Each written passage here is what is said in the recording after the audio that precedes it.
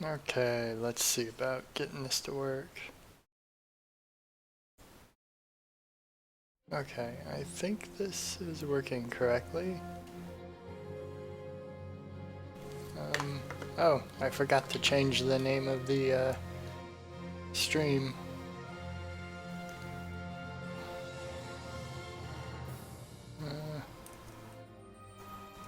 Let's see, I don't know what to call this segment of it, the little bit of segment I'll be doing. Certainly not learning about magic nukes. Uh, uh,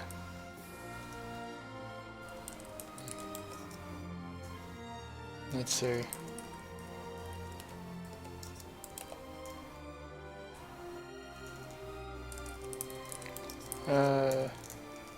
What am I doing? I am heading through the jungle. The Gulmir jungle. Or Guri jungle or something.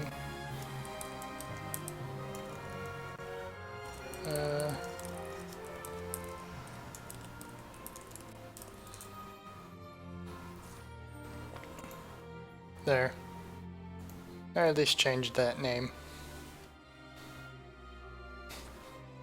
I don't know why I didn't think to change that earlier, but I did not. Anyway, I'm also going to put this on the other screen. So many things to keep track of. But if anyone's there, hello.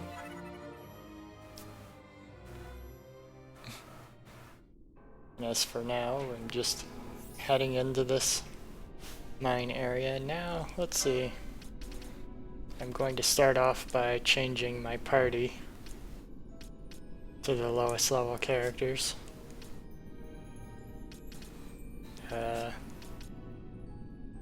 Bash, Pinello, and I think I'll go with Balthier instead of Fran.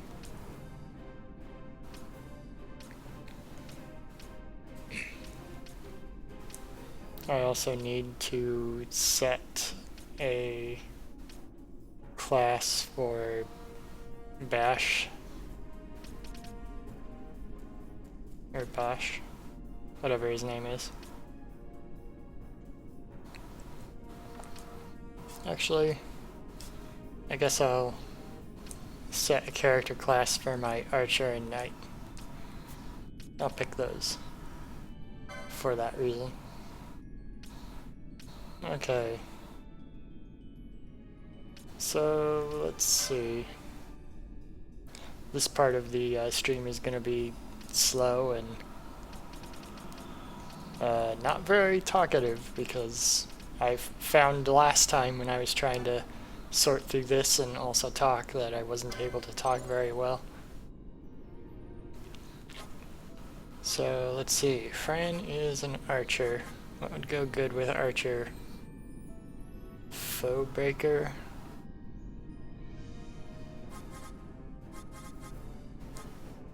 Ulan.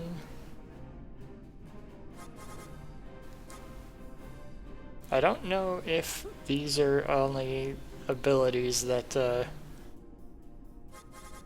yeah.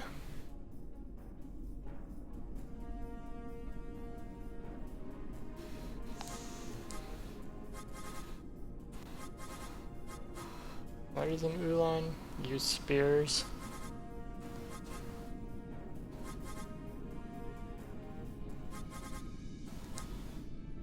I'll make her a...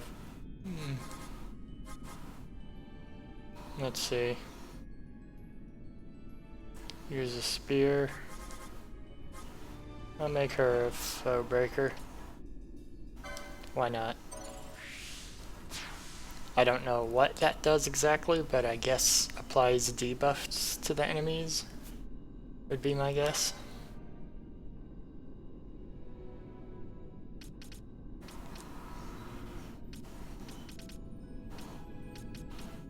Okay. Okay, so foe breakers can use heavy armors.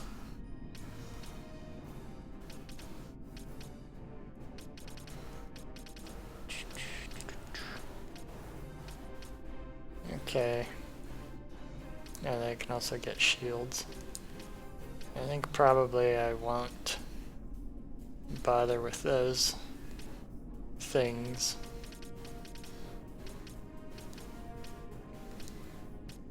Like, maybe I'll give her heavy armor. I think I'll mostly be using bows.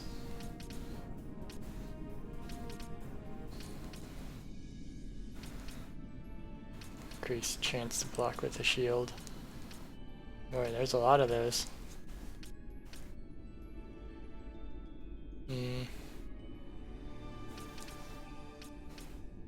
I don't know if any of these really strike me as being that great.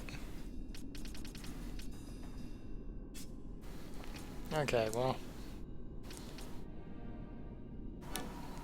I will eventually get other bows, so I may as well just continue piling out the... I guess I'll just continue for now with the archer skill set.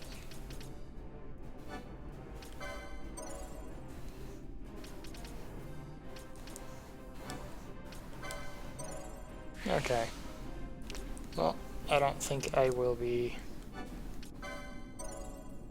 expanding on the foe breaker very much.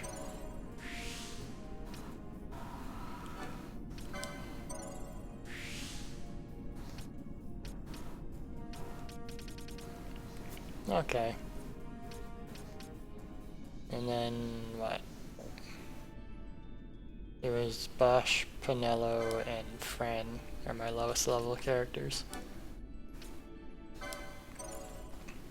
Okay, now I have 2 left.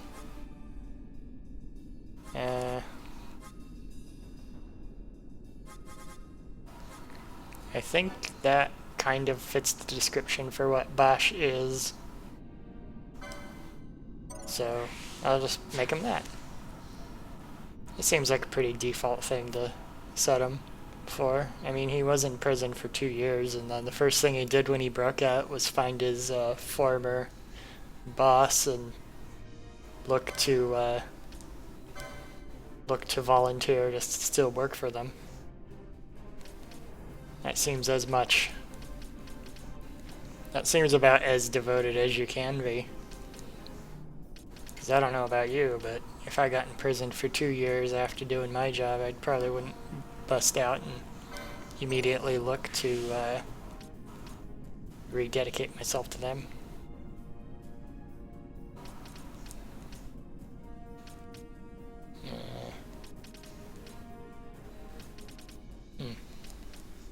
Gets the option of physical.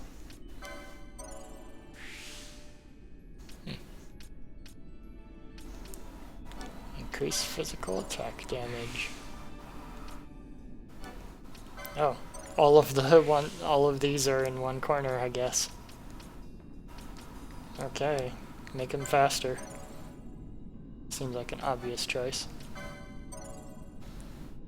But I'm just going to slowly progress through after equipping whatever. All this stuff.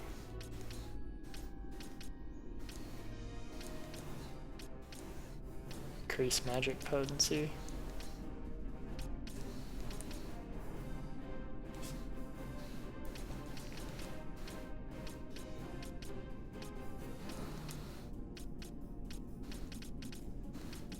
At some point, I kind of expect that I'll have so many of these points to spend that I'll just start spending them randomly.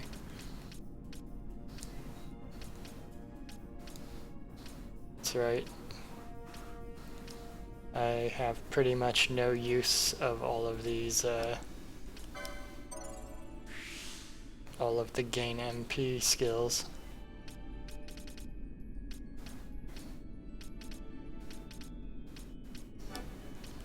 I might as well just unlock that. And Pinello.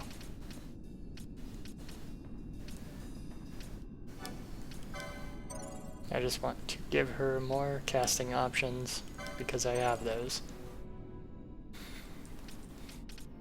Anyway, I don't know how far I'll get in this. Games like this they're pretty relaxing games to play for the most part, because they just go on forever, basically. You just kind of play them until you're bored of being relaxed, I guess. I don't really know how to describe the experience of playing games like this. Because what do you really do in these games? You kind of just relax while you watch characters do things. Okay. So she has...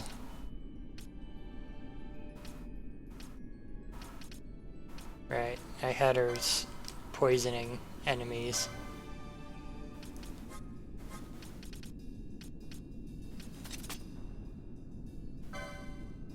It works on only one foe, I guess.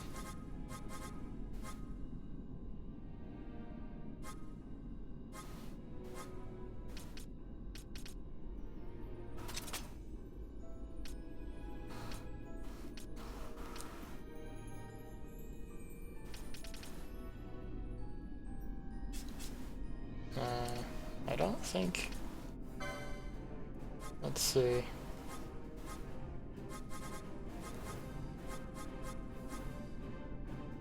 Yeah, he has no magic, so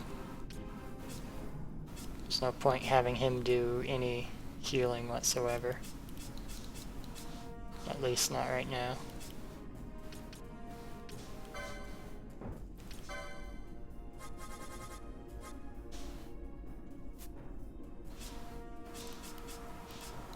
I have to look what they actually do.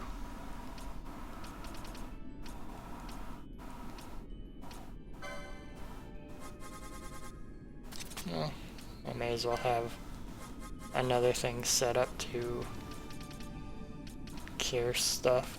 I have no Phoenix Downs left anymore.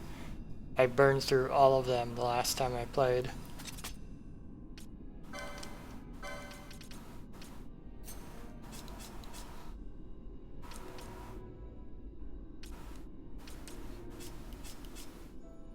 Let's see, blindness and silence.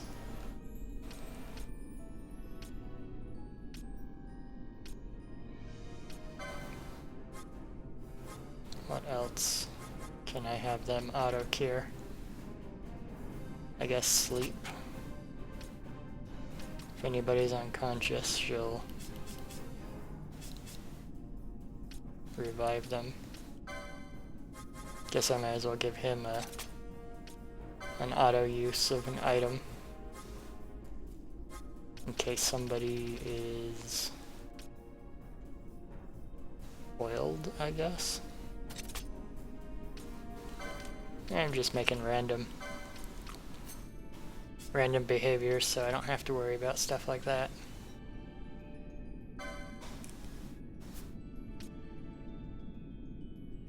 If she's out of combat, she'll cure people if their hit points are below 80%.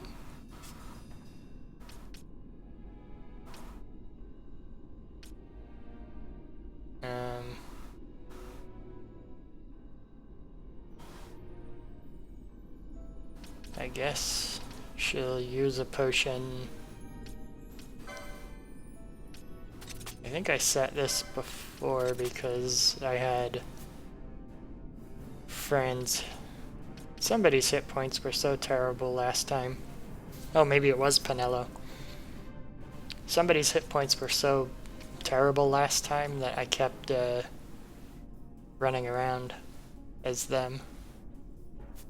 Or I kept having them drop and then get revived right away. Since Bosch isn't going to have a point to have magic power, I think I'll just have Fran as the character I run around as.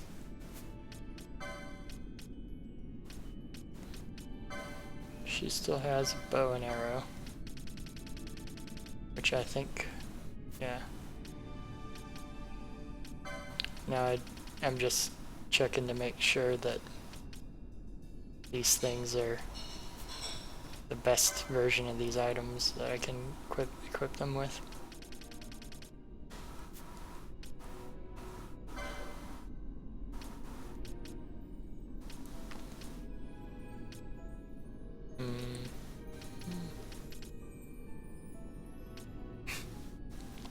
Reduce experience to 0. Equip Libra. I don't actually know if that automatically uses.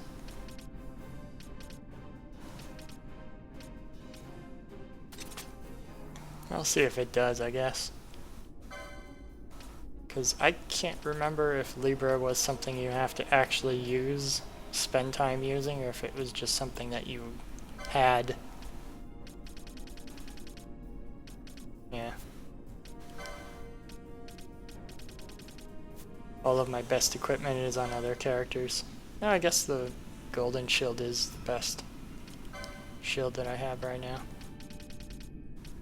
I'm not going to run around and de-equip and re-equip everything. Every time I change characters, I'll just give them the best equipment that I can give them in the moment. Oh, that's right. I forgot I gave her the slight hit point boost thing.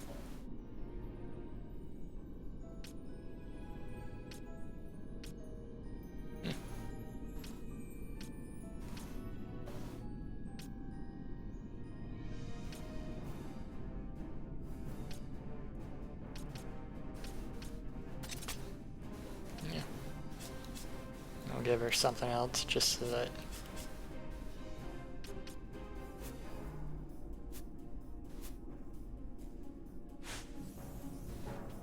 okay. And okay, for some reason I thought, oh, they're not at full hit points because I spent a bunch of points to give them more hit points. That's why they weren't at full. Okay, well, I think, and that's the wrong way.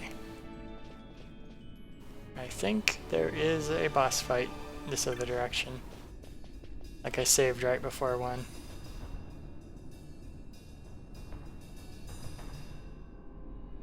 And I've been running around in this dungeon for a while, and only now I find a note to leave if there's creatures that you find. Yeah, that seems like a pretty good bit of advice. I don't know why it's posted this deep into the mines when I've been fighting dinosaurs and bats to get to where I am right now.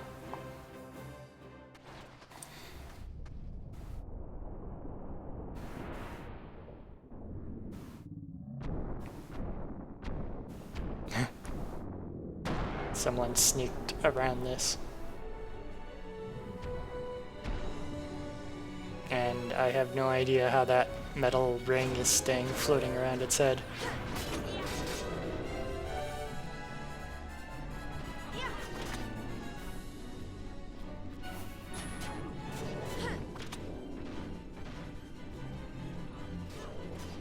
It's a very weird design.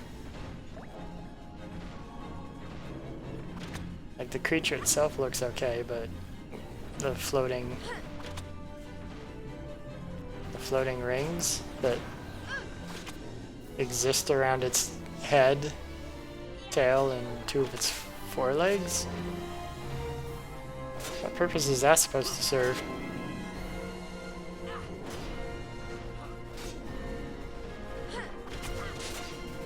And how to get down here? I guess this is... I guess there's walls above that go somewhere, but I don't know where. Must have fallen down this pit.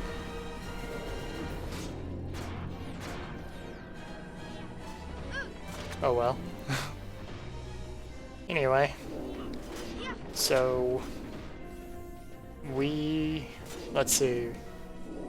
So the plot is, so far, is that these people are trying to broker a peace deal between our rebels against the government and the government. And in order to do that, they need to go travel to a mountain that's some distance away from all parties involved. I'm not exactly sure why they need to go to the mountain. I guess because the person that lives on the mountain is the only person that will make the peace deal work. Something like that. But anyway, to go out west, they need to walk there, and they need to pass through a forest on the way out west. Only somebody put up a bunch of walls in the forest, and I guess in order to get passage through, we need to talk to that person that was on screen briefly before the boss. And I believe that's pretty much what we're doing here.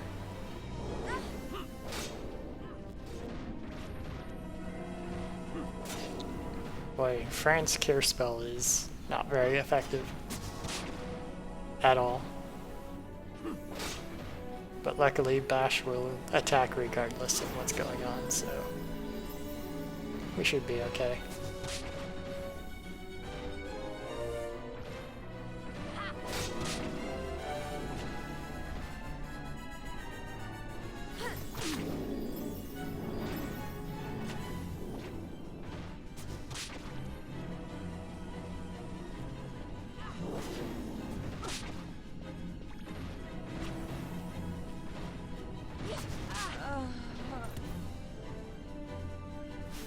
Well,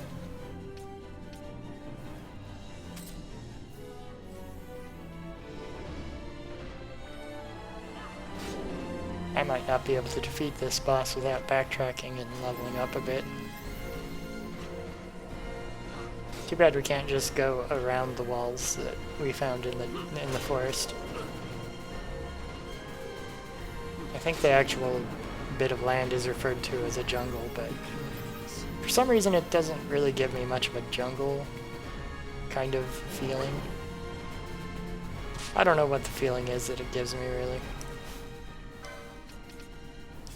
I guess I'll take those out, put these ones in temporarily.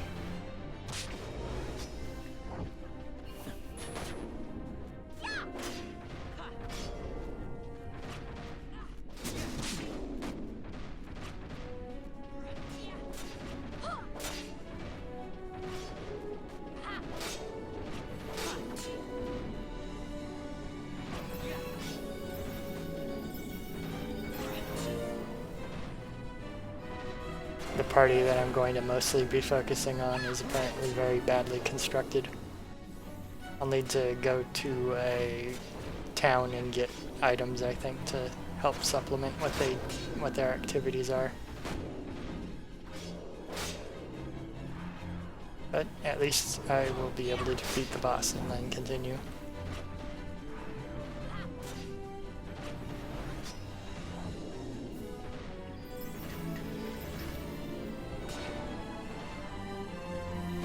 Still don't know what this thing's doing in a mine. In a supposed mine.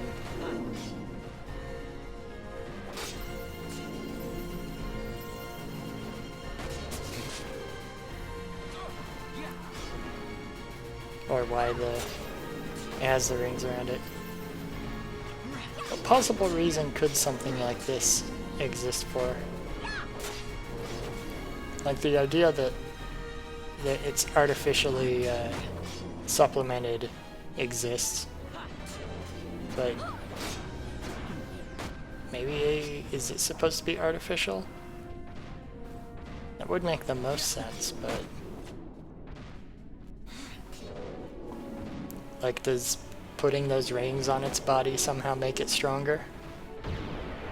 I guess if you had a ring like that around your neck, somebody would have a hard time trying to swing a sword and puncturing the veins there. Well, the ring fell off. So it required it being alive for the ring to be there.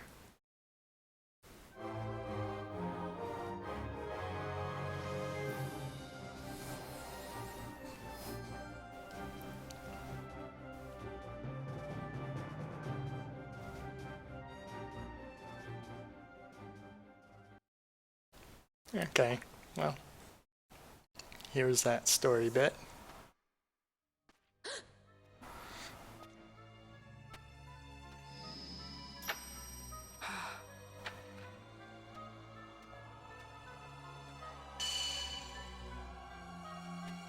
The crystal thing broke.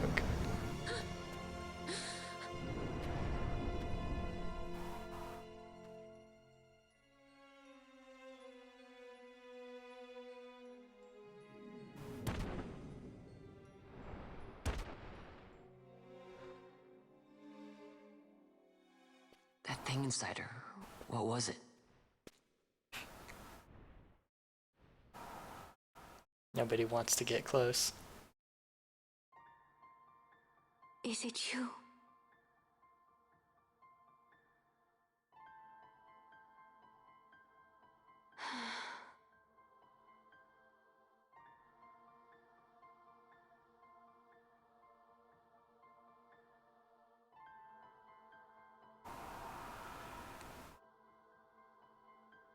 When the Hume soldiers came to the wood, the village took small heed of them. So long as the wood herself is safe from harm, the Viera give little care to goings-on beyond her. But in me, an uneasiness stirred. I had to discover why they had come. So you came here hoping to find something out and got yourself caught. You're as foolhardy as your sister. They took me then and set close beside me a stone. They said its mist would be drawn into me, that the Viera well suited this end. I saw the light coming from the stone, and then... We have seen this.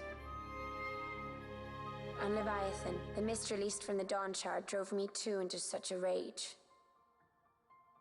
She was taken not by the Dawn Shard. Manufactured nethicide. Then that means... Penella, the stone I gave you, do you still She carry it wasn't, with you? like, enraged. Sure, She it's just right here. ran around. Because This earlier is a thing when... more dangerous again than I had imagined.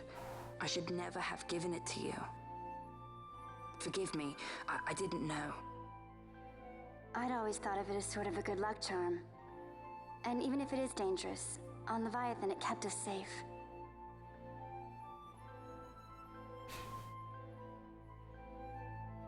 There is a place for all things, even dangers such as this. I hope you're right about that. So the magic can have the side effect of making the Viera go berserk. Sort of. And berserk means anything from actually going berserk to just running away randomly.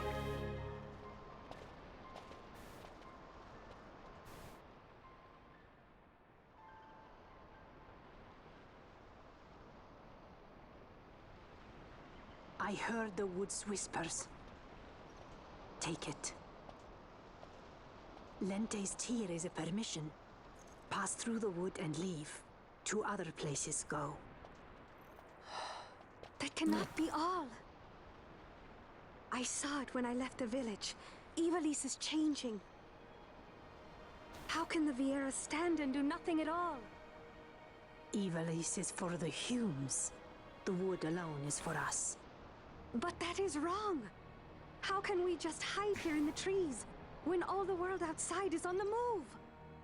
I too wish to live freely, to leave this wood. Do not do this. You must remain away from the Humes. Stay Yeah, with they're the crazy. wood. Live together with the wood. This is your way. But Fran, my sister... I am no longer of you. I've discarded wood and village. I won my freedom, yet my past has been cut away forever. No longer can my ears hear the green word. Is solitude you want, Miern? Sister. No, Miern. Only one sister remains to you now. You must forget my existence.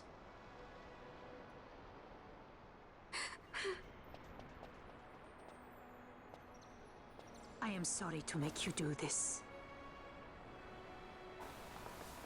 She goes against the laws of the wood.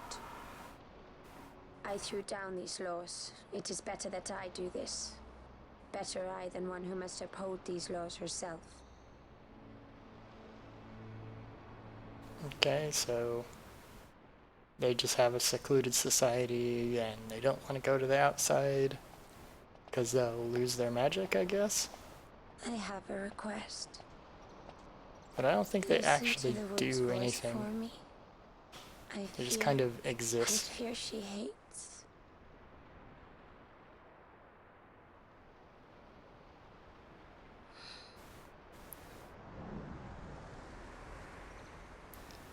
So I still don't know what the purpose of them putting walls in the forest mean. They just didn't want to let anyone pass through their forest because they're vindictive, I guess. They're just like, no, we just don't want people The wood walking longs through for here. you, for the child gone from under her boughs. A pleasant lie, that. Be cautious. The wood is jealous of the Humes who have taken you. I am as them now. Am I not? Goodbye, sister.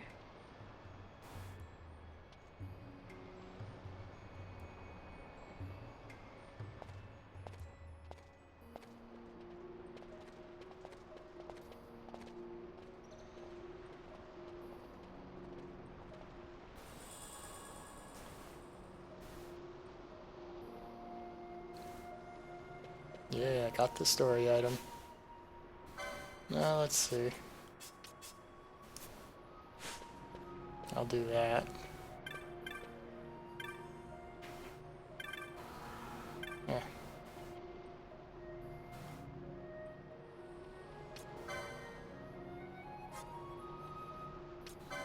I guess I'll keep the teleport stones because those are actually potentially useful. Oh. Okay.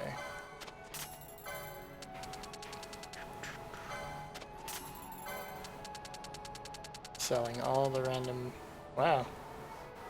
Crooked fangs are worth a lot.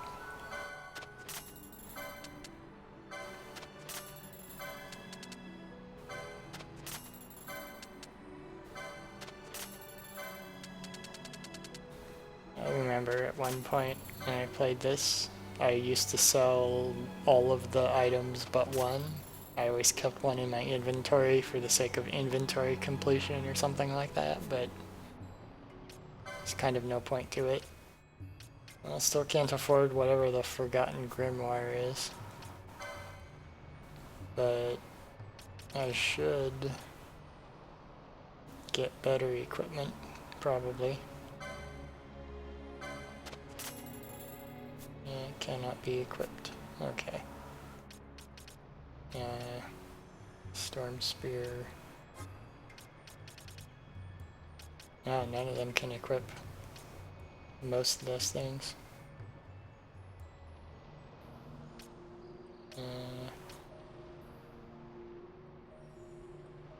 Heavy armor for... I can't remember who fell in combat first. But it looks like Bosch needs it more than anybody.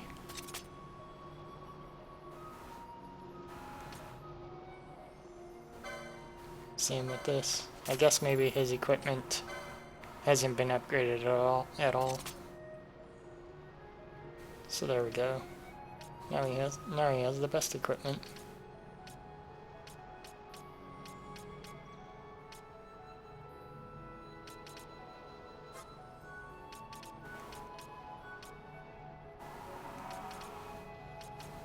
Okay.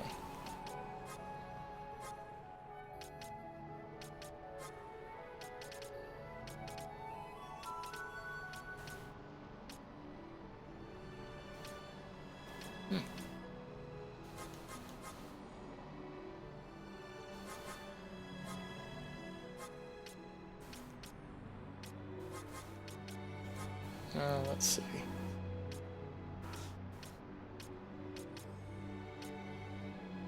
I guess if I get just one more thing, it should be this.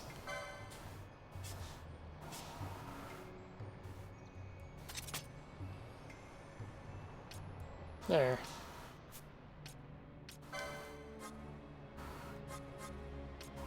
And I guess I'll risk it that nobody will be KO'd. Seems to me more that if I get... it's probably better to get better weapons and armor than it is to get a bunch of single-use items.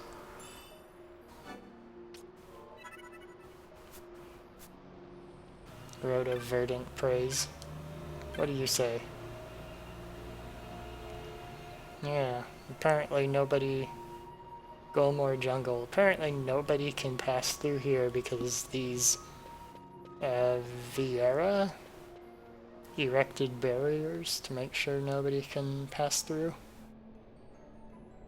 Which, I don't know why, if those barriers exist, I don't know why these people thought they could travel this way in the first place.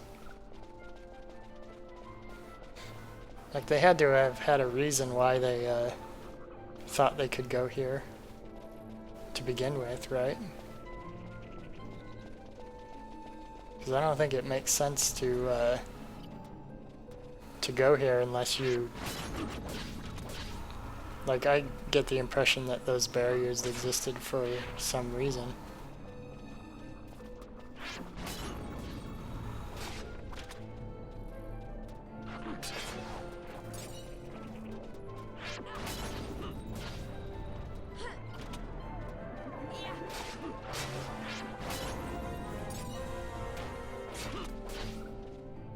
But apparently not. Apparently they're just here. And I don't know exactly where I want to be going.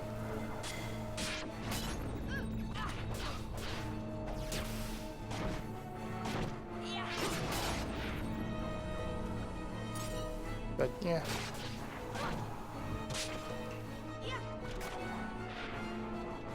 Okay. I think that's not the way I want to go. No, wait, that's the way...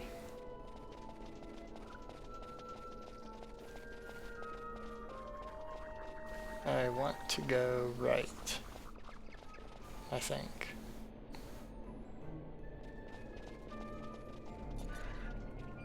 I don't know exactly the way to go, but even if I go around in circles a little bit, that's probably an okay thing for the most part.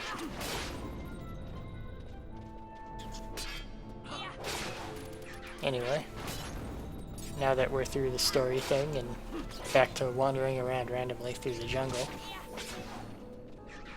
you know, I don't know exactly why we needed to get passage the way we did. It was just given to us for rescuing someone, I guess.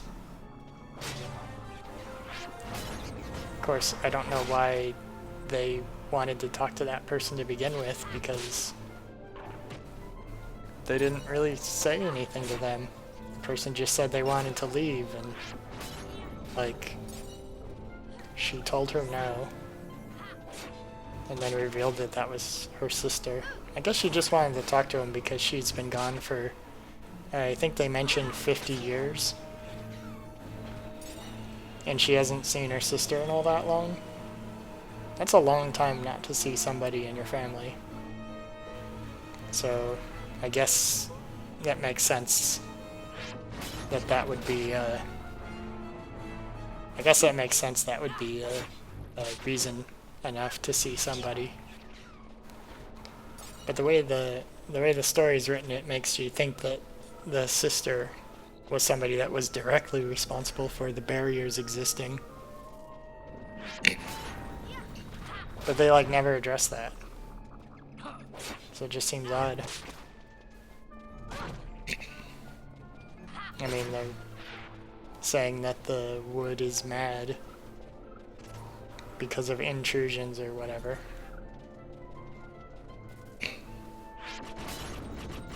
But are they like trying to say that the humans being nearby made the barriers just naturally pop up? Like, I could see that being a thing. That's not really what they said exactly.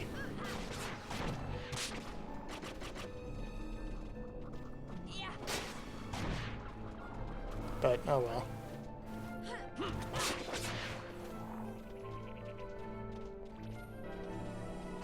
Okay. I think that's the entrance to this area.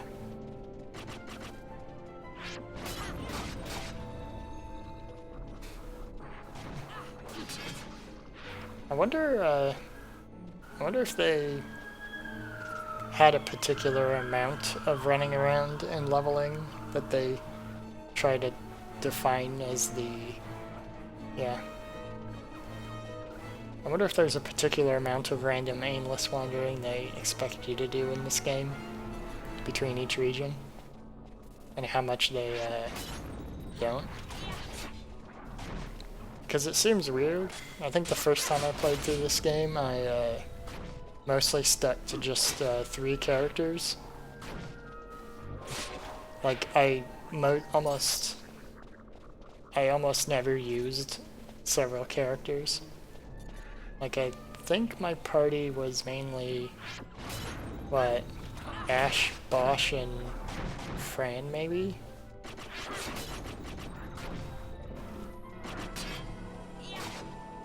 I think.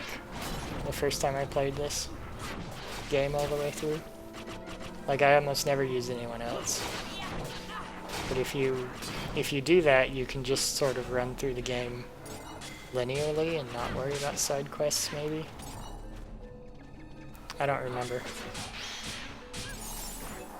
I think I do remember that, like, most of the challenge of the game didn't exist until later on. Like, it starts off pretty easy and never really gets too hard.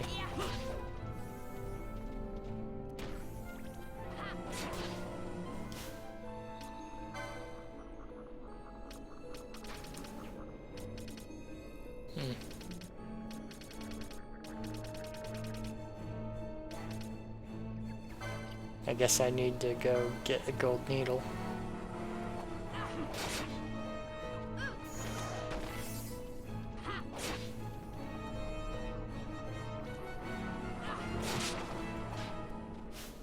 Or rather, I should go get some gold needles so I can get rid of this petrify status reliably. Of course, I think I'll probably end up as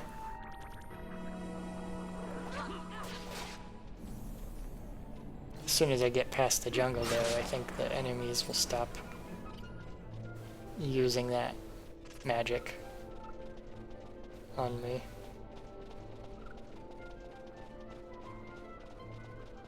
Okay, so the barrier doesn't disappear, it just allows me to pass through it. I guess that works.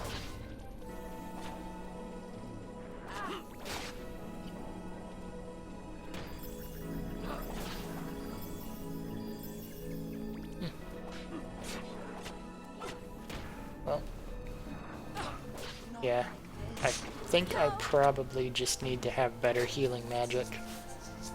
Oh wow.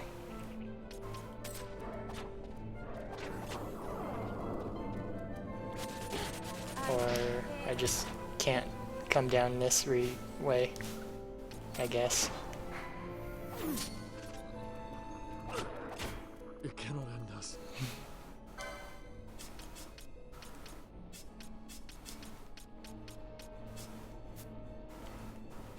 Okay. I wasn't even thinking about it, but yeah, that is definitely not the way that I need to go. That connects to a different area.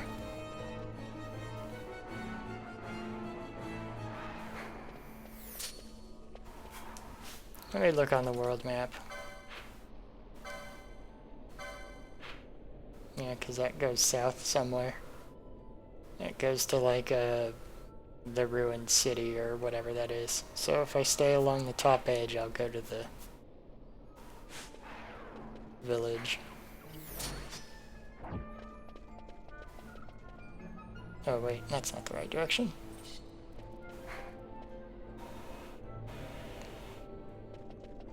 Okay. I got turned around somehow, briefly there.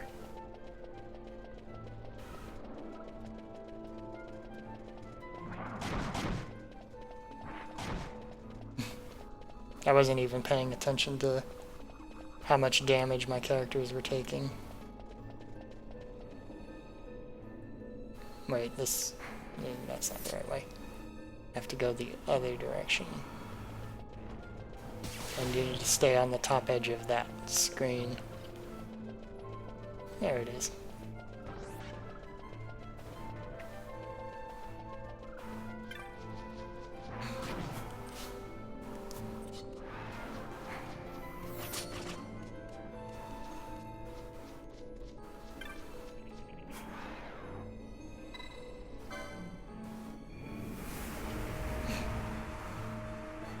I could just come here anytime I want. Disturb the secluded village people. Luckily, I just need to make it back to the crystal, and then I can just... everyone will be revived.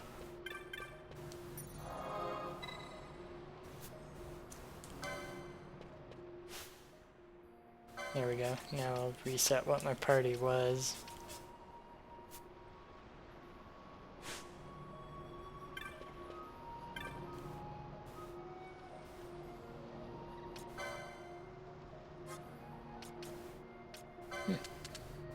I have quite a lot of loot for not having been out much.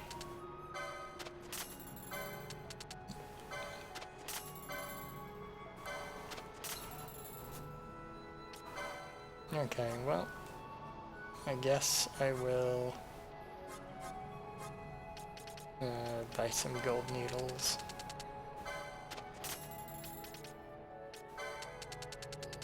And buy some phoenix stones.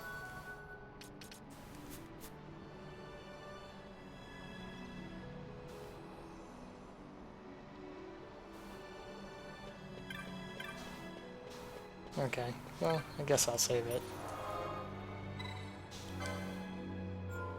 Why not? I did.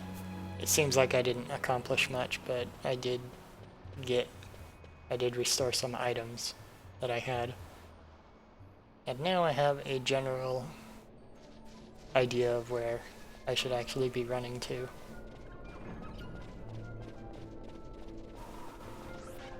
I guess I should have gone this way before, but for some reason it just never occurred to me, really. I guess the armor that I have Pinello and Bosch equipped with gives them protection. I forgot that the armor that they have does that.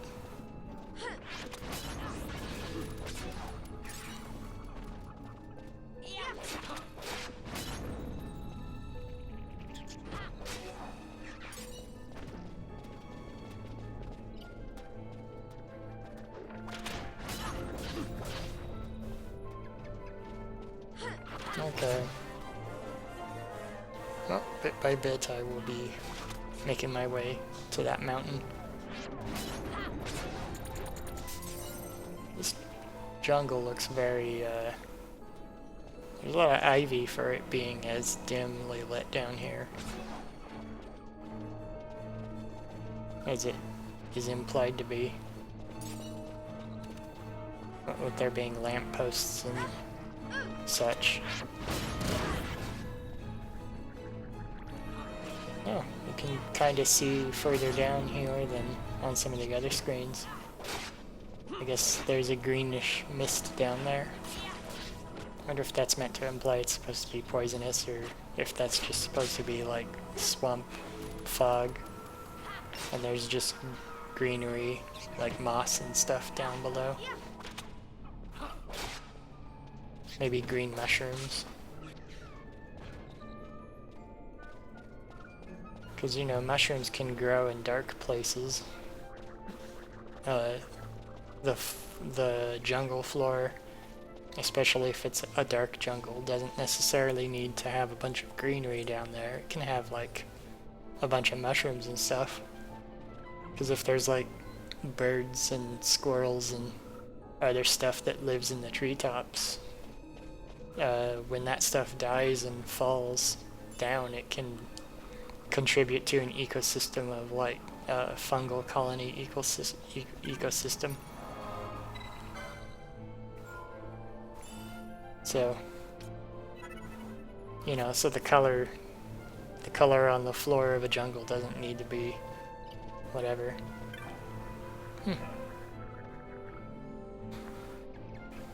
Oh, okay.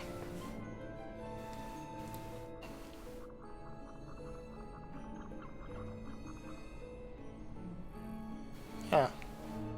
Well, it's good of you to tell me that, person that exists outside the city. I guess this bridge got broken. Except it doesn't even look like it connects to anything. There's just somebody sitting beyond where I can't go.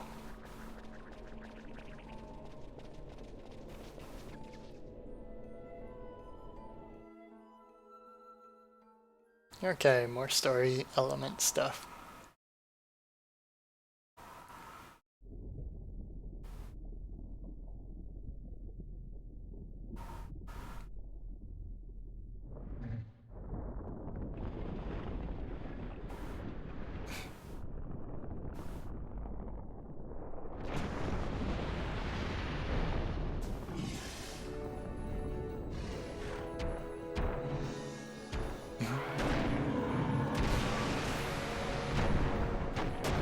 I like the design of that creature.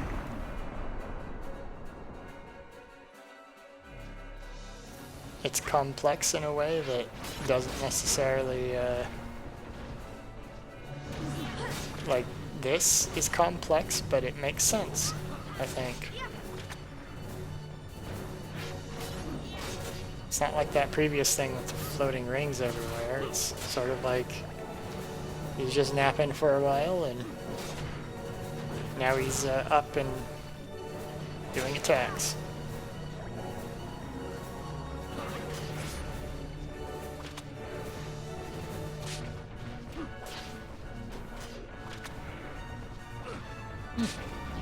Yeah, just kind of admiring that.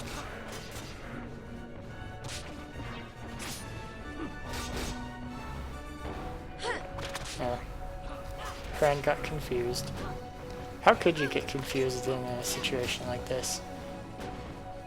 Like, I guess confusion is it's a magical property that sometimes happens to characters.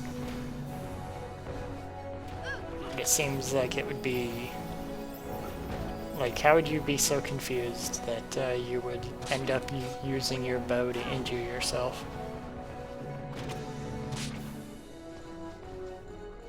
Must be like their equivalent to being really messed up on drugs of some kind.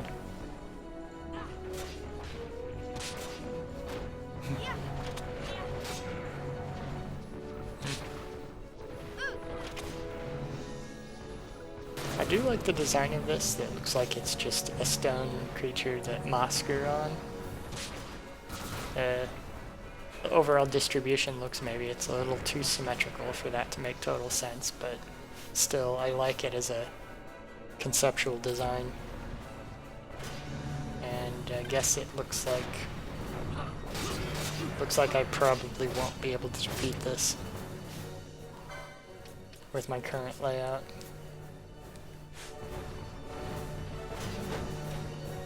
So I might just wander through the jungle a little more.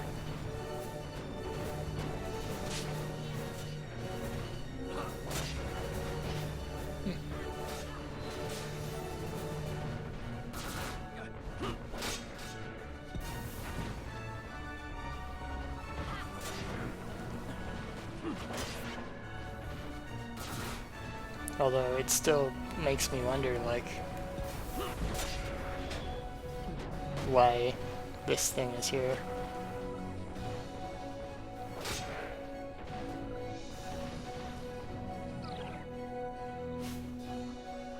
Okay, yeah. I think I will just let myself get killed essentially, and then just restart this.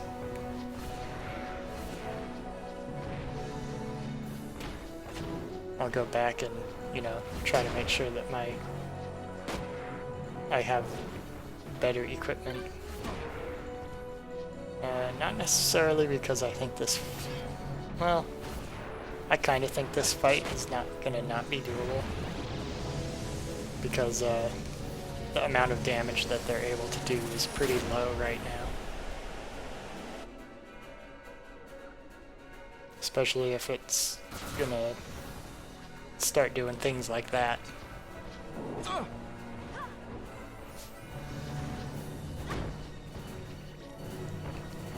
But yeah, the amount of damage I can pull off on this looks like it's pretty low.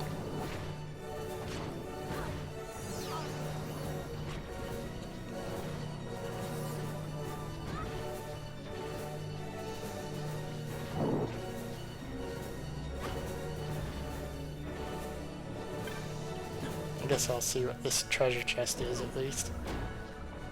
What bit of treasure is here? Just a bunch of money. That's kind of a random thing to just be sitting in the corner of this thing. I mean, I guess it's a dragon, so that's like the dragon's hoard. It has a much lesser sort of appeal to it just being in a single treasure chest. All concentrated in one spot. But yeah. Right now this gun does the most damage out of everything.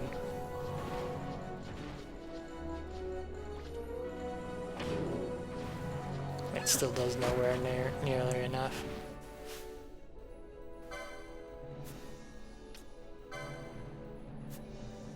Well, since I more or less am going to just...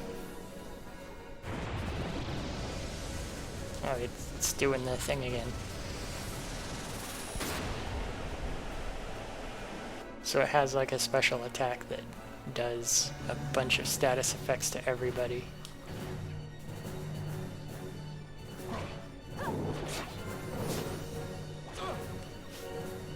Wow.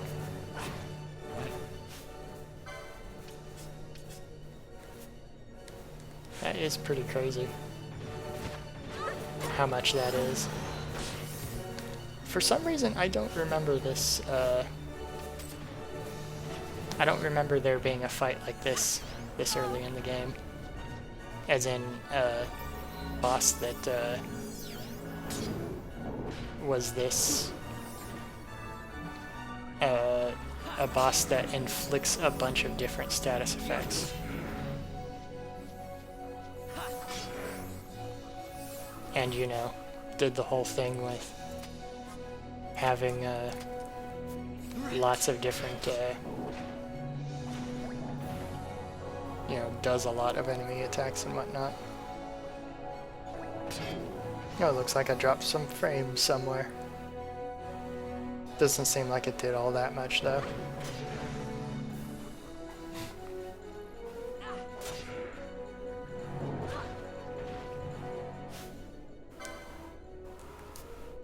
Wait a minute.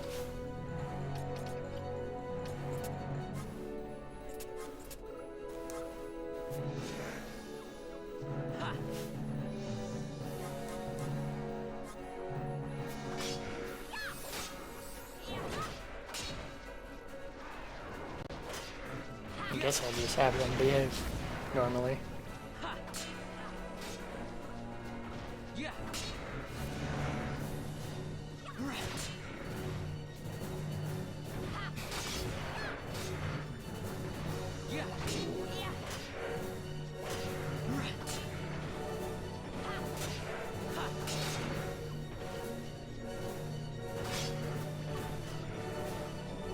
Okay.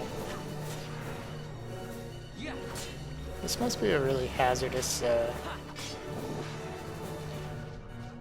must be a really hazardous route to take. Because supposedly there were people that went this route before it got closed off like this. And like, maybe this guy went to sleep because nobody's been through this area in a while. Because of all those barriers that are set up. But like, it must have still been pretty difficult to get through here even when the obstacles weren't as numerous. And if this is the only way to get to the mountain that we're all going through, then like, cutting it off is not a trivial thing. So you'd think that them doing this would be kind of a big deal in the world that they're in.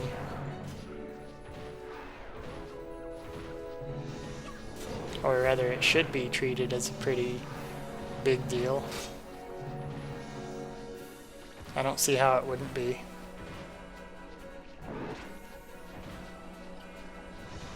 We running around.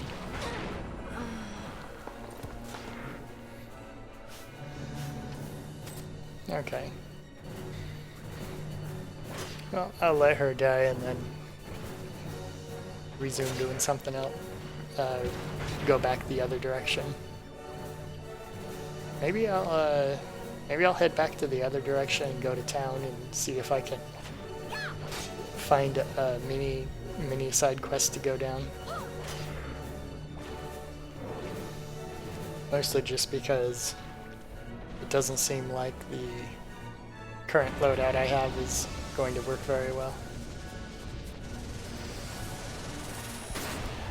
At least the current loadout that I have wouldn't work very well unless I had a lot more items to burn through. Okay.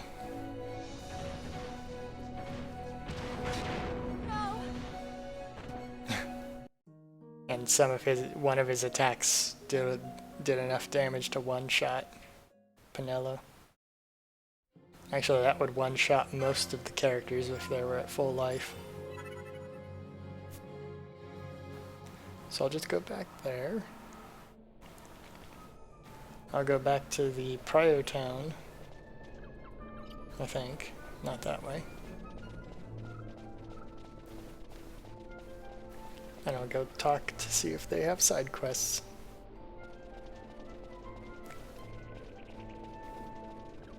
But yeah, my little picture there covers most of the things, but the character that has the most hit points right now is Bosch. He has 1,503. The enemy did like 1,483 or something. So, you know, not exactly a survivable hit for where I am currently.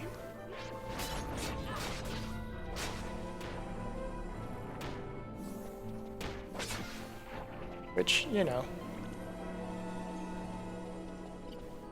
this isn't the sort of thing that I have to go through as quickly as I can. I could take my time.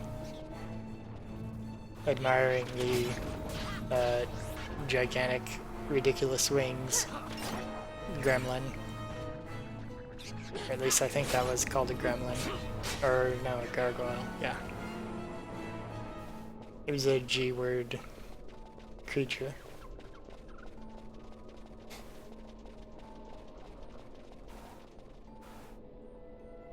Okay.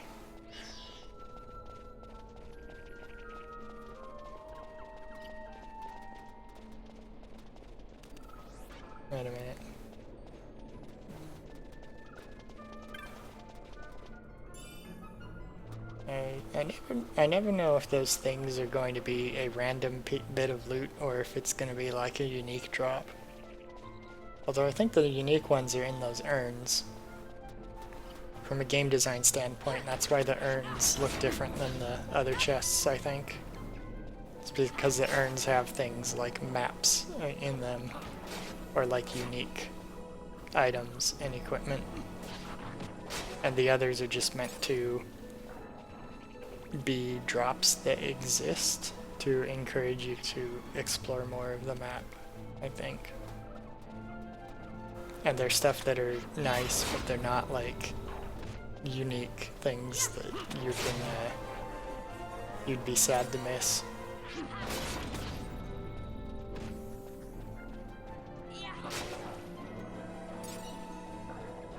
Okay.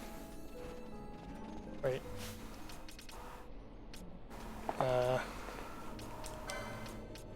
I know there was a character that had access to poach, but did I actually buy poach?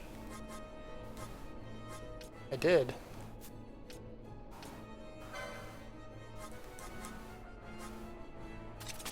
Oh, wait.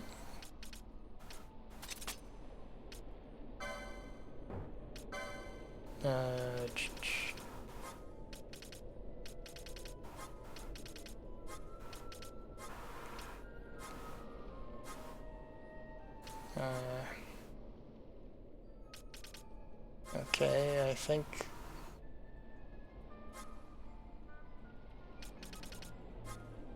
faux HP critical is not something that I have. I guess I'll get that so I can start using that poach ability. Not that it does much, but I think practically what it did was it gives you more. It like gives you the same loot drops that loot would give you, but it like makes the loot drop better. I have no idea if that's true, but I seem to vaguely recall it being true. A lot of this game is, a lot of the skills I remember using only a few times to see what they did, and then for the most part I never used them. And I think that was one of them. Wait, that's not the... This is the place that I don't want to be. Yeah.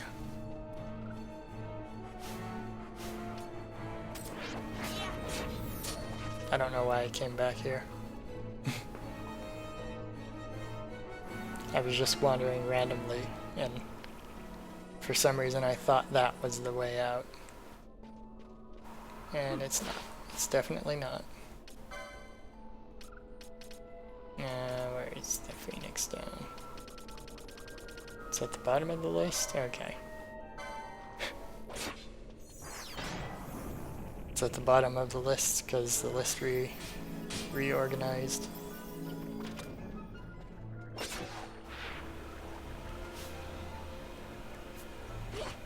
Okay, I need to set up one of these to use the golden needles.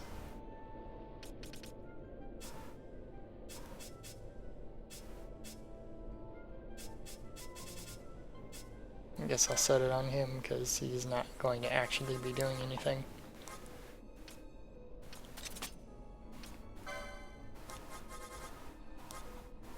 Okay.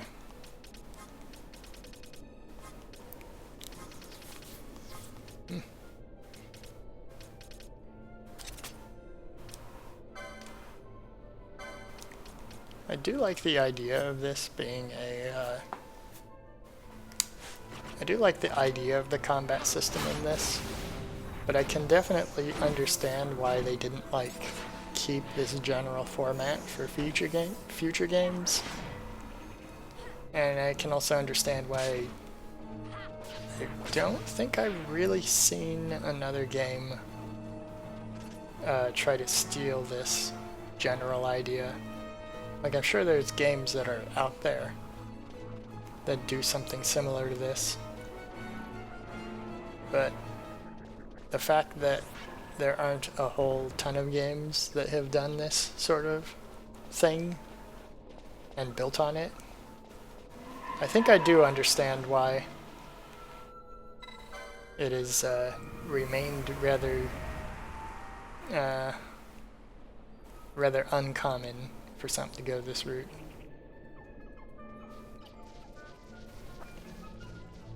Because digging through those lists to actually build the character's behavior, it is definitely something that you can use a lot of time to refine it and make everybody behave exactly how you want.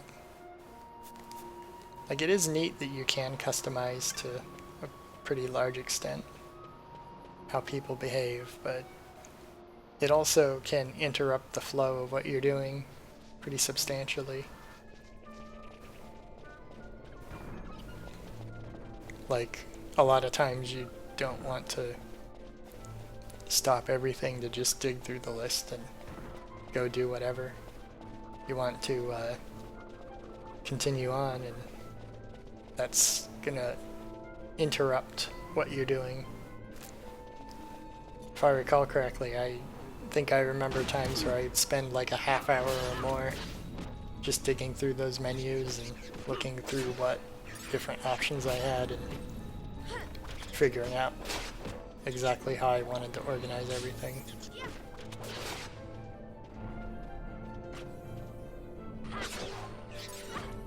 And you know, nothing wrong with that behavior, as it's part of the, you know, game behavior, but the rest of the game is almost structured so that you can like listen to, because all you're essentially doing is running around and waiting for enemies to die when you're fighting them. And you know, the combat is just kind of watching things play out. It kind of means that the most involved you are in making decisions and deciding what to do is in how you build the characters. So most of the challenge of the game is in the menu surfing, not in the actual like gameplay. So it makes it feel more like you're setting up conditions for a simulator to take effect. I mean, definitely you can, in any time you can just start going into the menus and issuing commands by individually, which I have done a few times so far. And that is a thing that some boss fights you almost want to do for sure, but the vast majority of the game is you engage in it by just running around and not really focusing on it too much. You know? So I can see why, as a premise, this isn't something that has lent itself to a lot of different games being developed.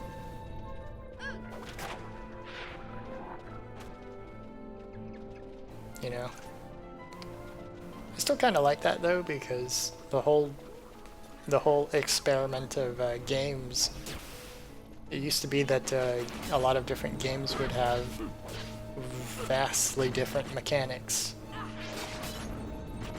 because people just didn't know what the best rules were for having character movement set up and what the best gameplay loops were. And now that games have existed for decades, you know, people have all these ideas about what makes an interesting, engaging gameplay loop.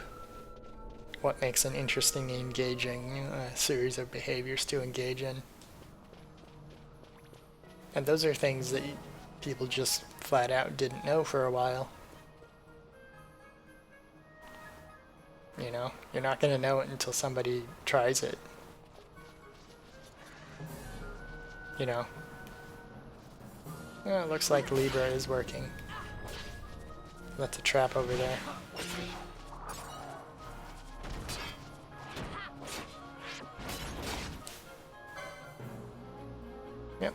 It says what their weaknesses are and hit points. I guess I could have looked at what the panthers were, or whatever those things were that killed me in the jungle.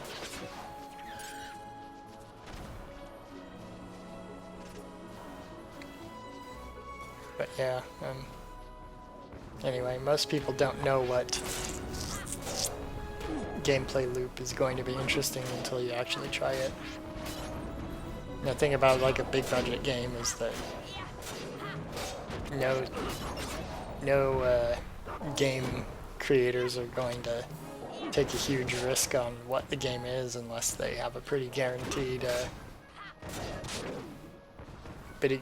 pretty good guarantee that the style of game they're making is something that people are going to actually be interested in buying. So, you know, if another game said they're going to make this style of gameplay again, people are going to go like, well, we already played that before and it's interesting, but it's probably wouldn't garner a whole lot of positive attention.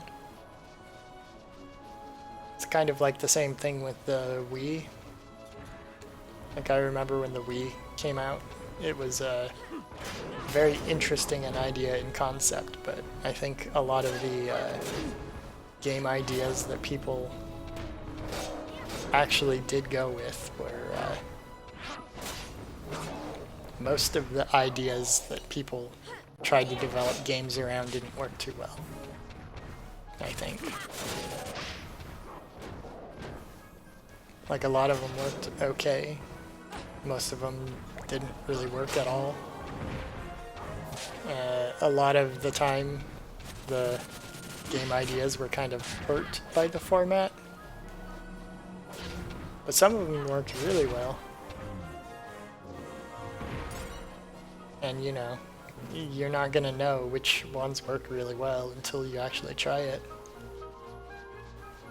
And if, you know, a game studio is deciding to do one of those more experimental things, like, at some point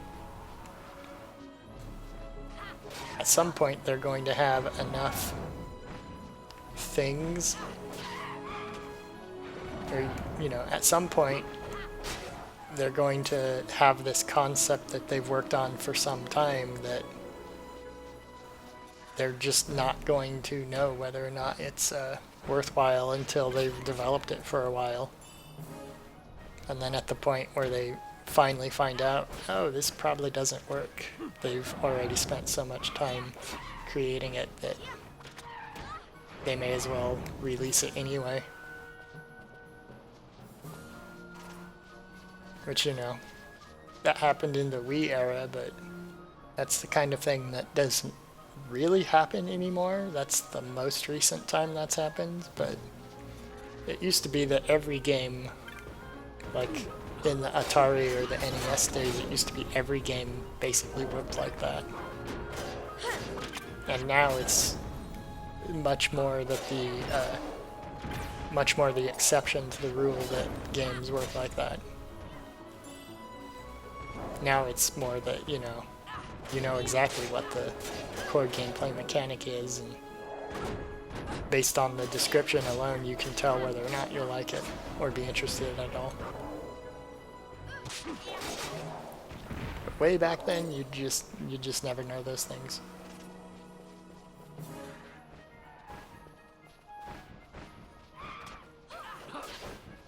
But, you know.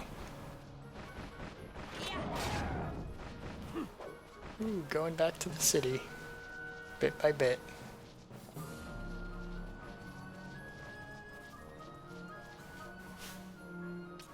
Does he have any ability to attack ranged?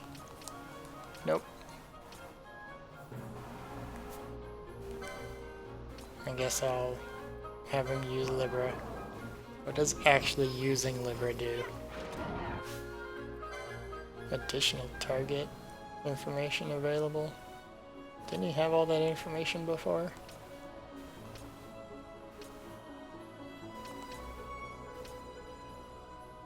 I think he did. I don't know what actually using Libra did.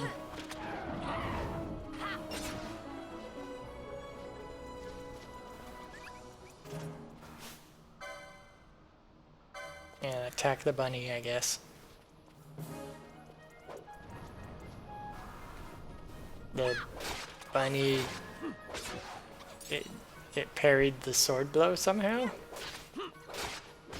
I don't know how it would do that. And is that thing on its back supposed to be like a puff tail, I think?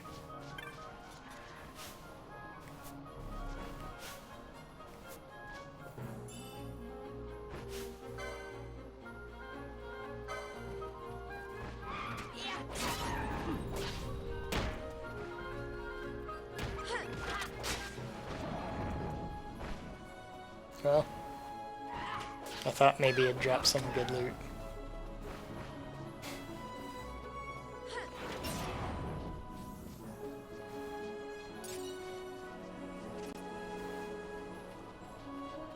Okay, well.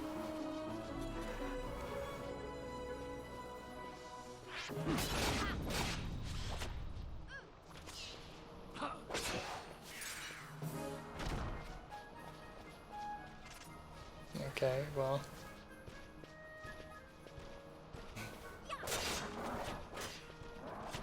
Just trying to get loot so that when I go back to the city I can afford the HP critical, what are they called? Gambit? Yeah, Gambit. So that I'll be able to start having Fran use Poach as I run around. It probably won't make that much of a difference, but just having a little bit of extra treasure and whatnot to sell will probably be good overall for my ability to progress without having to worry too much about leveling up and doing side quest areas. I wonder, I can't remember if I checked on side quest stuff when I was last in the city.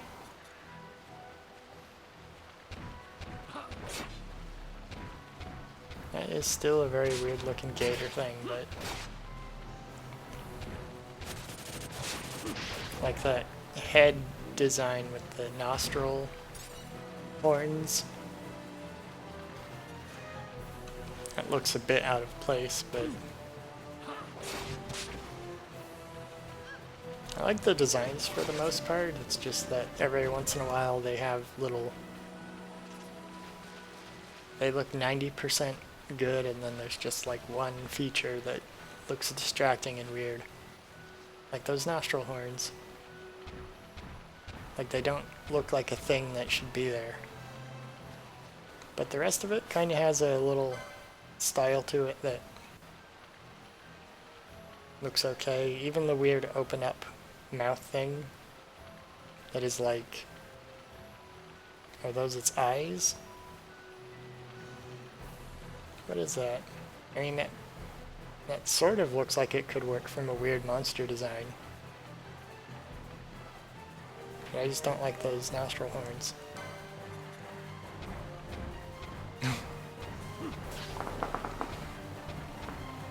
But you know. I wonder if there's like a particular design sensibility that the design team had, or that the project leader told the design team that led them to make these weird decisions. Like there must have been something that they were told, like, that led them to create a lot of these weird choices. I would think so, at least. Because that would make it make a whole lot more sense, if that was the case.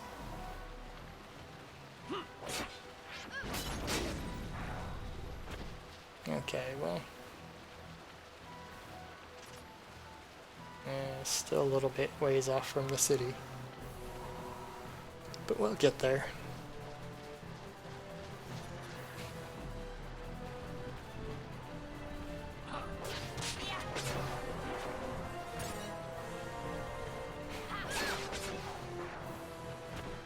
Maybe I should just get a bunch of the item that makes everyone's experience double and just equip that to everybody.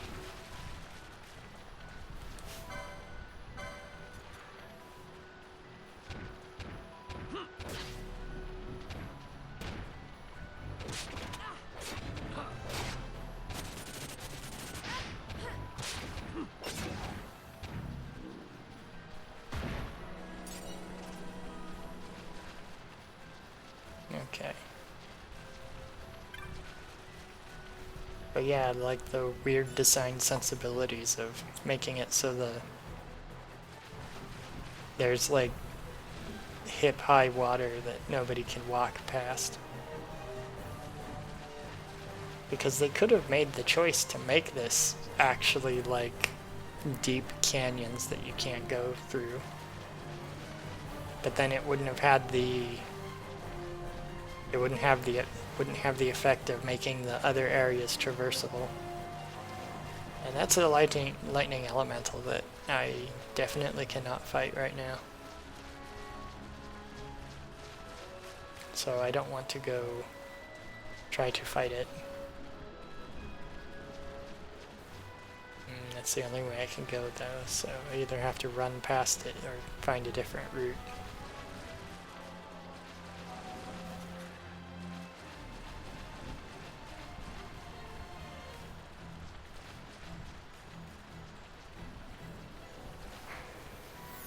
I'm going to just run and hope it doesn't follow me.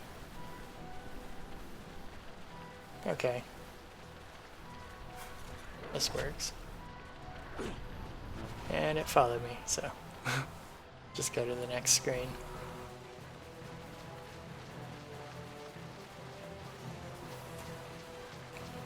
But yeah.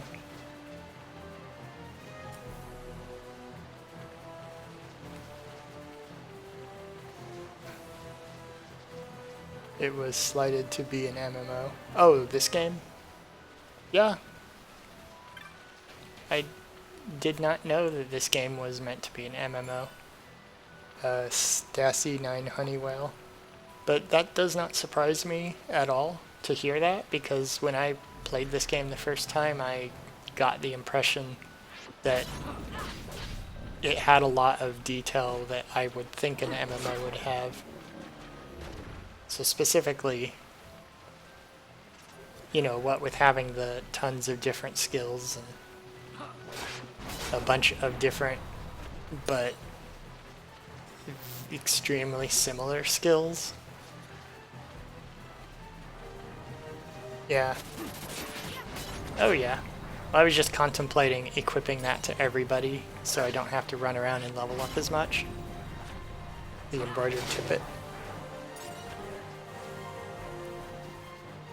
I didn't want to necessarily do that though,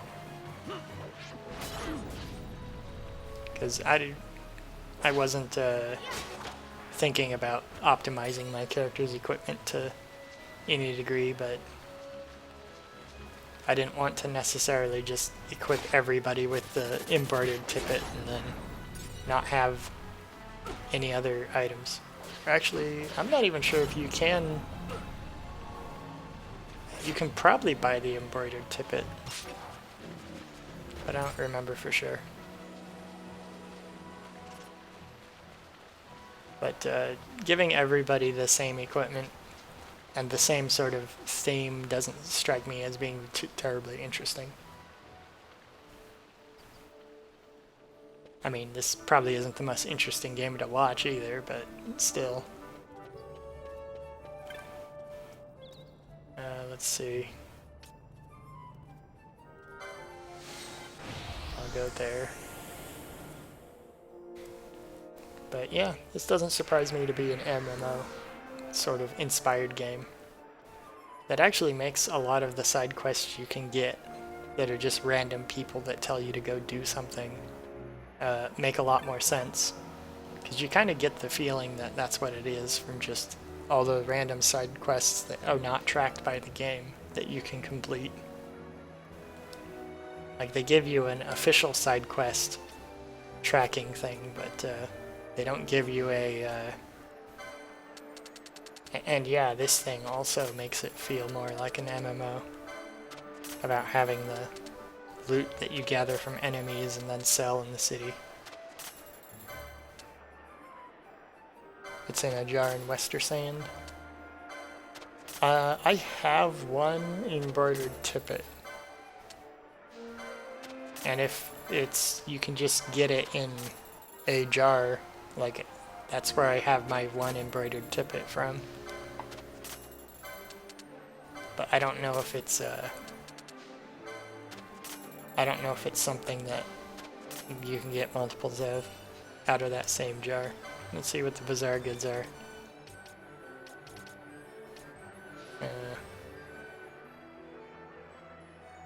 Okay.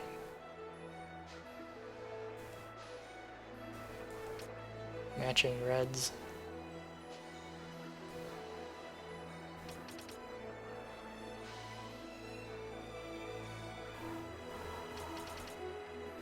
Okay, well, I don't know which ones of these are worthwhile to actually get. I'll just buy everything, because... Well, not the wooden pole, because nobody uses a wooden pole.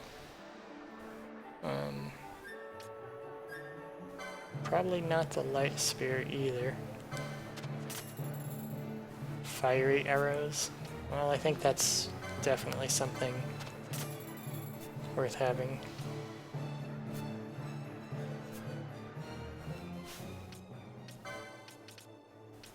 Okay.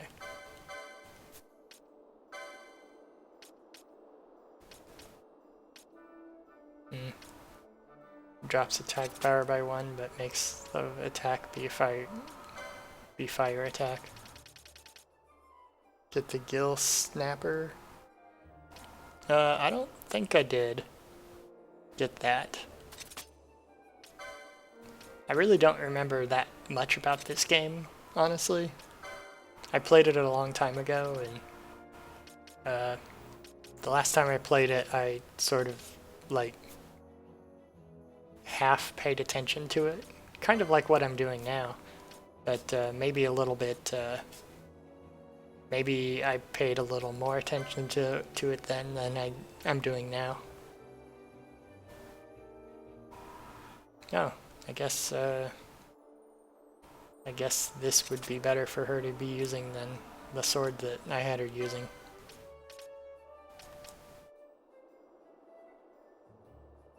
Improve her magic power at the cost of strength. Raise her magic, I guess, too. I guess I have her mostly casting magic spells, so maybe I'll do that.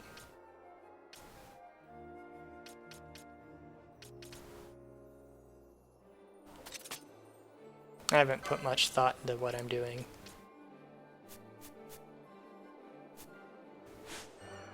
Oh, the gill snapper. That's a hunt, right? I definitely did not do that. I've only done 2 hunts so far, which is part of the reason why I came back to this town, so that I can get another side quest just to level up more. Because that's the thing that I fought the thing in the jungle. Notice cat hair hood had a different effect. Oh, like in this game, cat ear hood. Do I have a cat ear hood? This is the... what is it called? Okay, no. Must be... yeah, Larsa makes it easier. Definitely does. I remember when I played this game, I liked to do the hunts specifically when I had a guest, because it definitely makes them go a lot faster, having them around.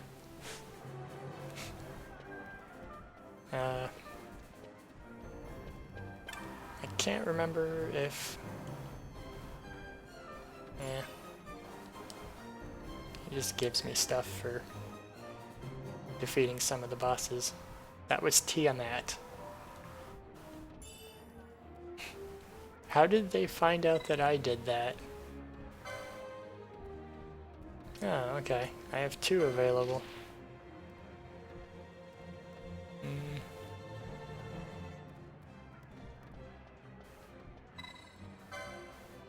It's a chicken. An evil fat chicken.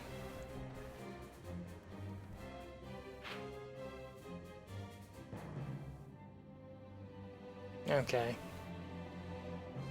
And I believe that has to be done during the dry period. And since it's the rainy period now, I can't hunt them.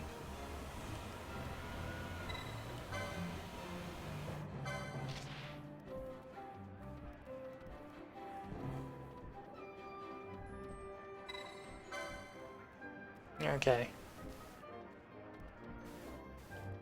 Yeah. Okay, well, I know where that is, but...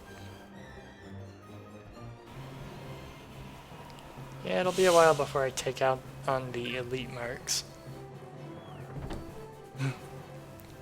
But I may as well do that one. But yeah, another thing about this is that I'm like... Supposedly in the story, I'm under time pressure to try to stop a war from happening. A war from breaking out, but I'm just taking my time. I don't need to get there. I don't need to really stop it quick, I just need to stop it eventually.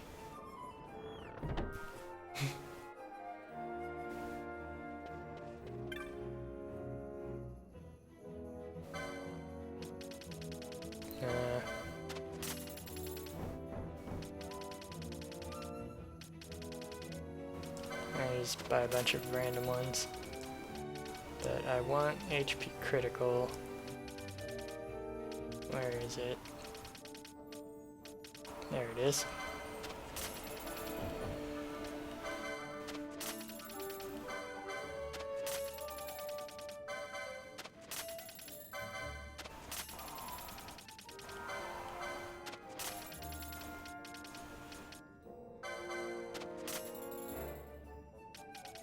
There we go. Ally hit points less than full. Well, now I can make this kind of useless, but still a thing I can do. There we go.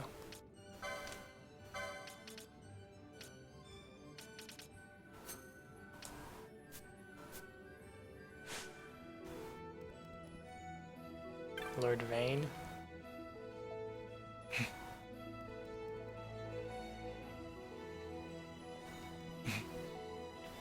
He just assumes I'm here on accident.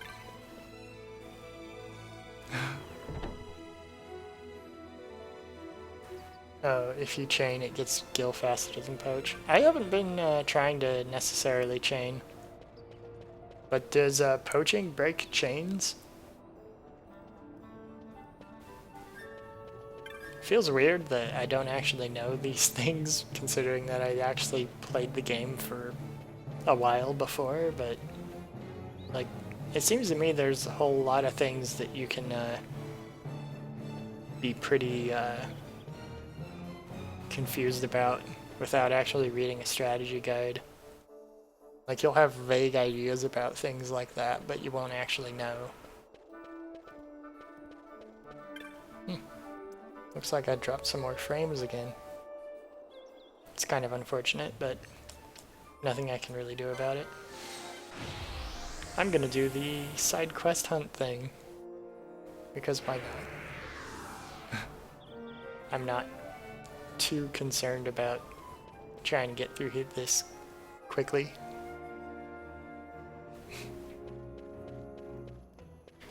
I kind of like the sort of relaxed. Wait, I don't want to go to Nalbina.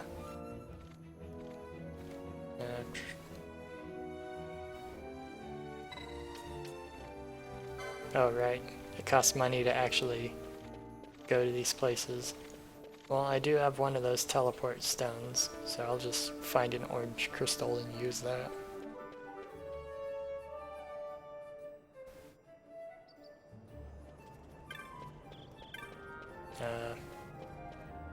Okay.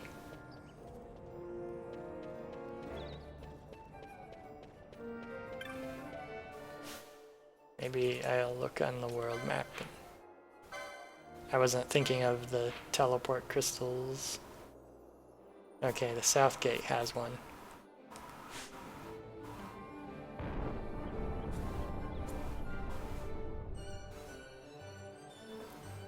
But yeah, I do remember doing the chains a bit, but for some reason I never remember that being a thing that I did very much. I think there were a couple of hunts that required chains. That might be the reason why I did that. I never remember stuff like that though, because, you know, I just kind of vaguely remember a lot of the details of these games when I play them. Well, go to Bajirba.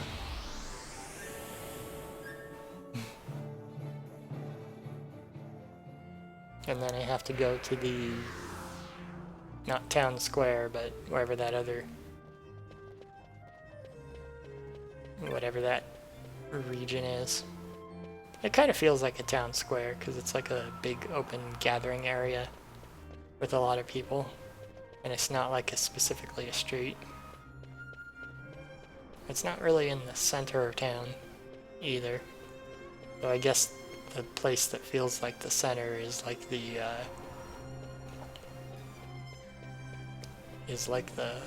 palace that the town's emperor or whatever he is.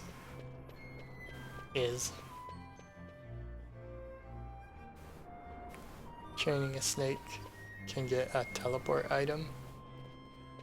Oh, that's pretty neat. Okay. Was it you? Nope. There's somebody who had a name.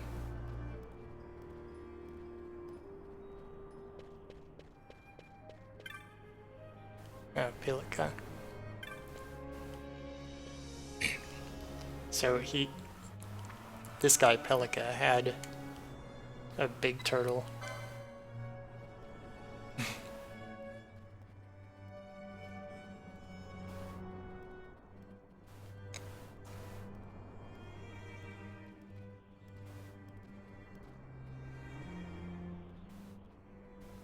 Yep. He got a turtle that got lost in the mines, and then he mutated and became huge, I guess.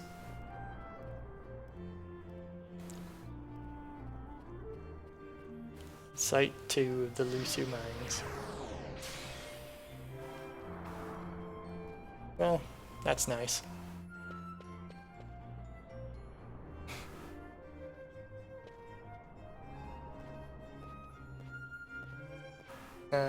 Oh yeah. Is Asha's uncle. I couldn't remember what her name was. But yeah, I remember that thing being the deal. But for some reason, in order to stop the Marquis, or Marquis, or whatever his name is, from engaging in this, you know, war, from helping this proxy war happen, we don't actually need to talk to him. We need to talk to somebody that is living in a... we need to talk to somebody that's living on a mountain instead of him. But that's the part of the story I'm on currently.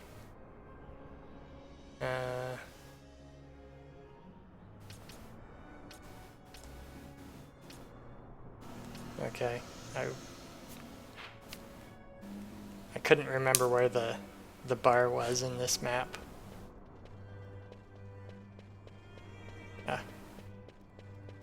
I wanted to go to the bar. and see if there's any hunts that are posted there. But yeah, also this deal with finding hunts and then talking to an NPC in the world that tells you where to go to find it and what to do to trigger it. That also seems like a very very MMO style of thing to be doing. Like when I played this, I just kind of assumed that they designed the world like this specifically because the previous one was an MMO. The previous Final Fantasy was an MMO, so I thought they were just on a kick of making them all the same. Oh, okay. Yes, I will speak to all of them eventually. I don't know why this person posted their help quest to a floating continent that's nowhere near the city they're right next to, but that's where they decided to put the flyer up for some reason.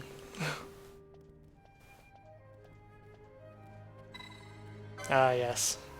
This one is in the basement of the city. It's that person that has the locked door that they're sitting next to. That they've been sitting next to since the beginning of the game. I remember them.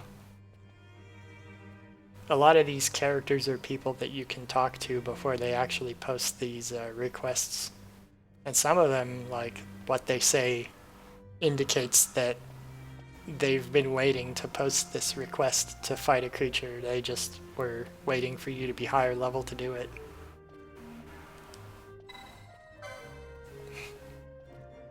Which, you know, it's kind of nice because it if you remember those details, it kind of like makes you feel like the world is more alive than you otherwise would feel. Yeah, okay, and there's somebody that's actually in this city somewhere that's also asking for help with something. Well, I've looked at all those things, so now I can talk to those people and do their requests if I ever stumble across them. The newest race in this franchise is MMO is Fran. You mean Final Fantasy 14? I've seen people playing that before, but or I've seen that Final Fantasy 14 has those characters now, but I never do they still call them Viera in that? Or do they call them something else? Like, I mean, the humans in here are called Humes for some reason. I mean, it probably makes sense to just rename humans into Humes, because, I mean, it is a different, like, universe. So why would they have the same name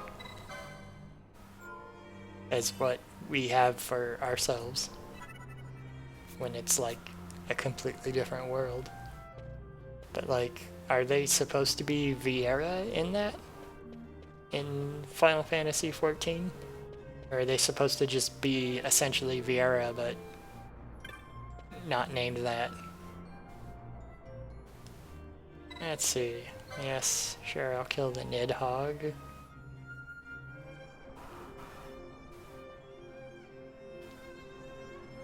Merca.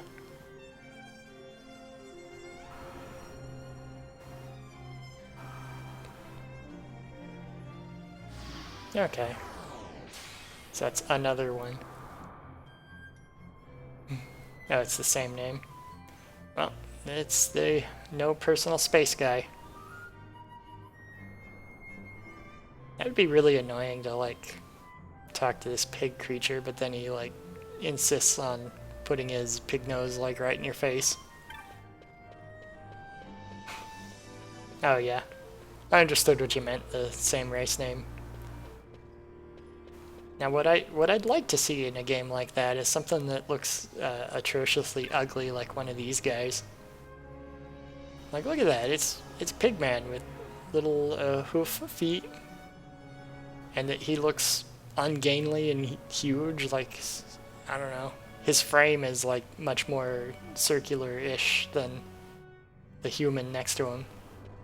But like Vieira will look like humans, but just like with ears stapled on their head. You know. I don't necessarily dislike the Vieira, but I think their design is kind of boring in terms of what the actual physical appearance is like. They have ridiculous, you know, outfits, but like everybody in the world has a ridiculous outfit, unless they're one of the monster races. Like, the most practically dressed people in this world are the Banga and the, well, some of the Banga, and the, whatever that pig race was called. But like, none of the Vieira dress in a sensible way. And that's the only, like, thing about them that can give them any kind of distinct uniqueness.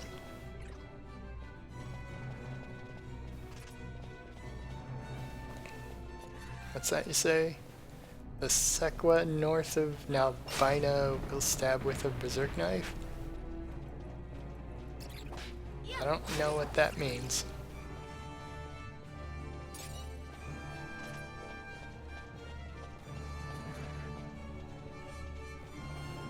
You're saying that there's an area that's north of Nalbina?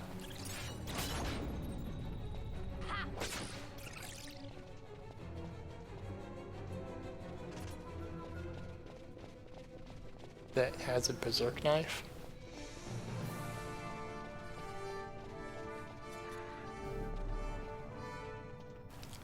I don't know exactly what you mean, Stassi, but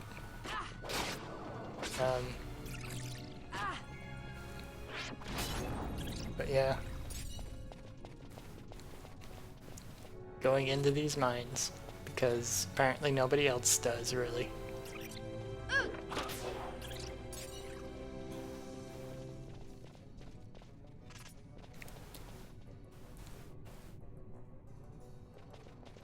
Pig face racer Sequa?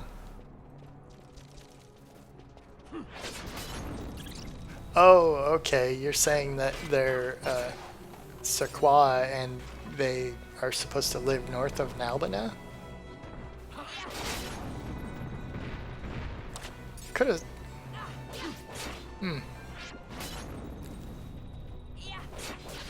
Yeah. For some reason, I think I remember most of these races from Final Fantasy Tactics Advance. Oh, okay. That game is from another game era. Yeah, I could see that. But yeah, Final Fantasy Tactics Advance, I think, had the pig race, and I don't think they were called that in there. Of course, I can't remember what the name was, so, you know, for all I know, that's completely accurate, and I'm just mistaken.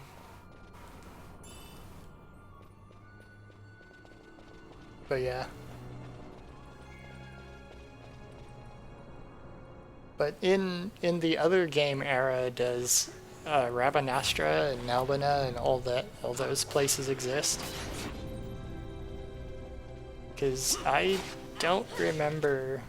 Like, I think Final Fantasy Tactics is supposed to also be Ivalice. Like, that's the name of the world.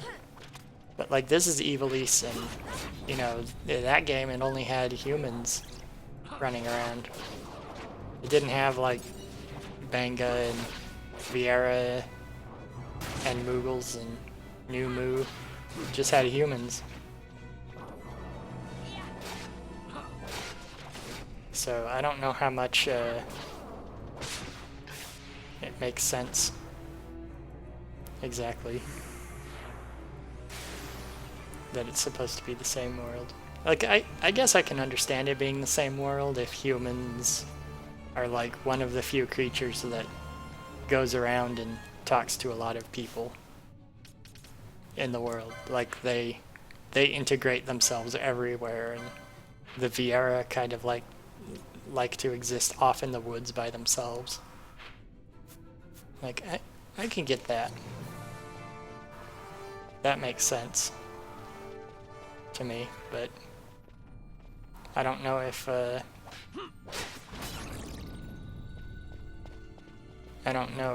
that explains why creatures like Banga or Numu or Moogles were missing in that era. Maybe they just migrate from somewhere else. I guess that could also make sense because of the fact that, you know, humans are basically most of the main characters that exist. The people who matter are all humans, or Humes. Like, Moogles exist, but they have almost no importance. The most important Moogle is, like, the one Moogle that runs the clan. But, like, he has nothing to do with the story. And, like, there's only one Banga that has anything to do with the story, and it's the one that he ran a feast once. That's his contribution to the story, and I think he's basically done contributing to the story at this point. And that's like the only Banga in the world that has anything to do with the actual story of the game. So, like, if they're all immigrants from other regions of the world and humans are native to this area, I guess that can kind of make sense, but it still seems a bit odd that, you know, that they're as rare as they would be. And I don't think there's any of the pig race that has any importance whatsoever. Like, I think there's a cutscene that had one in it talk. It's sort of like, that's a pretty low bar to pass if they get a speaking line. That doesn't mean much of anything.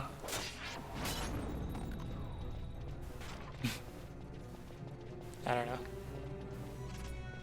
If anything, it seems like a lot of the creatures exist to be just kind of exist, and they don't really like...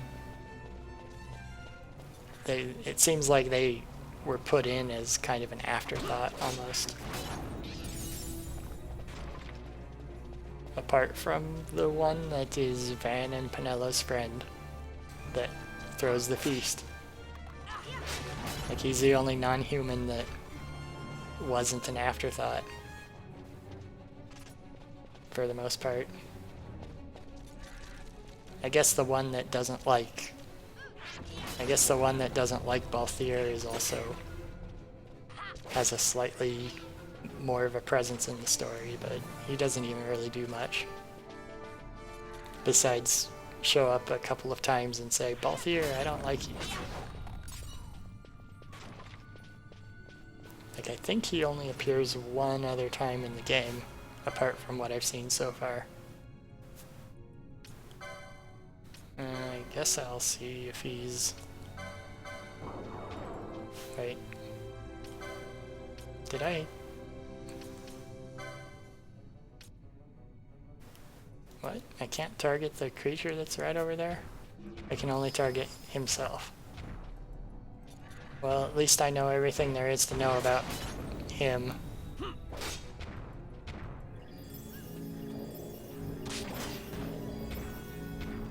Okay. I guess this should be something I can do something with.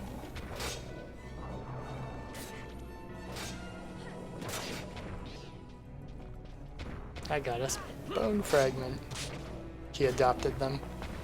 Yeah, I seemed to recall them saying that he was their adopted father, but I don't really... Like, I remember that from the first time I played the game, but as far as I've seen so far in my current playthrough, I don't remember them actually saying that. Like in a cutscene. Like, maybe it's somewhere in the... Maybe there's a bit of text that I skipped over or didn't manage to see yet that says that.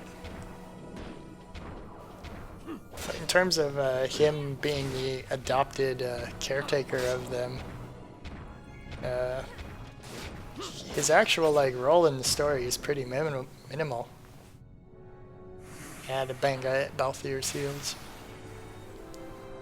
I like that idea of Balthier being chased by them, especially since later on you find out who Balthier is. I mean, it seems a little silly, but yeah. I do like the idea that Balthier has a little bit of animosity of somebody not liking him. But yeah.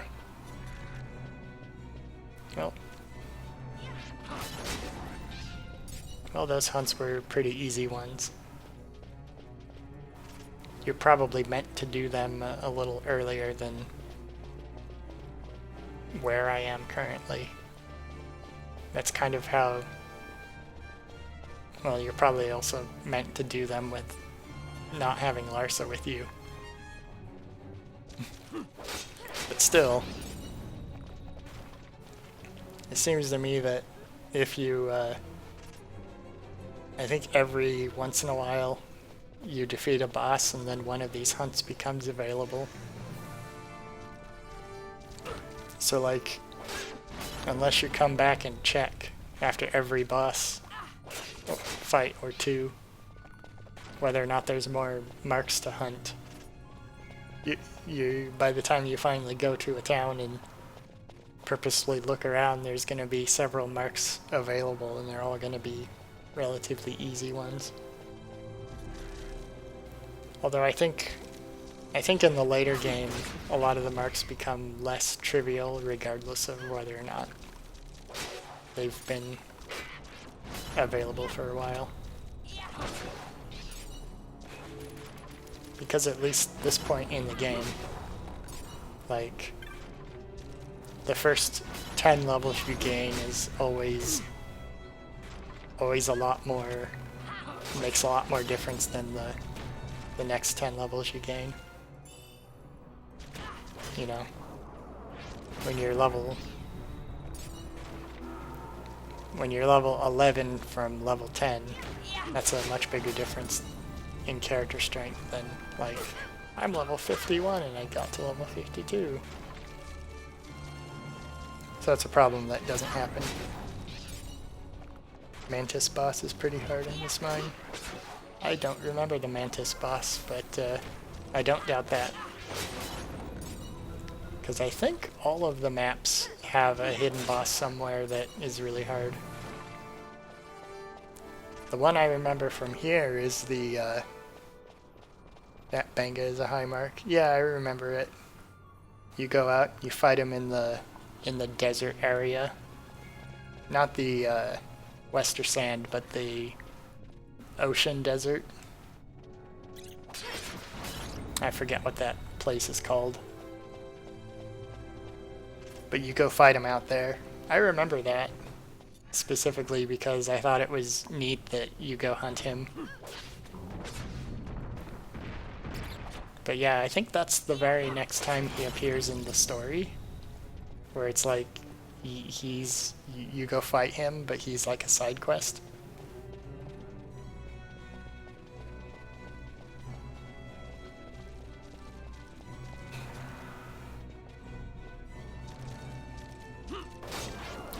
But yeah,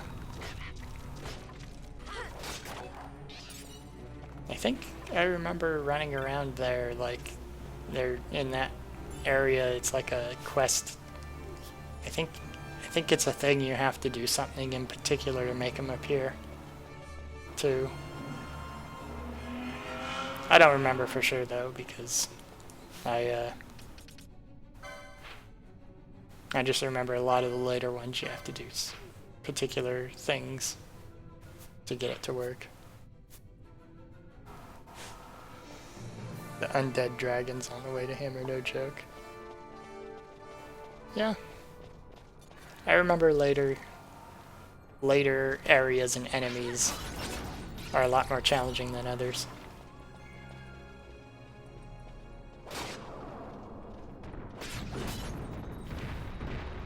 But I also don't remember a whole lot about it.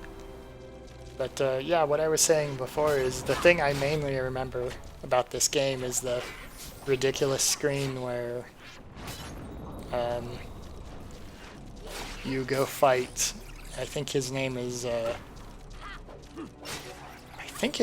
Gilgamesh. But he's an enemy that has that wields like 6 swords and he has 6 arms. And it's a pretty, I don't want to really say a tough battle because I don't remember it being tough exactly, but it takes a while, you know, of your characters running around fighting. Then after you fight him, he drops a sword that is a sword that for the longest time I couldn't figure out how to pick it up. But then, yeah. So I like spent a while just sort of running around in that chamber trying to figure out like, how do I get this loot? He dropped a sword. Like, why can't I pick this up? And then it turns out that you're not actually supposed to pick it up. But I spent like 10 minutes running around trying to figure out like, what am I doing wrong here? I must be doing something wrong. The kids drop a key. I don't remember that. Or I don't know what kids you're referring to. Unless you're referring to how to open up this area more. Because I do remember that a lot of areas you revisit several times. Because you get more drops.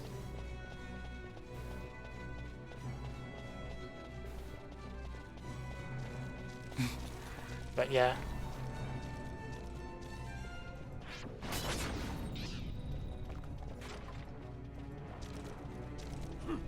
Ooh. Okay, well, now we did both of those hunts. Most of these enemies drop in 1 or 2 hits, as opposed to where I was before.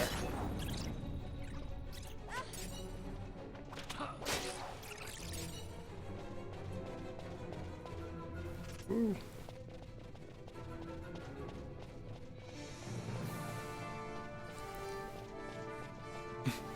It is strange that the running doesn't make you actually run any faster.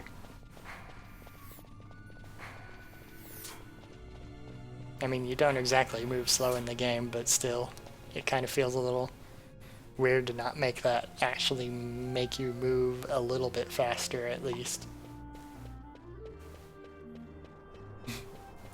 Because, you know, most games it feels a little more satisfying to run, even if it's not something that...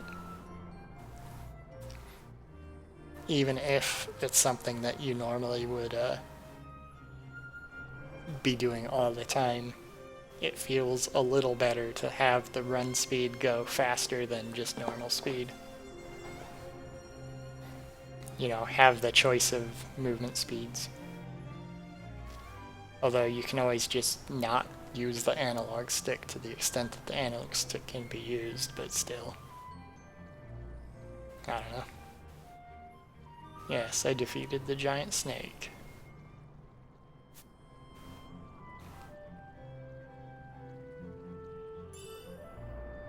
Great serpent skin. Yeah, if I recall correctly, that's a piece of loot, I think.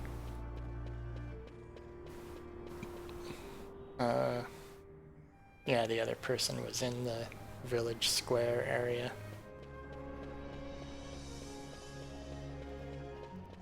Yeah, I could go buy more gambits, but I think probably I won't.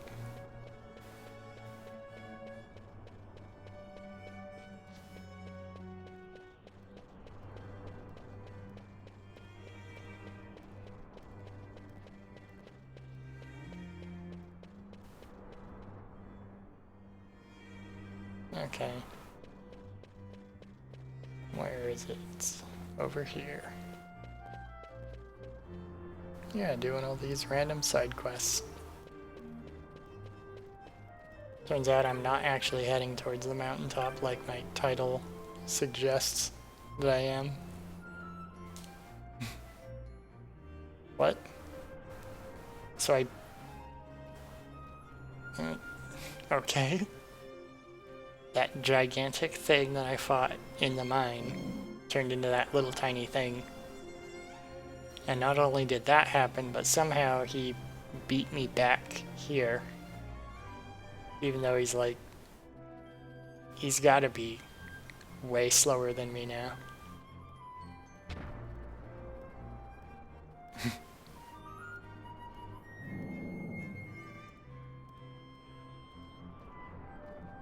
And he's gonna move away, I guess. His handing stuff over to me motion. He was keeping a vest in his pocket. I guess the clothes here must fold up really nicely. Yeah, sure.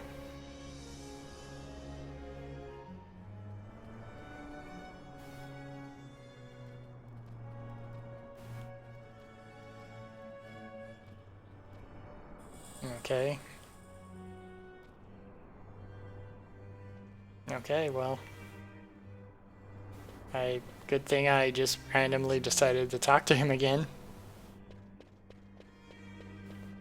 But yeah, one of the many things you can do in this that the game doesn't track or tell you about in any way.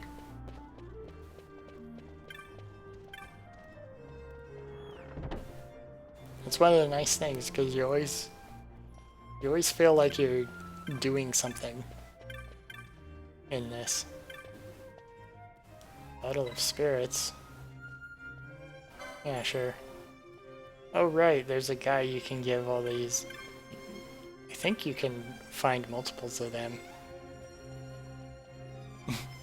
Oh, staff only. Okay, you can come up here, I guess. Why doesn't that guy know who works here and who doesn't? You'd think that if they never hired humans to work here, that they'd know that I don't work here. I guess they, or Humes, rather. I guess the other guy doesn't want to get in trouble for not working here. Also, would you call the few steps from below to up here the second floor? Because I don't think it would ever occur to me that this is floor 2 of this shop. Like, I mean, I guess I'm also not like 2 feet tall. So, this, like, I don't know, if these creatures built a house sized for them, it also would not be that tall. I guess it would make sense. It could feel like a second floor, though, if they're, you know, yeah.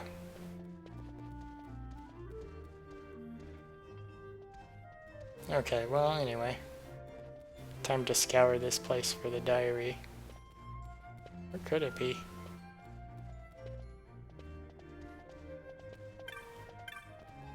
What do you say? Yeah, I need a diary.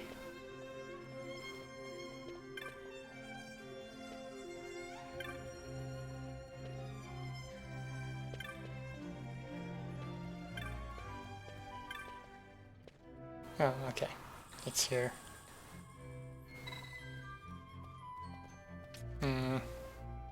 I'll abstain. Why not?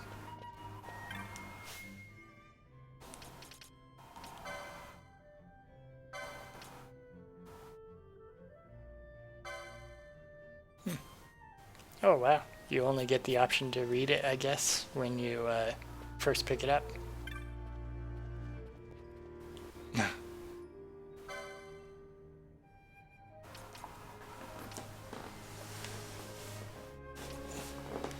I don't think I'll use my money on that.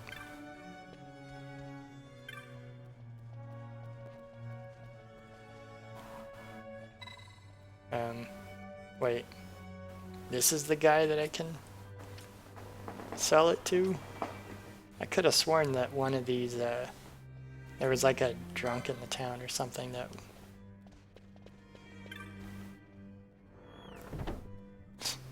I stole that wine from the shop. I just saw it sitting there, so I picked it up. And now that guy wants to buy it from me. Who was only like 15 feet away at the time that I picked it up. What do you say, street kid?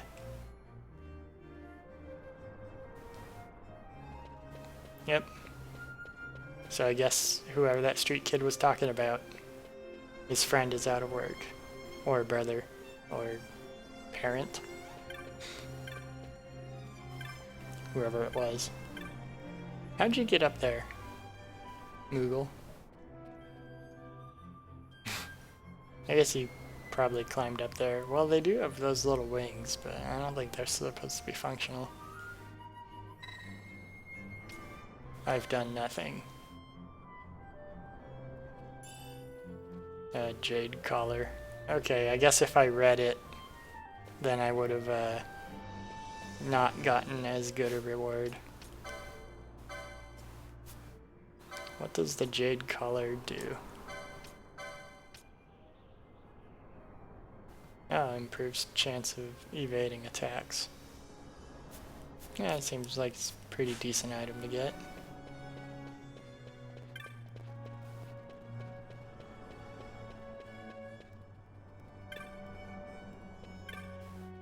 Let's see, what do you say? You're just telling me that that person's loafing. Well. Oh, okay. Maybe the reason why I have to go to that mountain is because the leader of this town is actually not here right now. The Marquis. Or Marquis. Whatever his name is. Maybe Marquis is supposed to be his name. And that's why it's spelled Marquis, but it's pronounced Marquis. Of course, that'd be like somebody being named Duke, and they're in charge of an area, but the way it's pronounced is Duck. But that's just like his name, but he's also in charge. You know. I mean, that'd be pretty much the same situation.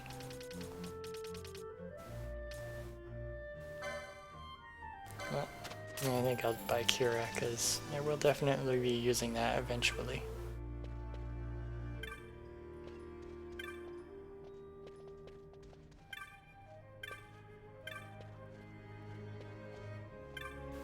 Just random people.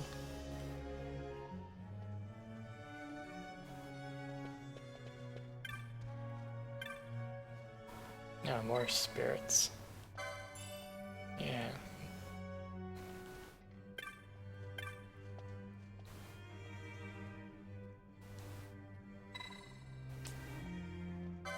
Okay.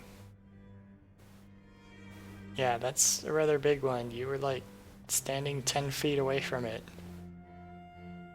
And I just picked it up. That's weird. It's like he knows that I have it, but he wasn't able to see it 10 feet away before I picked it up. And then noticed that I stole it.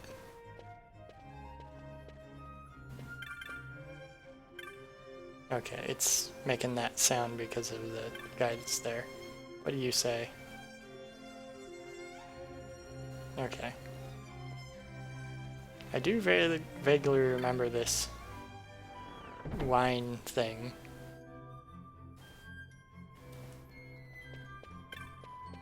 If I recall correctly, you can sell the wine to somebody.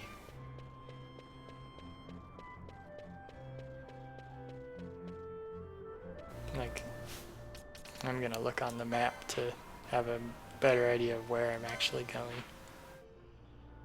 I think it's the person at the bottom of this map. Cloudborn Row.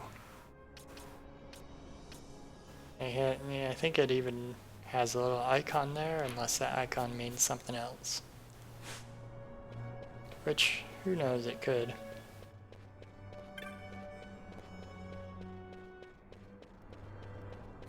But, oh well.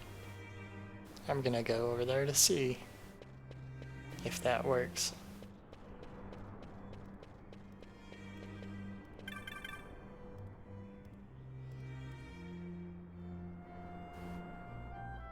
Oh, okay, the person who owns the mines.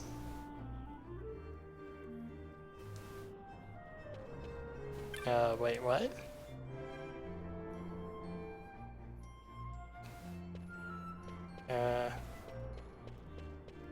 They'd do anything to keep their organization a secret? And there's, well, at least there's nobody just sitting right next to the bottle that wants it. Not this time.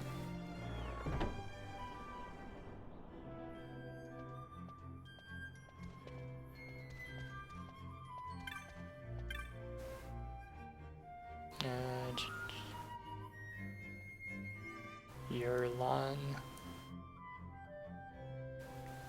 Okay, yeah.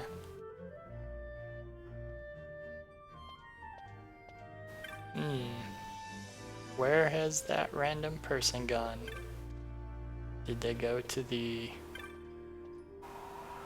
And there's more of them. Wait. At least this is also around the corner. What are these Muggles doing here? These Muggles must be the servant of this rich family that owns, I guess this is a nice house because the walls are like golden bricks. It's really ornate looking. This does not look like a very nice house to me. I mean, I guess it's big, but there's like no kitchen. Unless whatever this is like this workbench is maybe like a heat tray or something. I don't know what this is.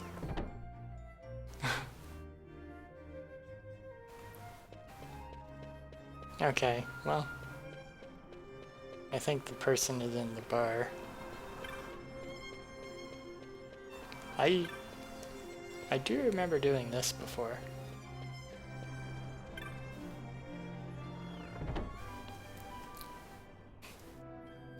Just lots of aimless wandering around.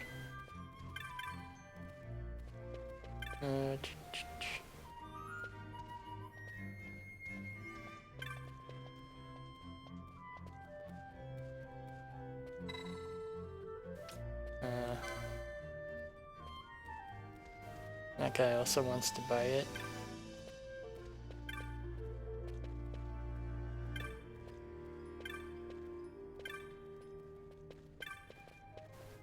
The person was named Yvonne, I think, or something.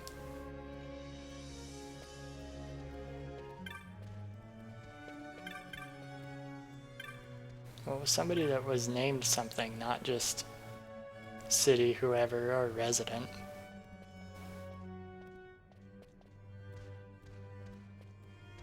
No. A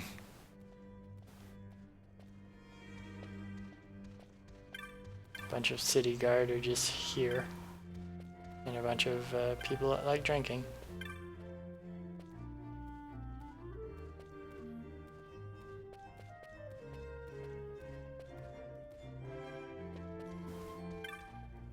Okay, so apparently the guy is not here.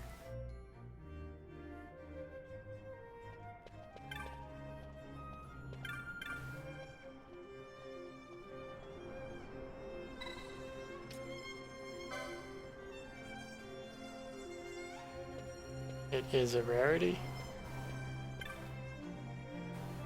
Could have sworn there was somebody that like paid a lot more for that.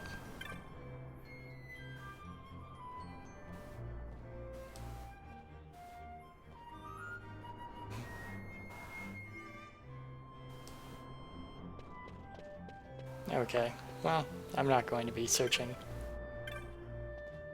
through names and stuff all day and talking to people randomly.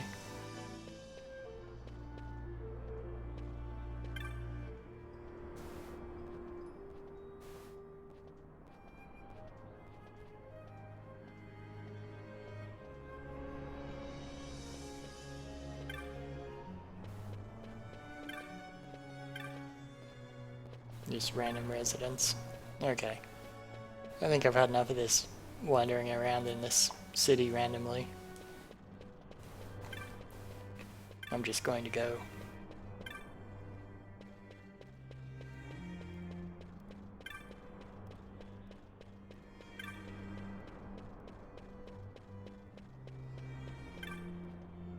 What do you say, random person?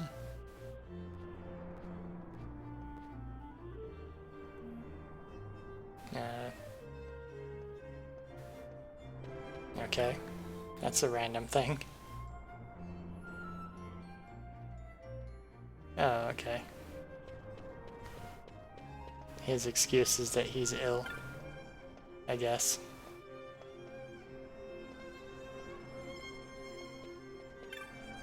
Okay.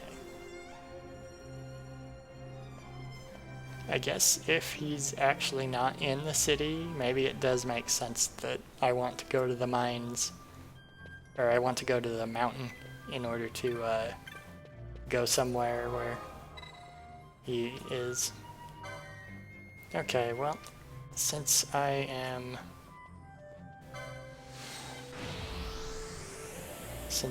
still have a hunt that I can do, I'm going to go do that before I head back to where I was and try to progress.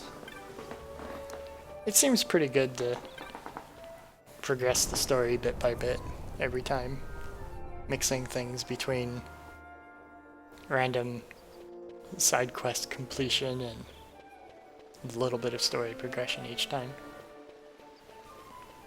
Because I think, at least in some respects, randomly talking to people gets more color in the world. There were some sick people in the village to the east. But yeah, because going around and doing this gives a little bit of, I don't know what to call it exactly, a little bit of texture to the world. It makes it feel more detailed or thought through. Like, the story still doesn't necessarily make a whole lot of sense to me, but it makes sense in the respect that it makes enough sense in the respect that I get what most people's lives are like, that kind of thing, which I think is enough for to enjoy the world a bit. Wild Saurian, it's weak to air. And I think I'll probably still avoid that for now.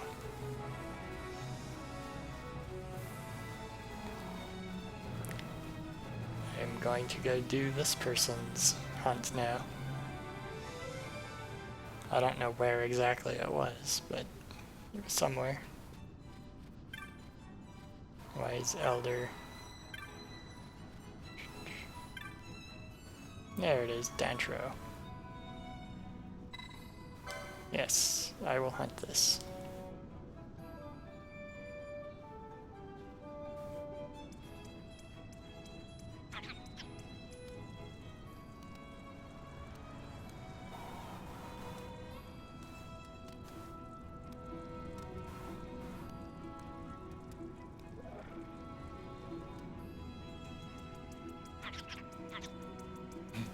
It looks exactly the same, it just has a flower on its head.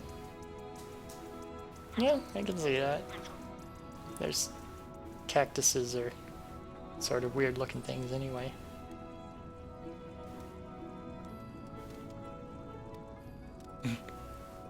And they put a bunch of needles in that. Okay, that's what those guys are called. They're called Sikhs. Yeah. Okay, he asked him. That's the reason why it was posted in the Sky City. He asked a wandering merchant to post the bounty for him. Although I guess I didn't check the bar in Rabanastra to see if the bill was posted there too. I think maybe the same bills are posted in every bar. Possibly. As a convenience for you. The Yardang Labyrinth.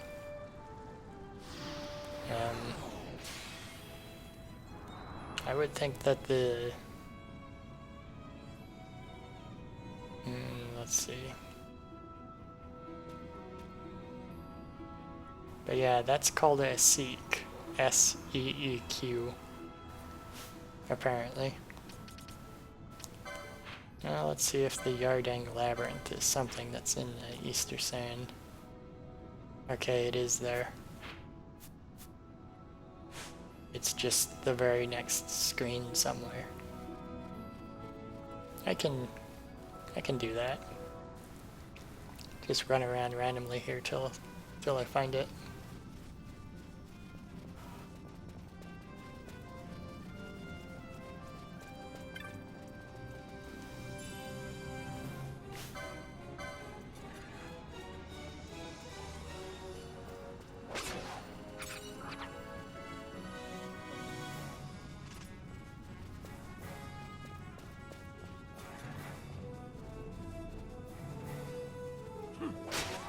Okay. Well, bit by bit I'll get closer. I think after this I'll head back towards the area I was in before. See if I can defeat that boss. Now that I have, what, Kira? Maybe... Actually, none of the characters that I've committed to using this time will have access to Kira, I think. Because Pinello is a black mage. And a time mage. I guess I can update my attack magic at least and maybe sell loot so that I can get more better healing items and such.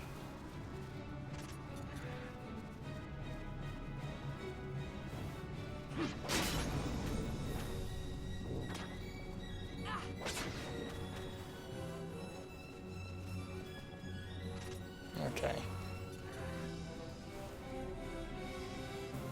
Well, eventually I'll get there.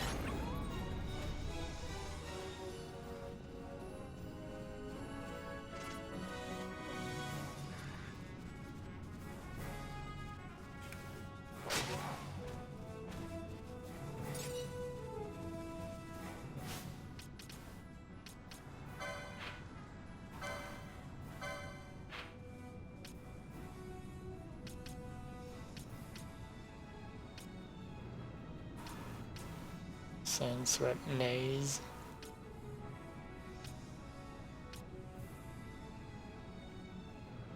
Okay, so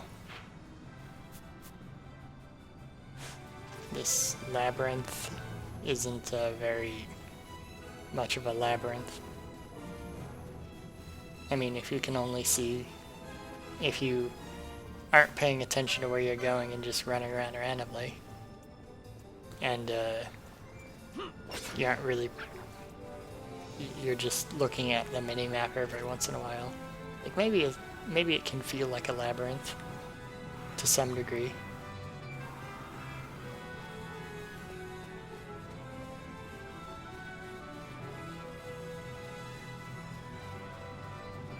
Okay.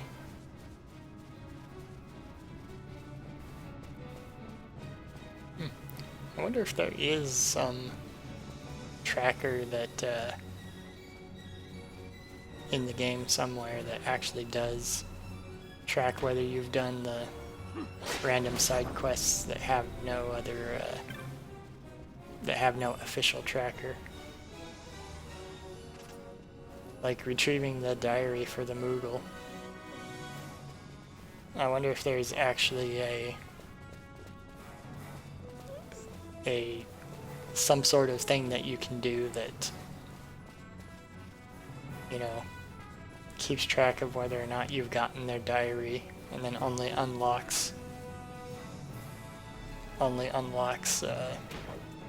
certain rewards if you've gone all the way with stuff like that. I got cactus flower. That was the easiest one so far. You're probably meant to do that right after getting out of prison and making it back to Rabanastra for the first time. And that was a while ago, so that seems like the least difficult one so far. So yeah, I'm leveled way beyond the point where that would have been any sort of challenge. But yeah, like, I wonder if there actually is some completion sort of thing that unlocks once you've done absolutely every side quest that there is possible.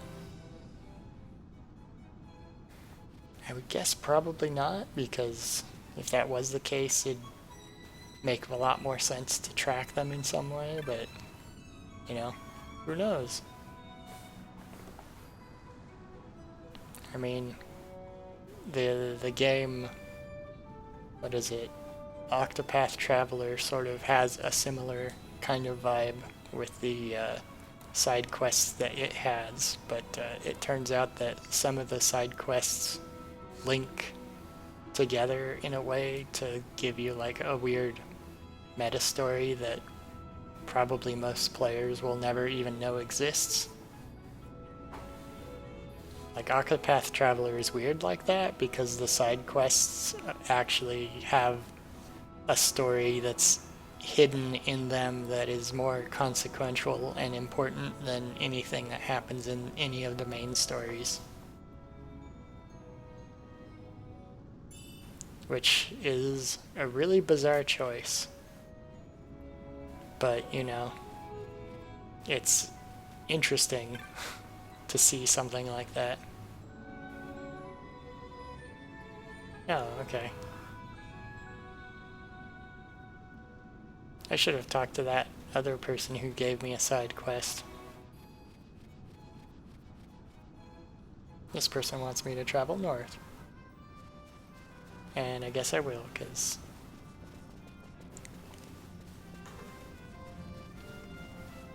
I'm just in a doing side quests kind of mood.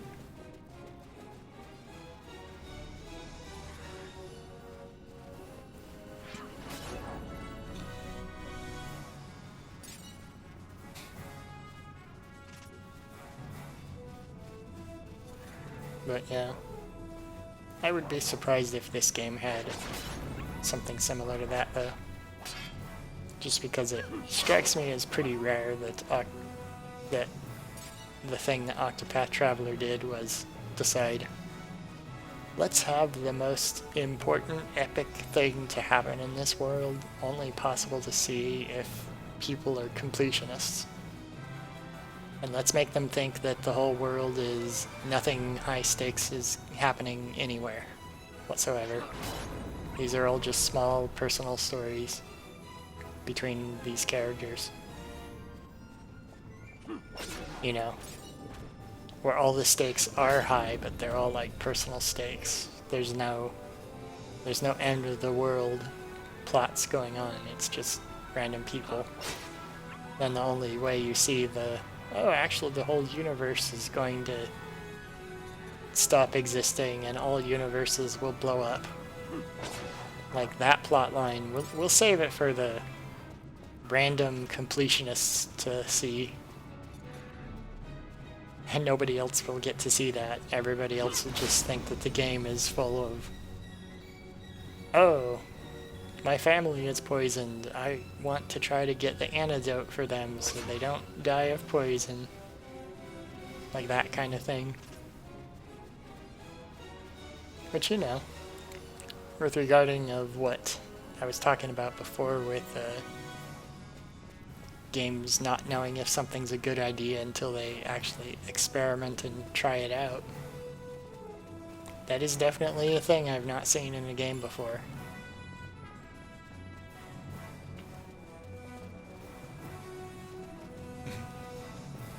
Because, you know, usually RPGs, especially Squaresoft RPGs, go for the whole the fate of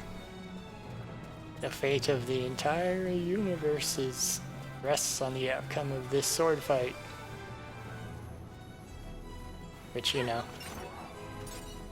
it's not necessarily bad, it's just a little silly that to see that kind of thing. Like, I am a god that will destroy every molecule in the universe unless somebody stabs me in the face with a sword really hard. I mean, usually they don't say it like that, but that's what the plots are quite often.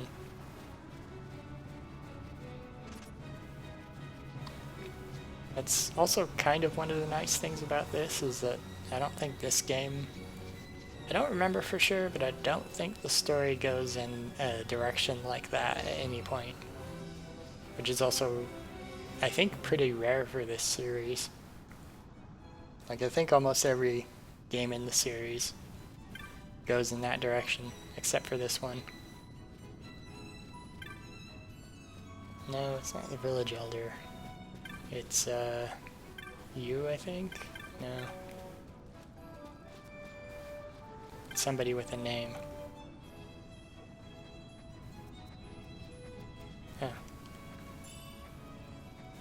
I got a bundle of needles. Okay. I guess a bundle of needles is a fair trade for a flower. Okay, I'll...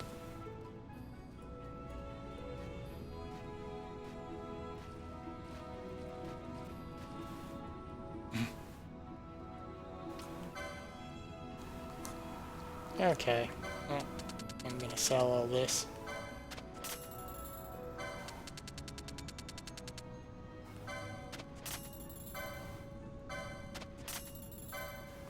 Bat Fang.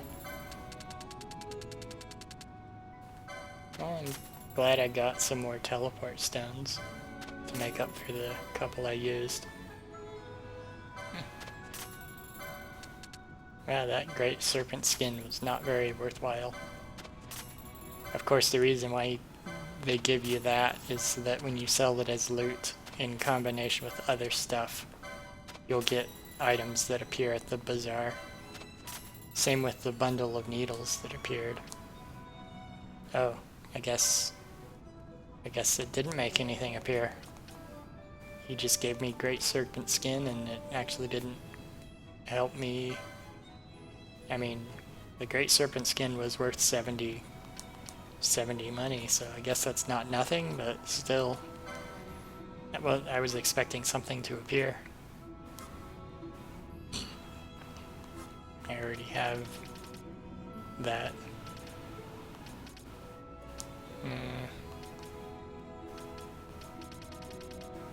Let's see, what did that boss do? I don't remember if he definitely was using Confuse.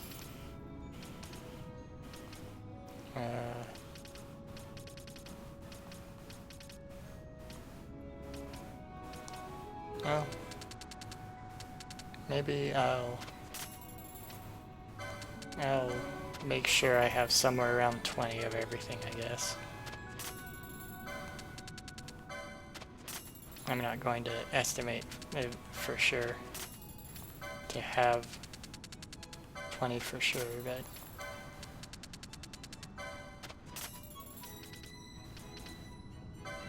that'll be my goal. Oh.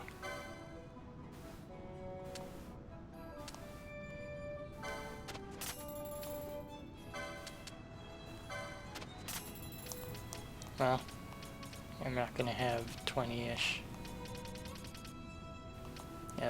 Chronos tears, but I don't think I will have a problem with that. He said that, yeah, he said the bird buried its money.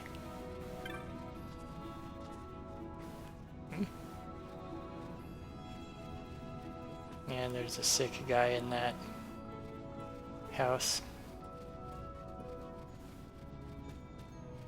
There's some. Oh, 1 money. I was expecting that or be more.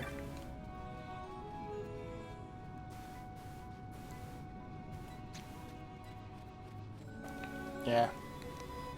There's a ferry in this town that crosses the river, but that's a later area of the game that I'm not allowed to go to yet. Because all the monsters there are going to be like level 60 or level 40 or something like that.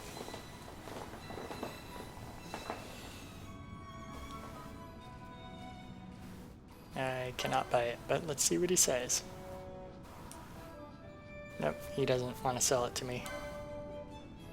I'll buy one eventually.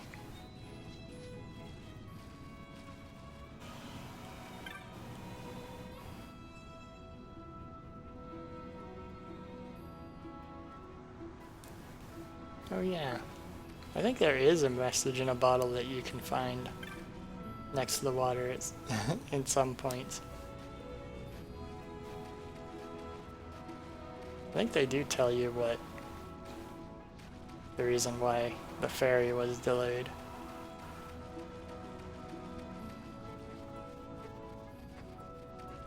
Okay, I guess there's nothing here to find really. I could just warp back to the jungle, but I think I'll just walk. That way I can afford to buy the extra stuff that I don't have yet. The extra usable items, so I'll be able to fight the boss. The boss fight.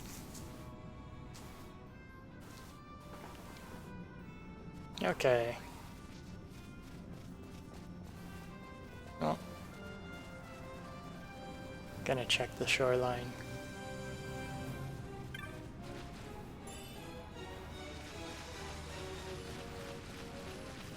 Because I think there is stuff that you can find, pick up on the shore.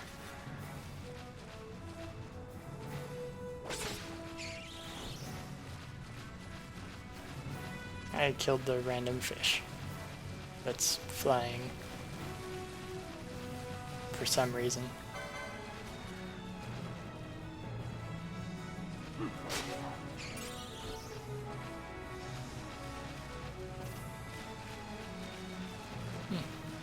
I thought there was stuff that appeared on the shoreline that you could pick up for some reason.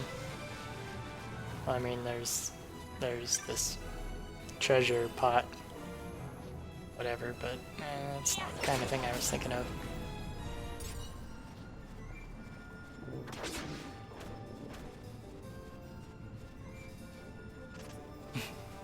Penelo's pose with the staff looks it looks kind of funny. I guess it doesn't quite look what I thought it did. I thought she was more like hunched over, like an extreme exaggerated pose.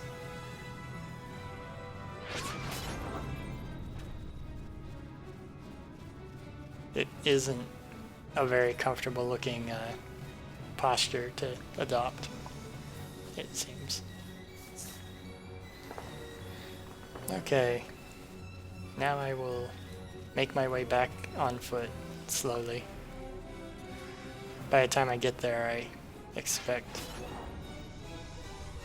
by the time I get back, I'll expect to have enough loot to buy the usable items I need to actually defeat the boss.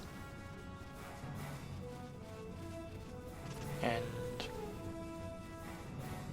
hopefully my little rule of using the 3 lowest level characters won't have me select characters that don't have access to good curing magic. Actually, Pinella was a Time Mage, Black Mage, I think. So I think if I go to Rabanastra and they have a haste in the magic shop, maybe I'll buy that. Or one thing that's a little confusing is that Dalmasca is the name of the nation, but the name of the city is Rabanastra. Now, that doesn't necessarily isn't necessarily terribly confusing. I think the first time I played this, I didn't realize that those two were the same thing. Like, I knew that you were trying to free Dalmasca, but I didn't realize that Rabanastra was Dalmasca. Like, I sort of got it, but I sort of thought that they were like 2 different locations and not like the same location. So that contributed to me like not following the story exactly. Because the first time I played this game, I was with a friend of mine, and him and me were kind of playing, well, I was playing this game and he was there, and you know, we were talking as the story was happening, and so I was like paying attention to it, but I was also kind of like half paying attention to it. And them saying Dalmasca so many times, I think I believed that Dalmasca was a location that existed, like a specific place. So when they said Dalmasca and Rabanastra, I got confused, like what was what.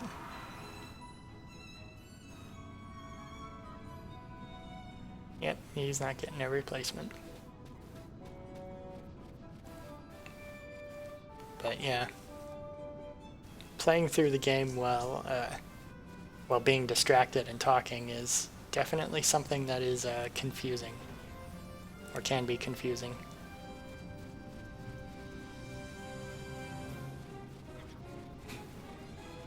It is not the kind of thing that it doesn't necessarily give you a bad sort of experience playing through a game, but it definitely gives you a different one. Like, I think most... What is Larsa? He's trying to attack something up there, I guess. Guess I'll attack the cactus. No reason not to, I guess. At least I can't think of a reason not to.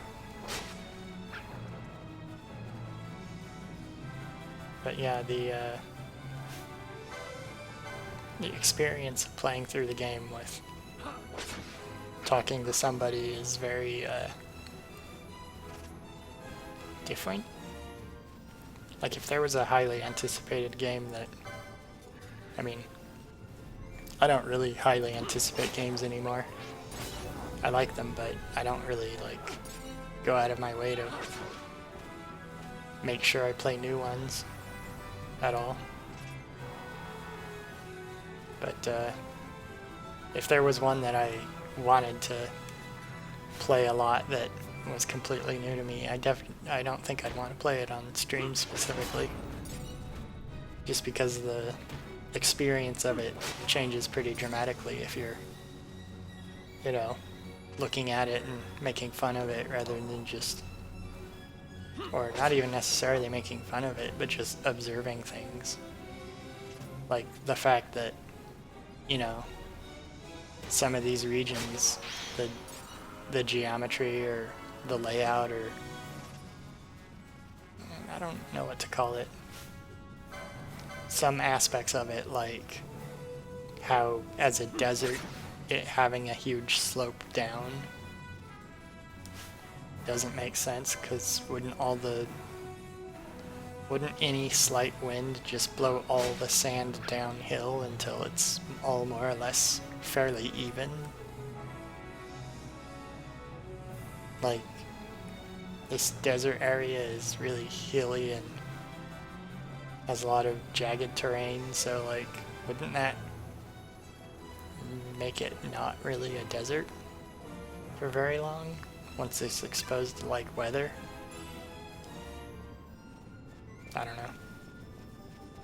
Like, noticing stuff like that is not going to make me think about the story on its own terms. It's going to make me think of other things instead. Which, you know, it's fine as an experience to be a little bit more judgmental or critical of it, but in some ways it's also going to be a little bit, if you're looking for things like that on purpose, it can kind of cut into the enjoyment. It's kind of like the same way that nitpicking media means that you'll be less inclined to like it.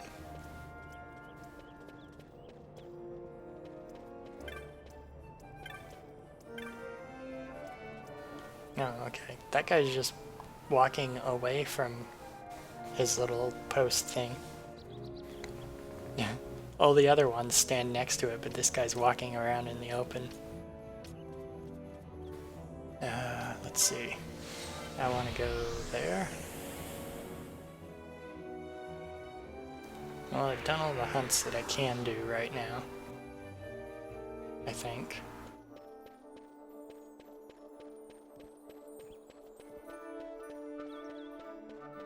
I'm gonna see if I can get haste.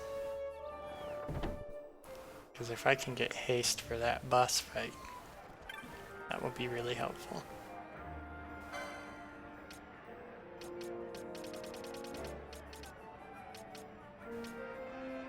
Nope, doesn't look like it.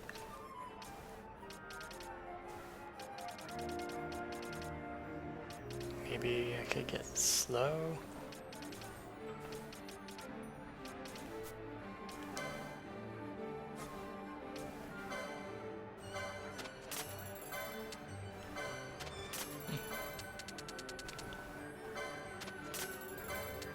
Okay.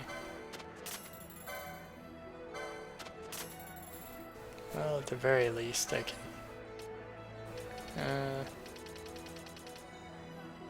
Okay, well...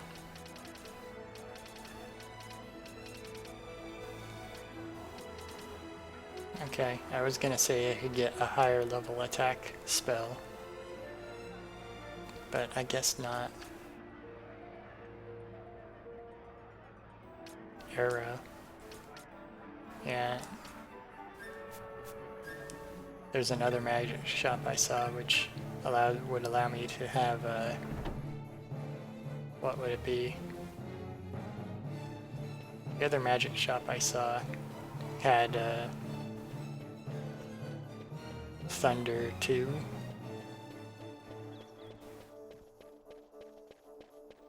The other one had like Thunder 2, Ice 2. Stuff like that. I mean, the game doesn't really have Thunder 2, they call it something else. Thundara, I think. I couldn't think of the name for that for some reason.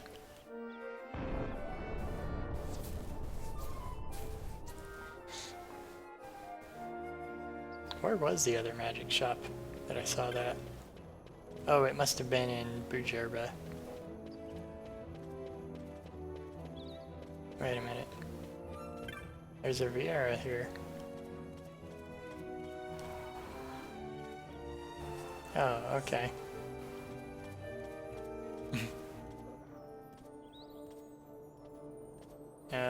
Okay, that's...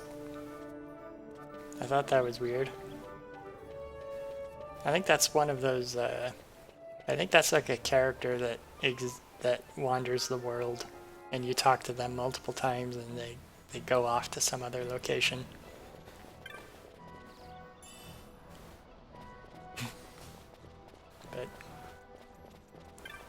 But yeah, that's nice. Just a random Viera in the middle of nowhere.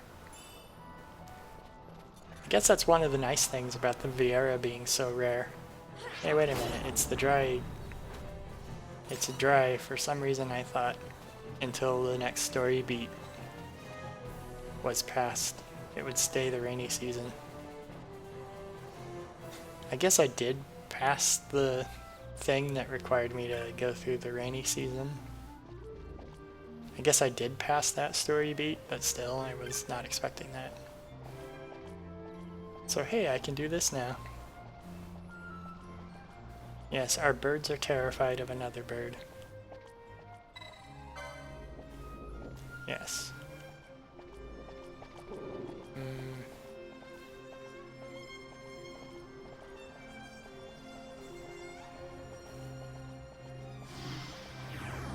It shies away when people come near. Well, that seems like an obvious fix. You just escort your chickens when they're wandering around.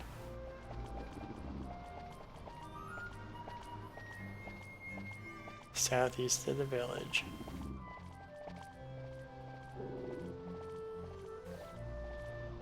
Okay, I guess ask the children how do I defeat the bird?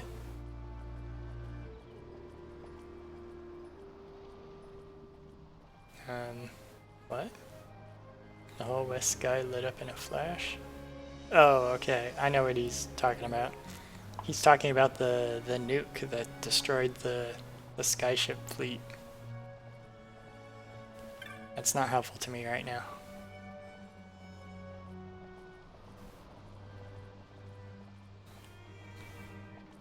Okay, yeah. That's not the helpful child thing. Okay.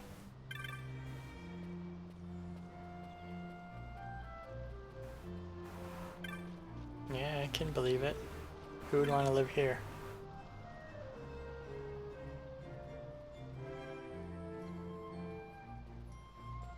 Okay. Wait.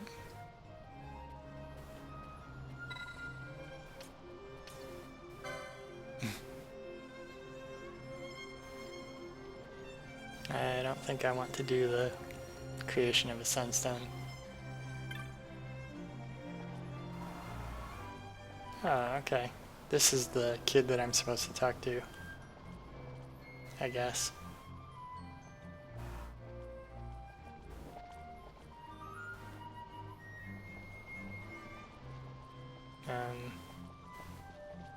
So go up to a yellow bird.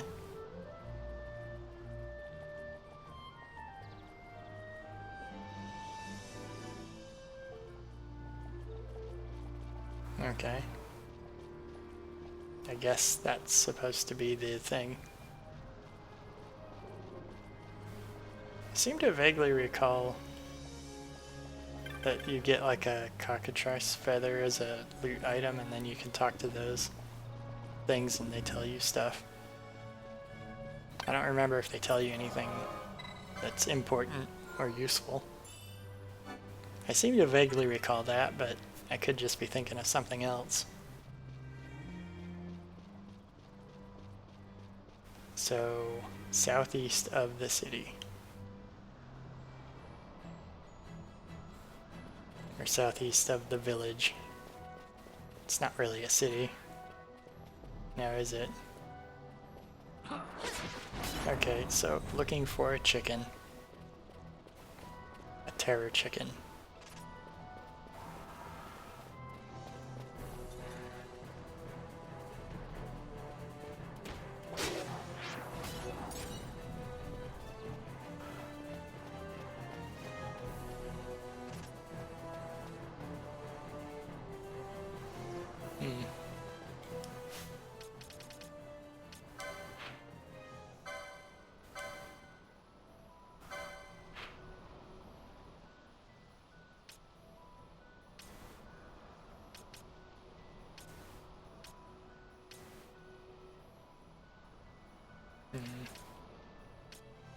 What? I think those exclamation points just mark the sunstones or whatever. Okay, but this at least confirms this is a region I've not been to.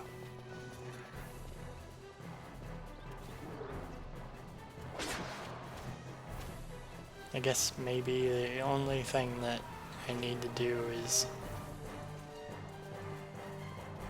go find wherever the chickens are.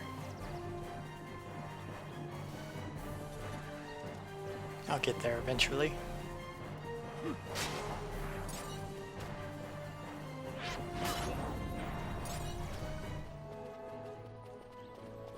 Okay. I guess a little bit of... I will almost certainly use that Phoenix Stand eventually. Especially if I have the same problem that I did last time. But with using so many, I actually ran out. I guess this area, the water is not hip deep. It's actually as deep as your head. So that would not be an area you could just cross on foot, I guess.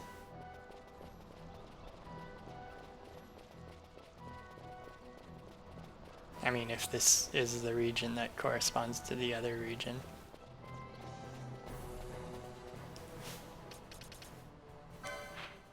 Is this the region that corresponds to the other region? No, it's not, because the other region is over there.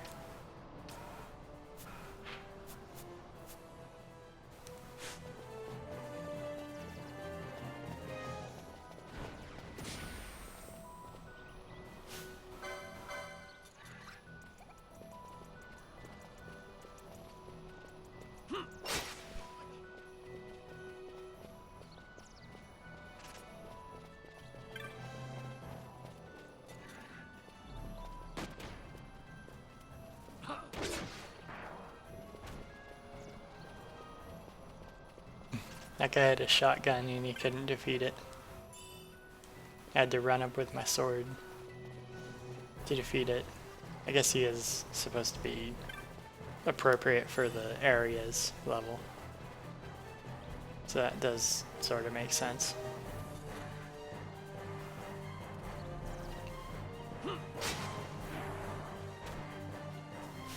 Right. I'm gonna look at the hunts screen. Oh right, I forgot about the one in Rabanastra. I guess I'll go do that. That one's complete. North Bank. What? Sensitive to other monsters. When did she say they were sensitive to other monsters? She said they were sensitive to North Bank of the Gizas. She said it was southeast of the village.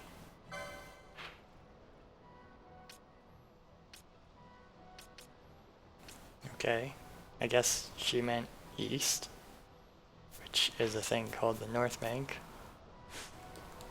She didn't say they were sensitive to other monsters, she said they were sensitive to people. Oh well. That screen seems like it has different information than the other screen.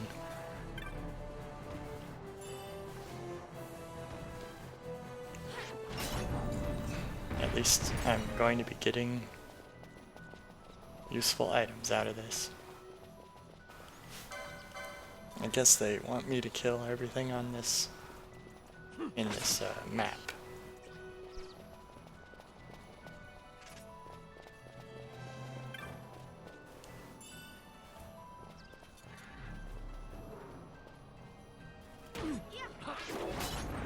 This is one of the only times I think I remember seeing in a game where there's a regional area that has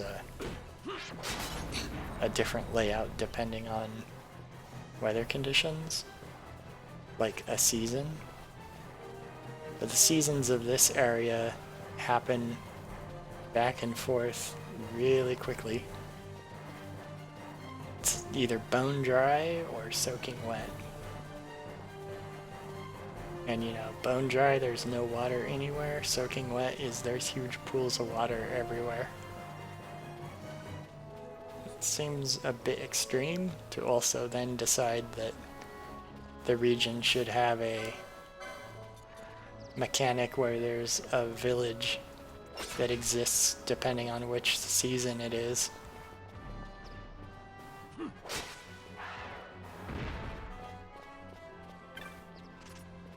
Seems to be kind of a silly choice, but you know, just the fact that they created this feature of the land is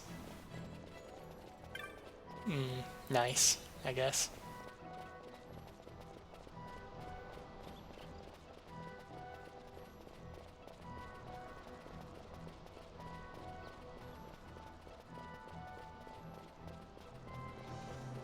Well, I killed everything, but maybe I'm supposed to not kill the bunnies?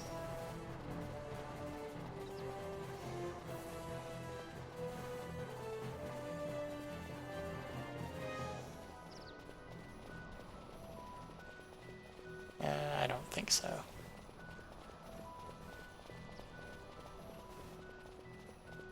Maybe now that I've killed everything, maybe I need to leave and then come back? Because now, theoretically, it won't be shy, I think. Maybe that's what it is. Like, everyone's gone so it can come out. And then when I come back to the screen, it'll be like I caught it by surprise.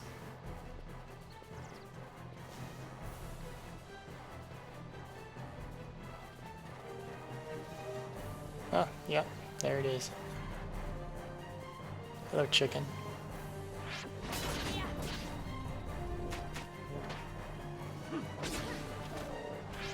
Yep, I killed the chick and now I'm fighting the giant chicken.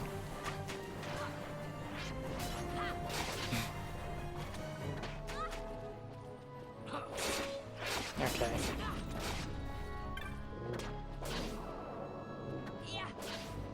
Then after this, I'll go back to the city to go fight the ghost.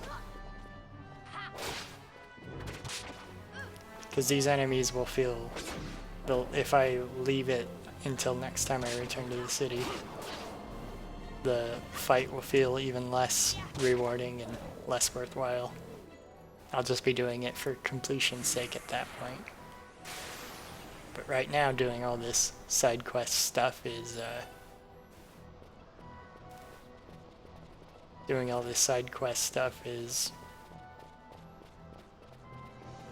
something that's actually serving some kind of purpose for progress. Even if it is ultimately at the point of just helping me defeat a boss that I couldn't before.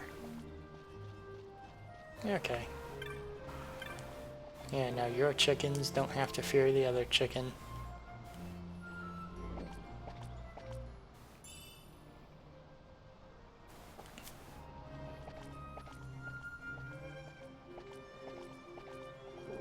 They scare very easily. Yeah, I could see that thing scaring easily. I mean, it basically looks like it's a huge ball of meat. I mean, it has a tail and, you know, beaks and claws and stuff, but it does actually look like a domesticated livestock animal of some kind, being a huge ball of meat. It's one of the creatures that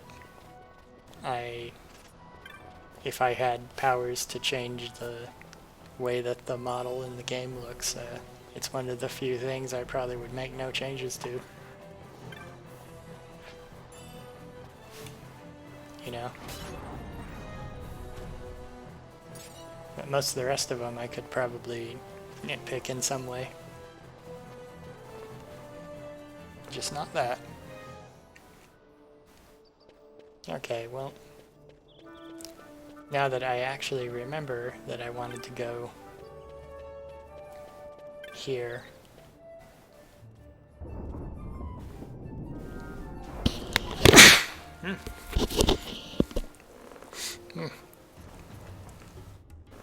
Don't know why I sneezed just then.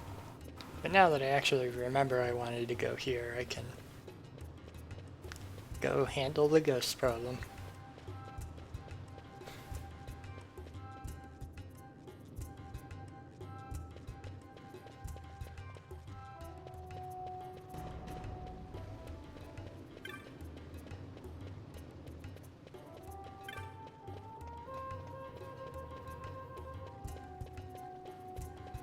Okay. I think it's this one. Yeah.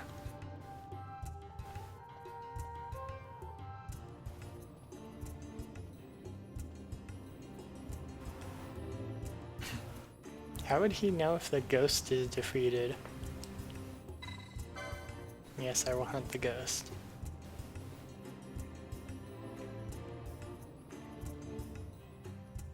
He came to avenge the rats, the slaying of the rats.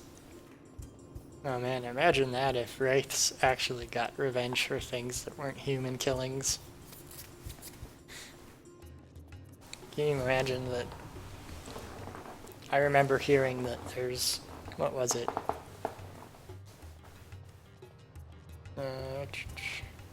Yeah. I remember hearing a story. I don't know where this story comes from exactly, but it's like somebody that worked in a slaughterhouse, I guess. That, you know, it's like a mass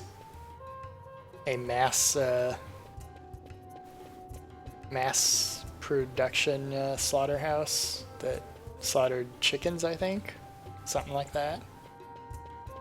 That when they had they got the job there and they worked there for a while. This story was something along the lines of they had to like stop eating meat because they just got so right.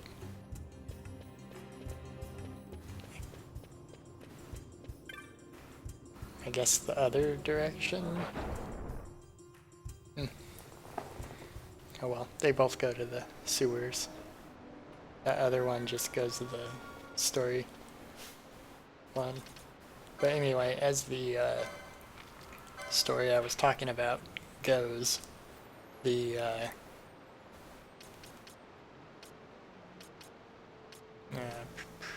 person worked in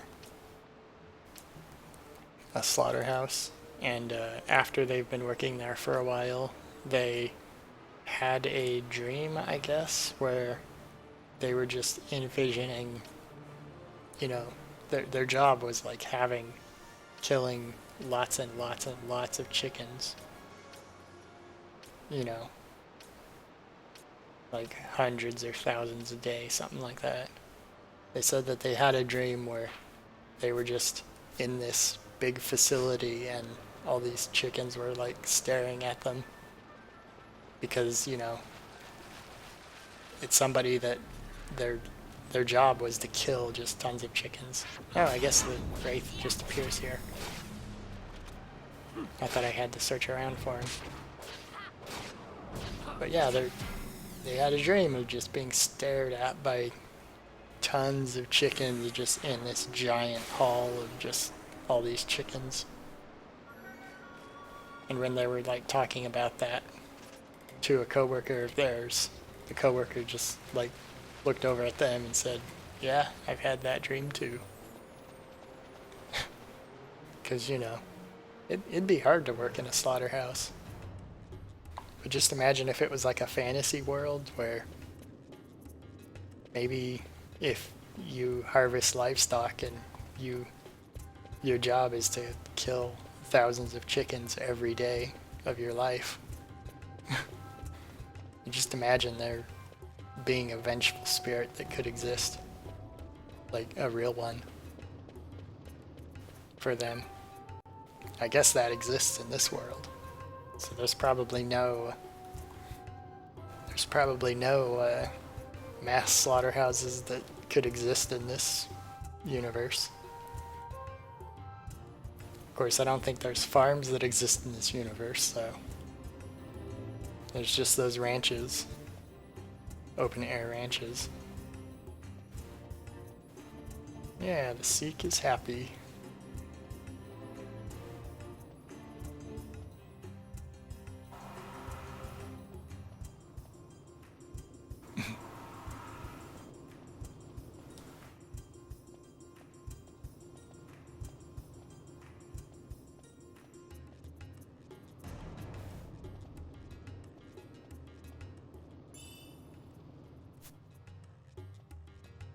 Oh, that's good. And now I can go in here.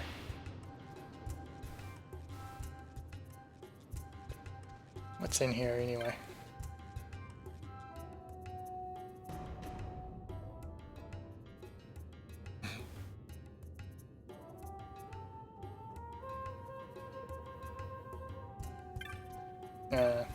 Okay, there's a letter.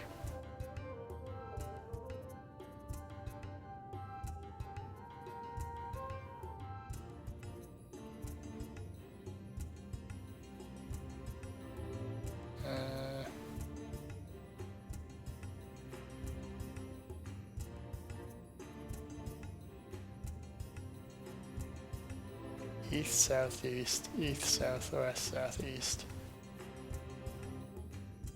Okay. Okay. I think I do remember what to do. This is the control orbs in the sewer, I think. Let's see. I'm going to...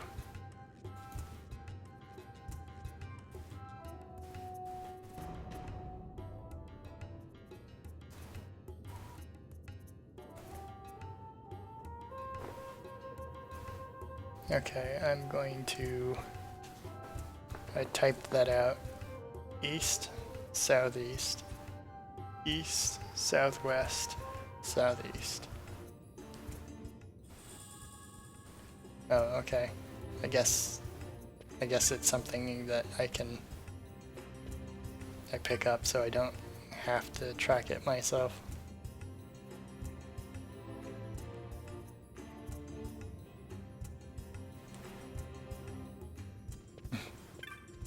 So he gives you a hint. I mean, I think the only reason why I have any clue what to do there is because I've, done it before. Because there's no real reason why I would necessarily know what that means.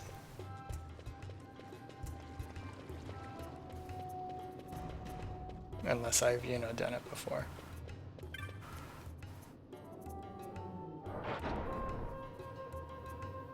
Okay.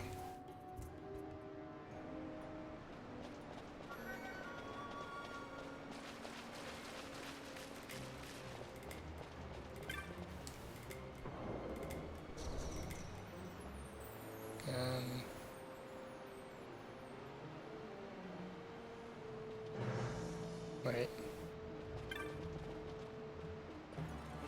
Okay, it's not here, I think. Okay. I need a sluice gate key. Wait, what? This one's lit up.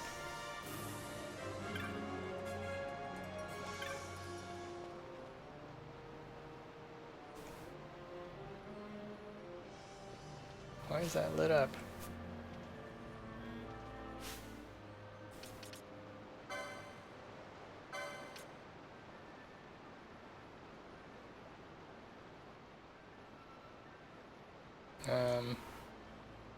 Okay. Could have sworn it was like this area that it referred to.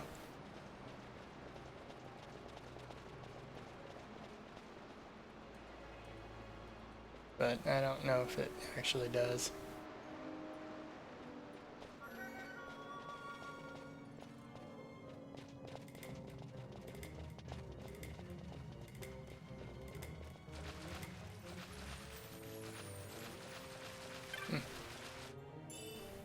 Oh well, it's probably not worth running around down here to try to figure out the thing that it is. And no, I'm not going to fight that.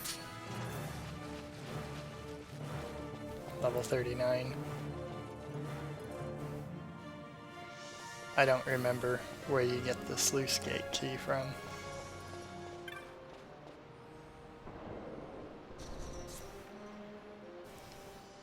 But whatever it is.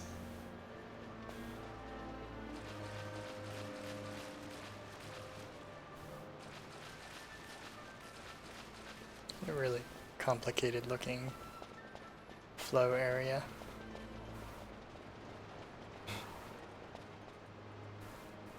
Oh well. I'll go back there some other time.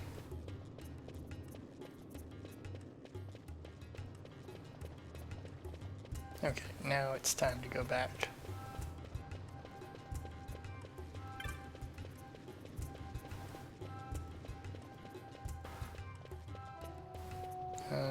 Hopefully, when I make it back to the Vieira city, I will be able to buy a better black magic spell, both for her equipment and for both from the shop and in the license points screen. Because before I fight that boss, the whole point of leveling up is to have those more options available, or have the characters be more powerful.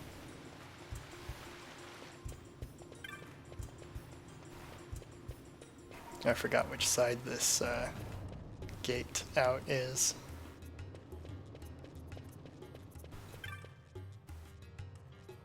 Okay.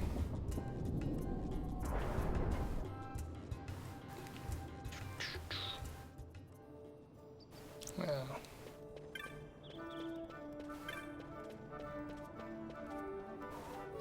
Let's see, what's this adventurer say?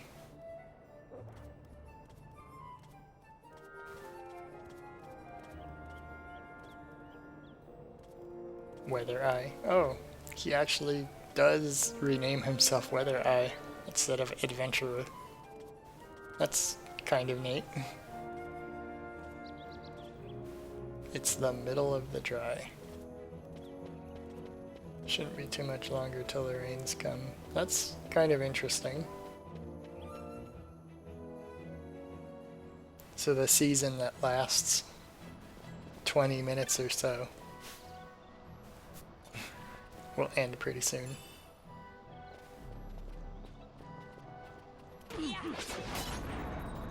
Okay, well.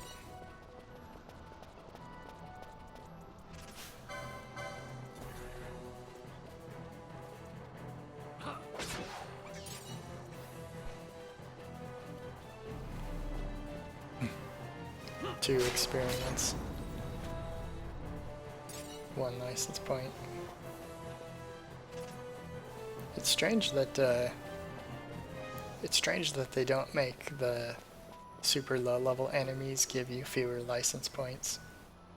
So it seems that you could power yourself up a lot by just getting a ton of license points in the early areas, just grinding levels super easily. Because license points are a lot more useful than experience point levels, if I recall correctly.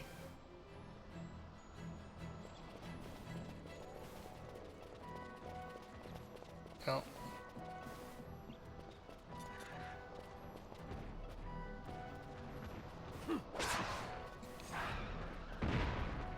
And yeah, I think the experience points are reduced based on your level.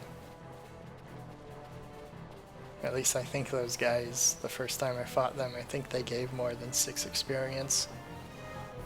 So I don't know why they wouldn't do that now. Or why they wouldn't do that with license points as well. Maybe there's no way to tell if... Werewolf. Maybe there's no way to tell if the experience or the license points you have are too high for where the monsters you're fighting. Because with experience points, they can just compare that against the player level. But then again, like, there must be a tracker for how many license points you have, because, I mean, everything on the board, it'd be trivial to make one. You just add up what the player, or what the character currently has, plus all the licenses they have unlocked. So it'd be trivial to make a tracker for that. Maybe they didn't do that because they didn't want to, they wanted to make license points and experience points different. I mean, they already do function differently from each other, but still. Maybe they wanted to make it not such a big deal that you could just... Actually, yeah, I could see that. Because if you spend all your license points, but you need a particular piece of equipment to just survive in the world, then it would make sense that you'd want to make it easy to get the points needed to buy that equipment license.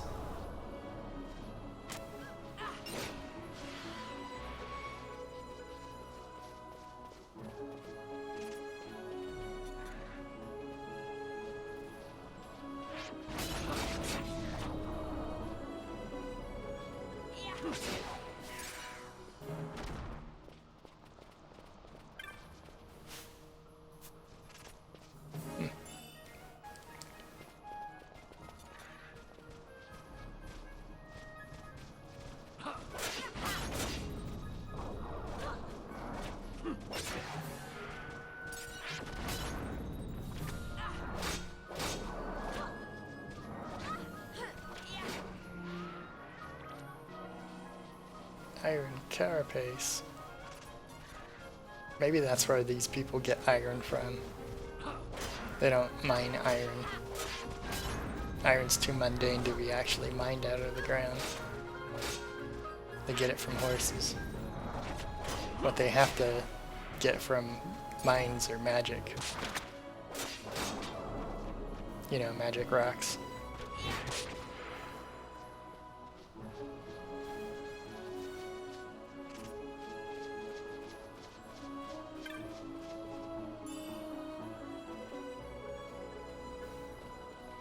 A little canyon there.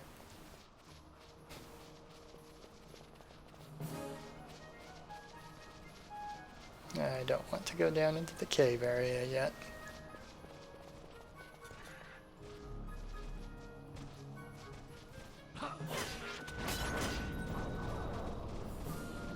Spike cutter.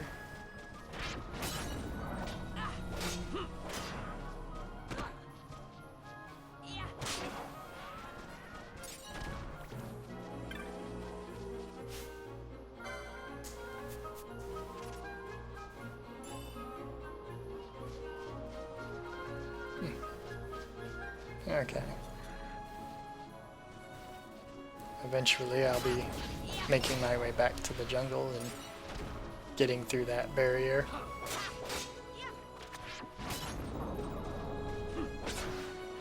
I guess I should have named the stream something like Getting Through the Jungle, because that's what the whole thing has been devoted to. I had a quick boss fight at the beginning, and I thought by now I'd be getting to the mountaintop area instead of, you know, thinking about fighting the boss to get through the jungle.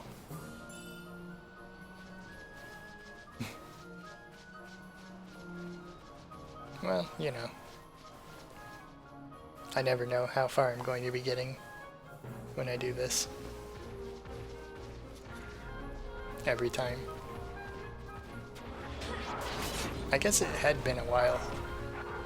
I guess I did progress pretty far last time.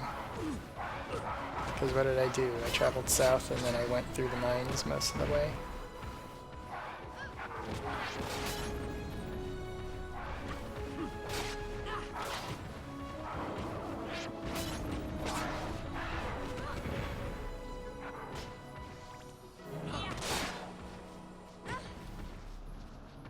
So yeah, I think last time I did progress the story through a pretty fair amount. It makes sense that I have to pause it and play characters that I hadn't played as in a while to, I mean, especially since I wasn't just using the same characters. It does make sense that I'd have to use them in order to progress.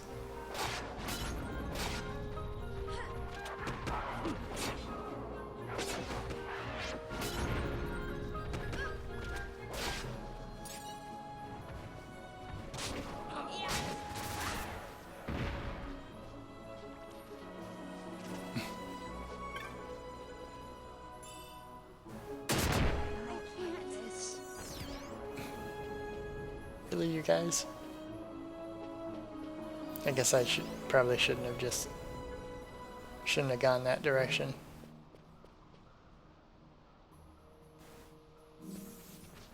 Okay, let's see. Bullcrock, Ruby.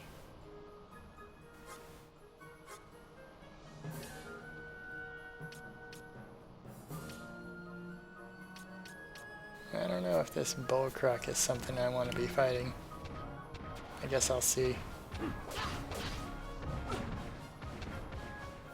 I guess it's just really tough.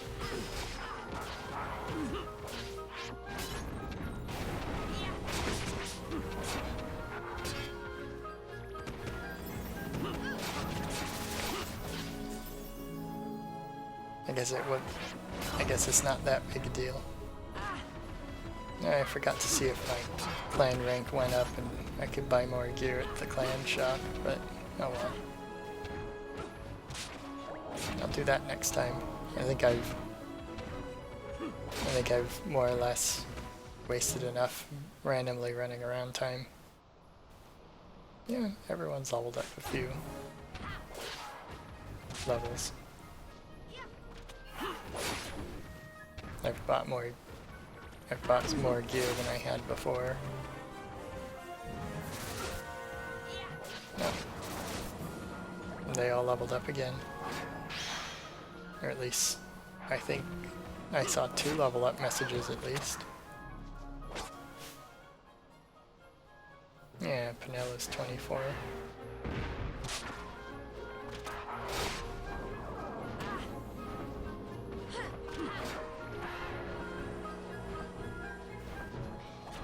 I think I'm at the very least doing pretty decently. Eros.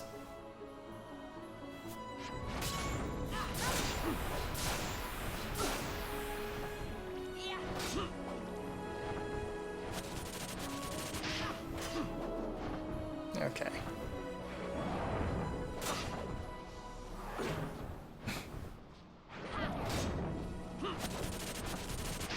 Can't really... I guess the camera can pull out like this. I was gonna say that I can't really see enemies that are above me very well. The camera feels like it's a little too tightly bound to the character.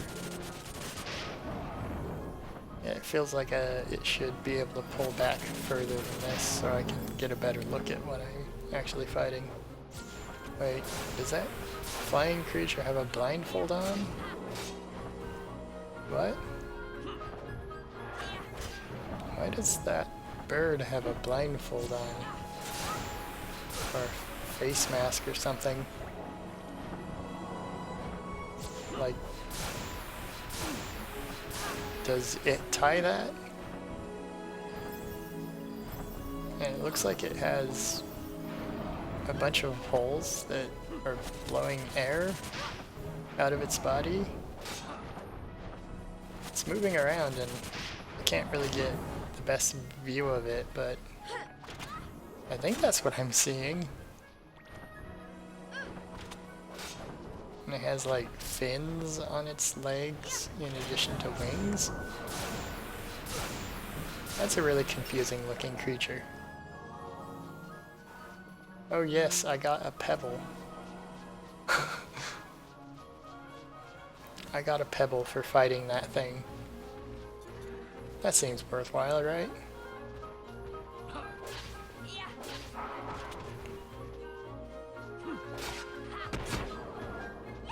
That is the most worthwhile thing. A pebble. Well, I guess the important thing is that I got the experience for fighting it. Not necessarily the money.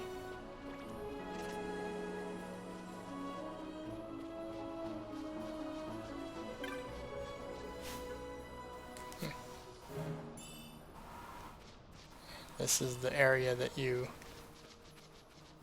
I never came down here before because there's nothing that it connects to down here.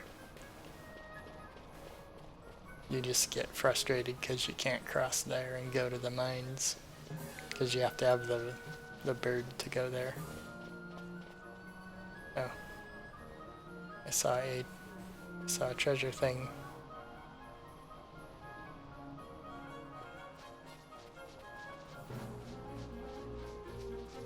Wait, did the other treasures reappear? Dispel moat. I think I got this one before. Yeah, I did. So, I guess these just appear every time on the map. And they're just a random, mostly low-level item. Quiver of long bolts. Well, nobody uses a crossbow in my little group, so I don't need to worry about that at all. Okay. Well, I will slowly make my way through these guys and hopefully not trigger the trap.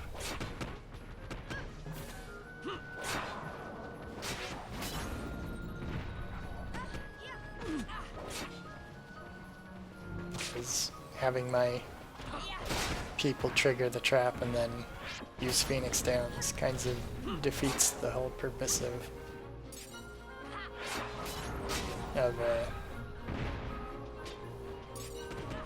kind of would defeat the whole purpose of doing treasure hunting so that I can get usable items to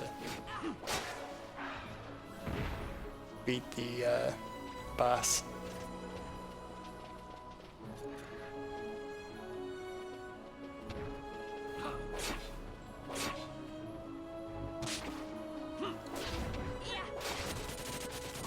Hybrid gator.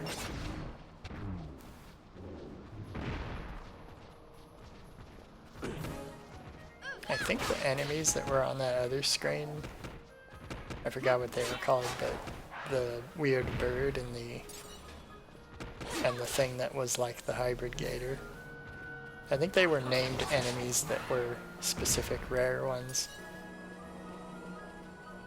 Like if I recall correctly, I think some of those enemies are like unique enemies that have like, I don't remember what happens if you find all those and defeat them, but I seem to remember there being a entry in the bestiary for enemies like that.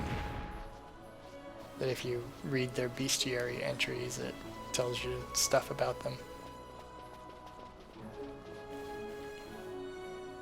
Yeah, it gives you more lore about them. And I don't want to fight that thing. That's a holy elemental, I think. Sylphite and Tight. Nope, I have no idea what that is.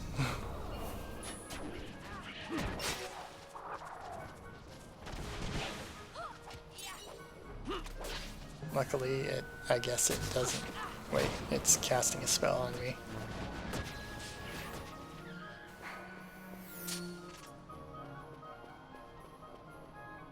Oh, it's time to run.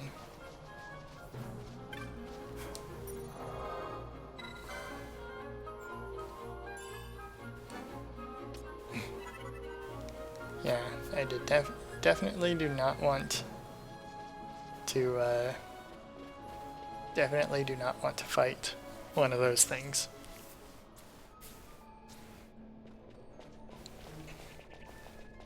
Those enemies are when I come back later.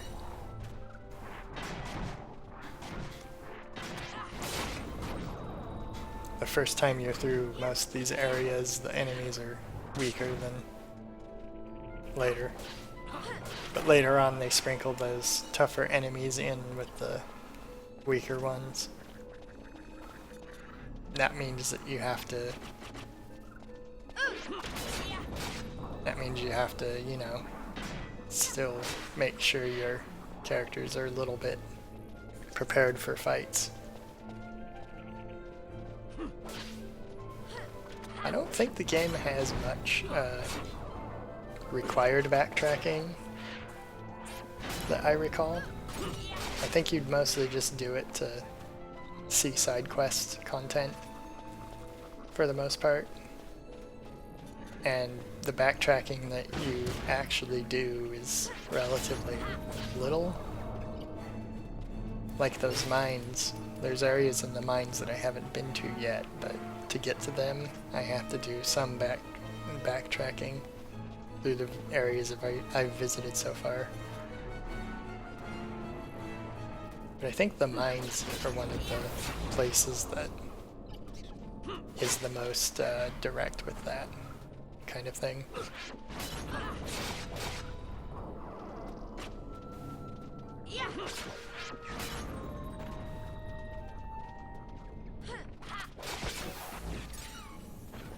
Okay. Blind Nah. That is a weird name for a negation of blind spell. Like, why wouldn't they call it something like vision?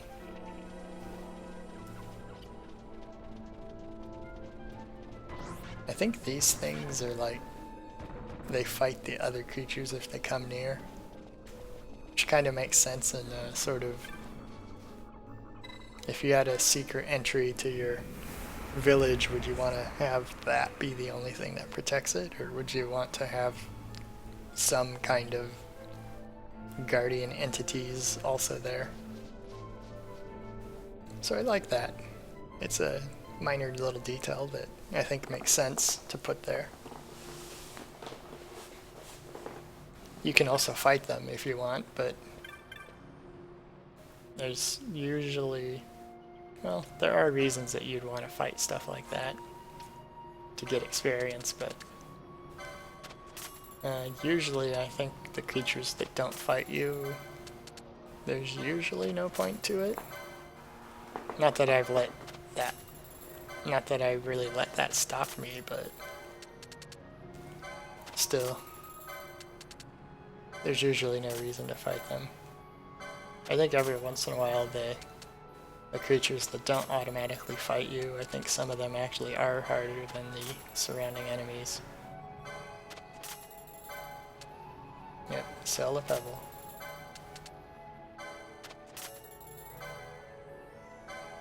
Okay.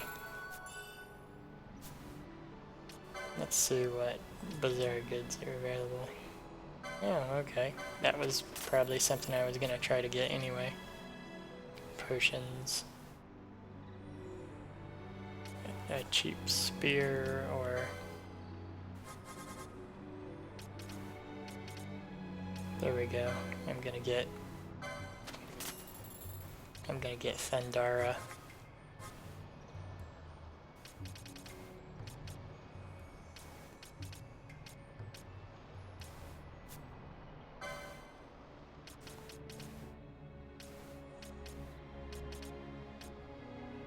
Wait, I never equipped the bow to Fran. That's... I thought I did.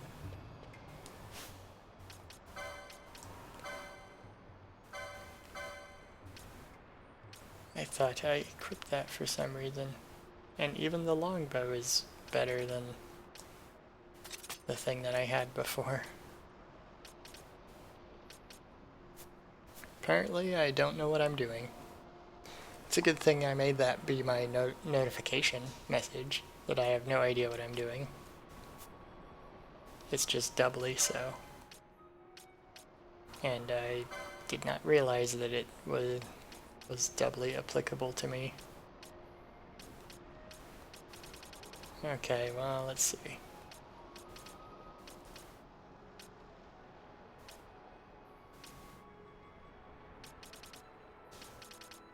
Okay.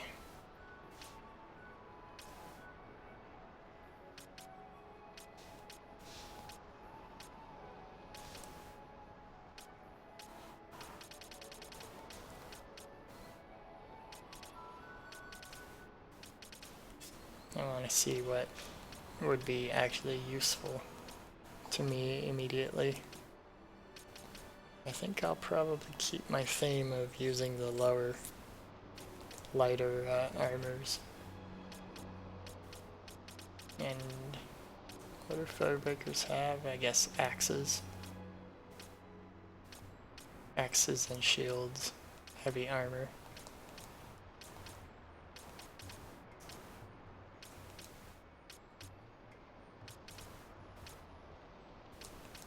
Increase physical attack damage. Yeah. I'll buy those.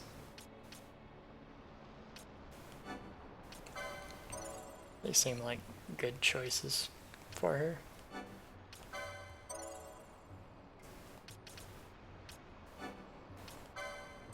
I wonder what the actual, like, mechanics of these are. As in, how much power does that actually... How much more attack damage does that actually do? Because, like, if they do, like, 300 damage per hit, and these increase the damage that's dealt by 1, it's like... not nothing, but it may as well be. But if it increases it by like 5% each time, that's pretty significant. I mean, it's probably something between 5% and 1. Just increase a number by 1, but still, I don't know what the thing actually means, so I have no idea whether to like it or not. Well, I get the feeling I significantly increased Fran's power there. So now look at what Bosch will do.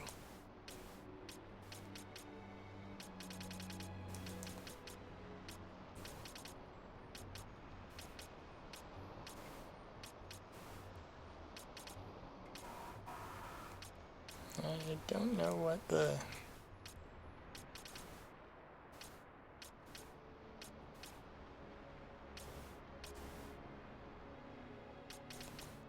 I don't know what swords or weapons that the shop sells. Diamond sword, diamond armor. Okay, so he can equip a flame shield.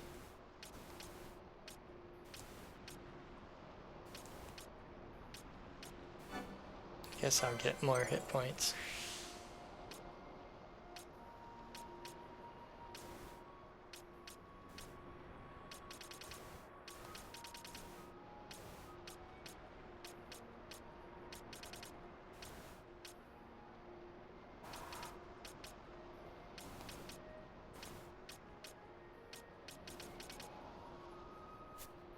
I'm gonna look at what swords are actually available here.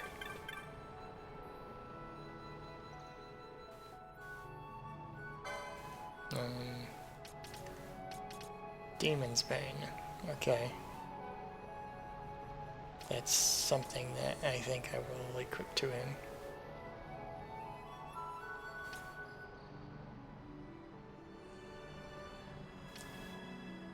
Well.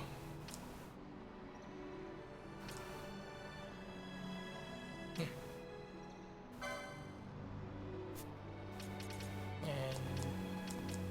yeah. I will be doing Demon's Bane. And what else is there? I already have whatever I can equip out of there. I guess Red Cap is something I can equip to Fran. And other than that, I was going to get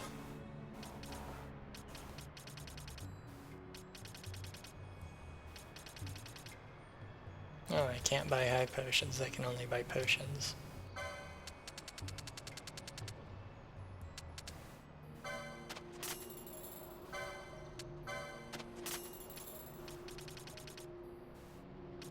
Okay, well.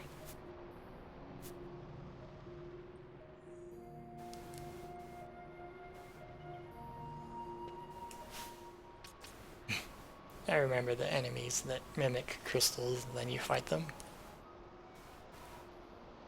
There's like an area in the game where you fight those things, and I don't think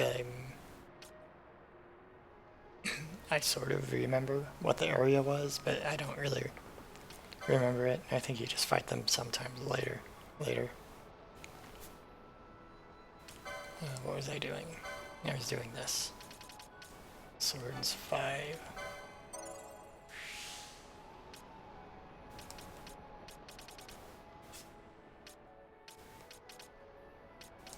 Let's see, what can I get as a Bushi? Yeah, Bushis have magic.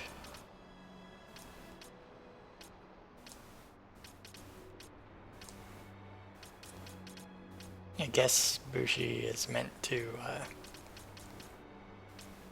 they're meant to be used with a magic user.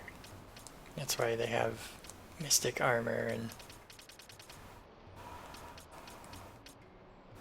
Okay. So I think I probably picked the wrong class for him. Like, I should have him, be something else probably. But I'll get Bone Crusher and then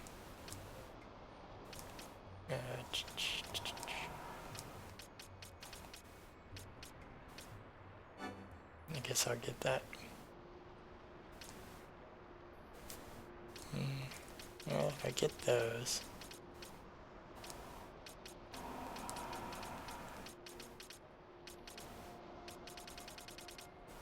Fulminating Darkness.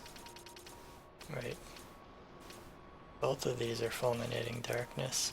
I don't know what that means.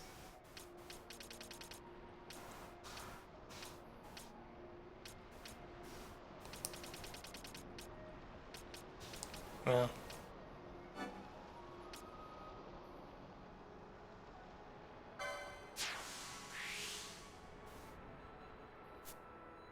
Okay.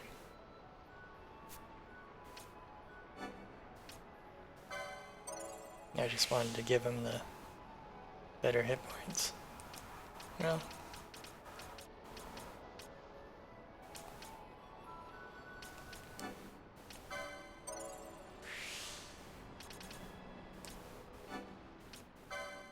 I'm just buying those things to spend the points.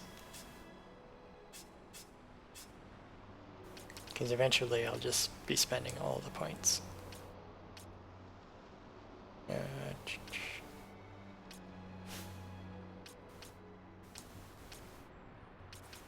Okay. I need to buy the license to cast the black magic.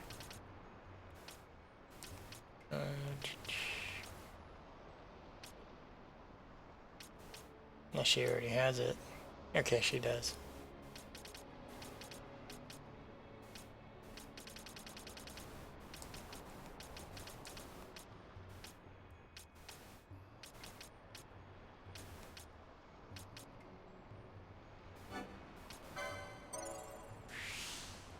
Okay.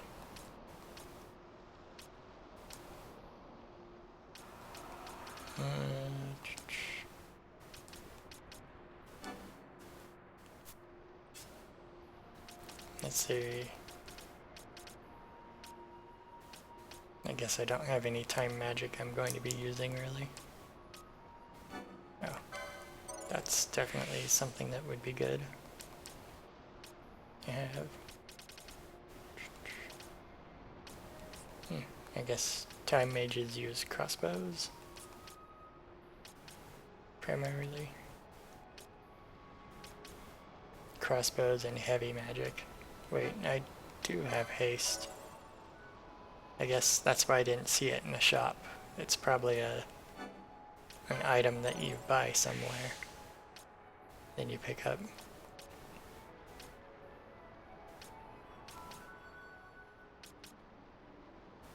Oh. Make her go faster.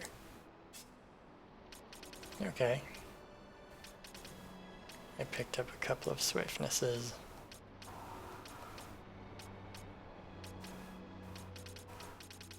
I wonder if everybody has the same number of swiftnesses on their character board. Because those two appeared when I bought them on the other screen. Okay, let's see. I guess now it's time to just buy random ones. Just to give me the options for later. Because I'll definitely be getting more armors.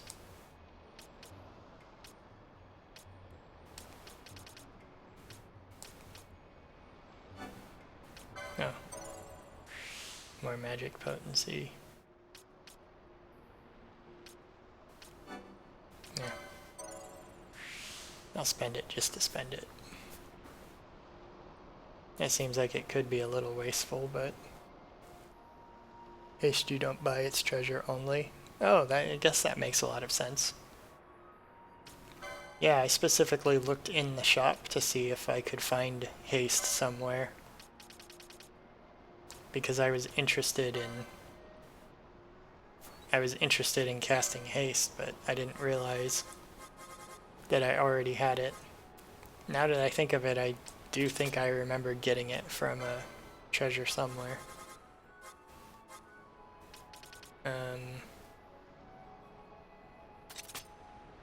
Wait, not Bothy or Bash. Or Bosch. I'll save that for the boss fight.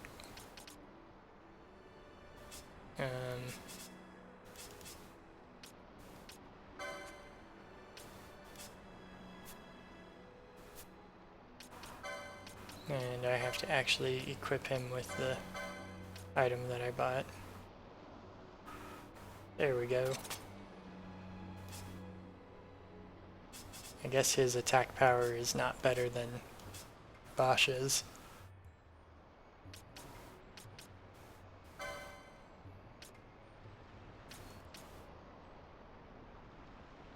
Reduce physical damage when hit points are critical.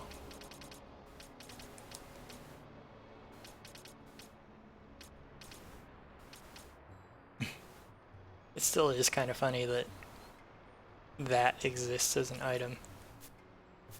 A slight bonus to strength and magic power for the trade-off of not having any, not gaining any experience from fights.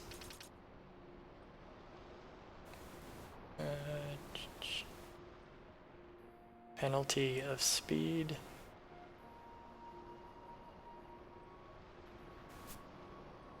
I think probably I want to keep the speed. Because I don't think this enemy has a lot of magic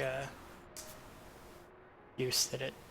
I don't think it has a lot of the enemy coming up, I don't think has a lot of magic attacks that it uses.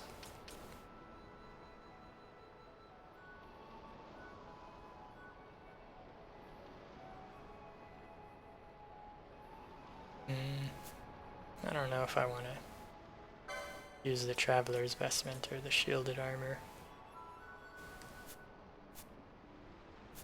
I guess I'll keep the magic one.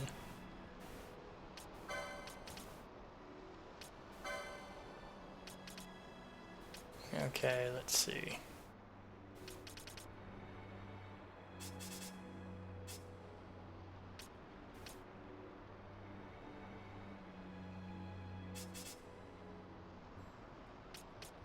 Okay.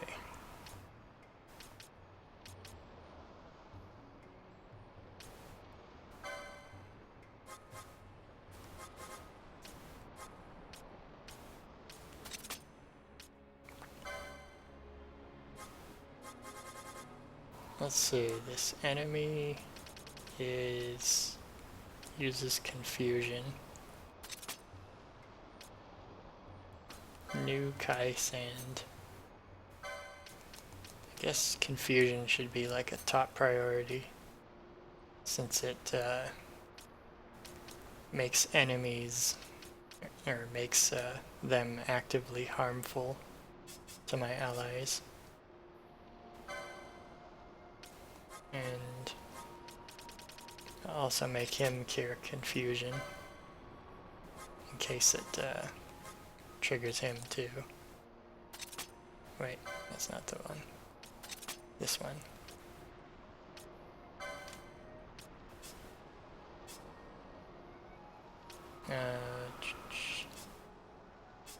Otherwise he'll be normal.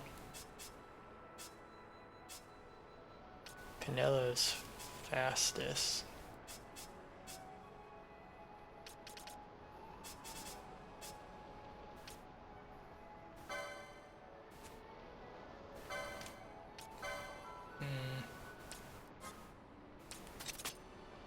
Maybe she'll...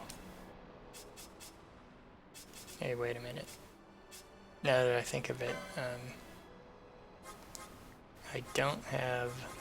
Their curing isn't very effective for the amount of hit points I have compared to how much they actually heal. So to avoid problems, I think I'll just... First I'll swap this to something that gets rid of a status effect. Yeah, that one, why not?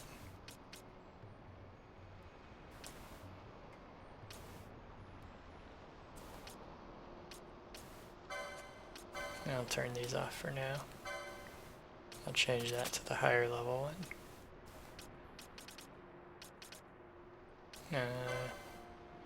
Yeah, none of my characters can cast Cura yet.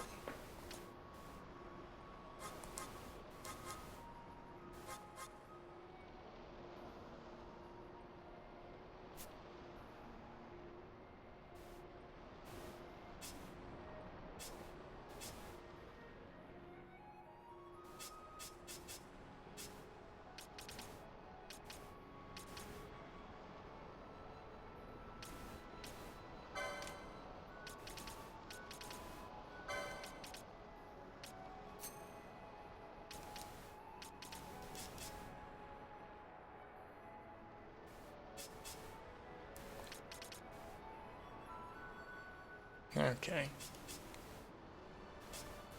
I think this is more or less what I want to do for the combat. Okay. Yeah. For some reason it keeps... For some reason L and R keep dumping me over multiple screens when I mean to hit it only once at a time. I don't know if that's because I'm just not entering it correctly, or if it's overly sensitive. But I think this is everything I want to be doing.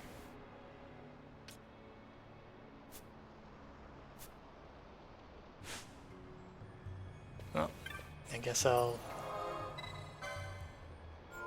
save and I'll head out.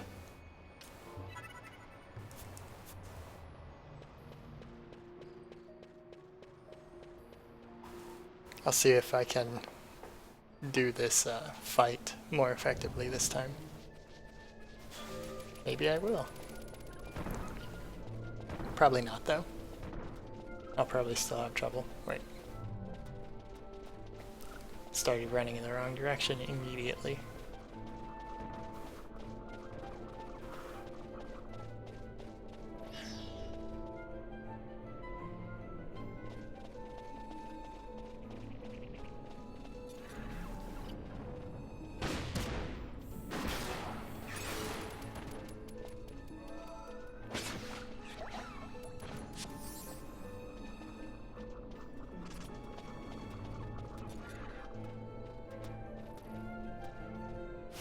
Actually,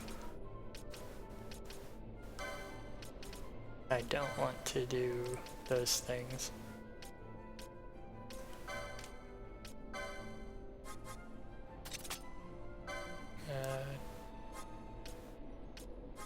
Oh, I might not have the... Okay, I don't have the thing to do what I was thinking of. I was gonna make it so that when somebody is slow, she just casts haste on them to get rid of it. And then get use of the... And then get rid of the item that does the curing slowness effect. But I don't have the thing to do that yet right now. I'll get all of them. I'll buy more of them when I go back to town. Like if I was planning things better, I would definitely have bought that in the town before coming here. But it's really easy to forget to do stuff like that.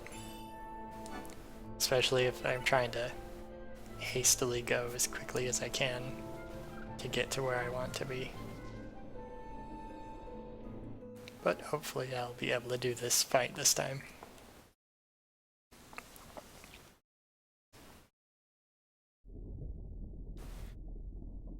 This random clearing.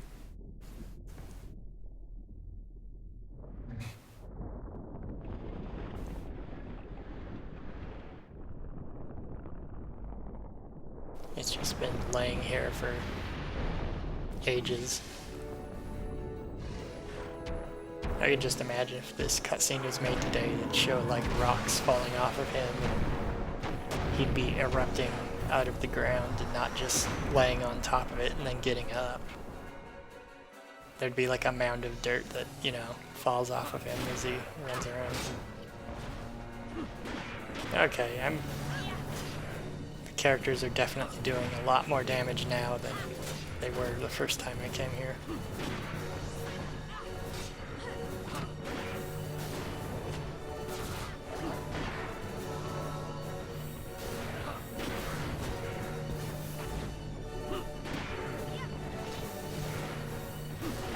And using high potions as curing is definitely a lot more effective.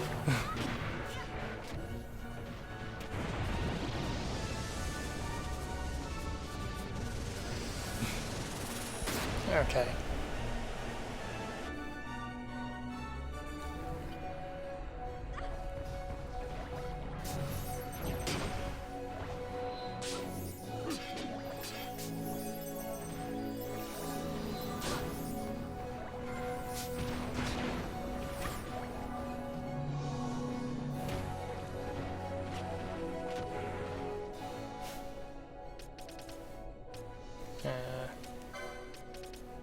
And something I meant to do before I came into this screen.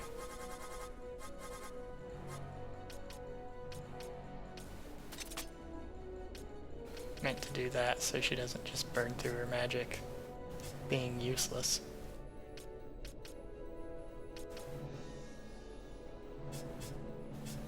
Yeah, I think that's everything. I'll change them back to using Cure after the boss fight.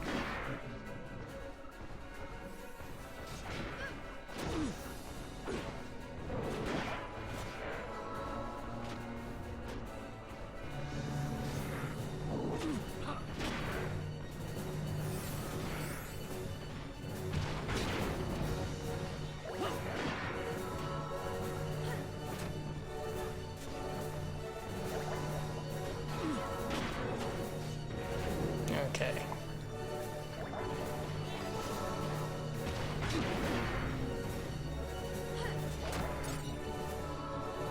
I've got a piece of lumber.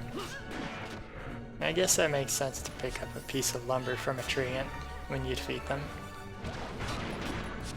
It's still a little odd to sort of find random lumber out in the wild. I'm sure the description of it is much more evocative of something.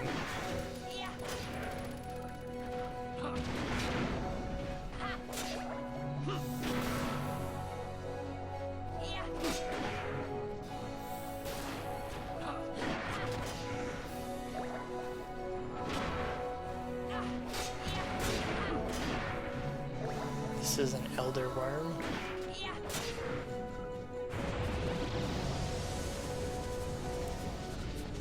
I would think if it was an elder worm, it would require a lot more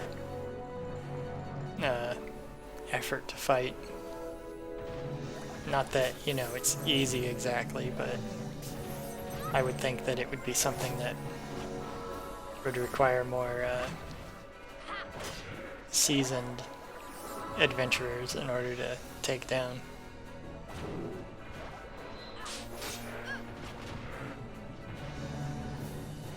I just hope I have enough usable items to actually win this encounter.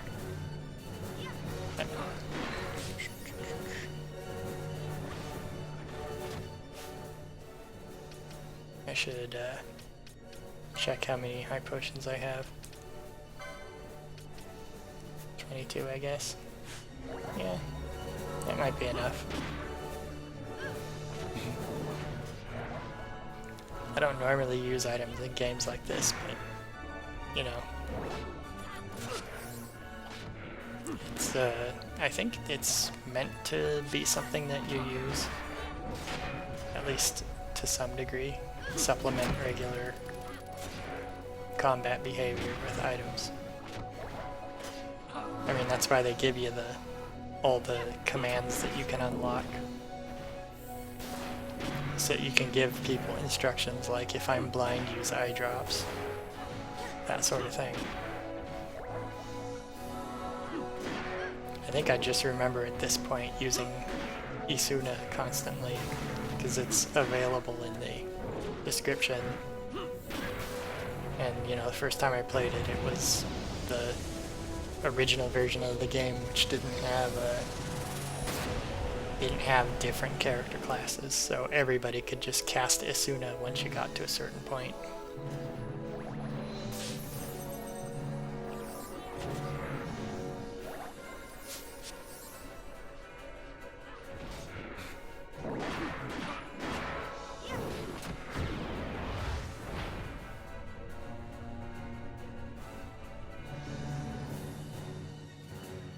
And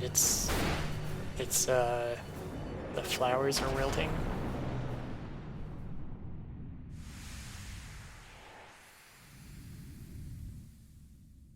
And it turned into rock, I guess.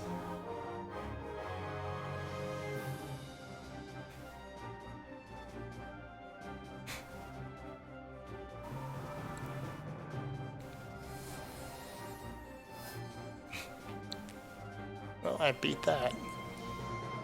Yay. And now they're just sort of posing and staring off into the distance. For some reason.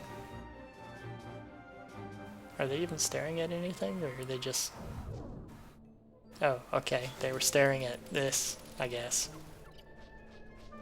I guess that's their way of saying, and stay down. Well, now that I'm past that, I'll switch them back to using curing magic instead of...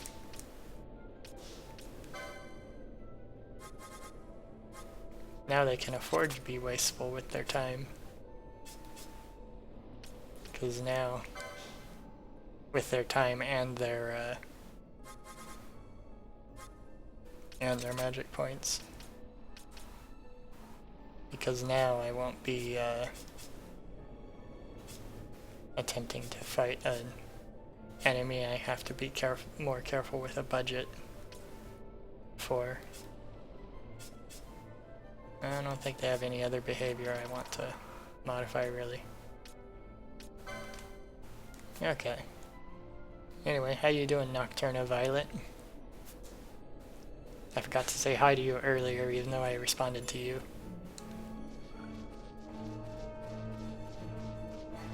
But yeah, I like this idea of it dying and then turning into a bit of the landscape.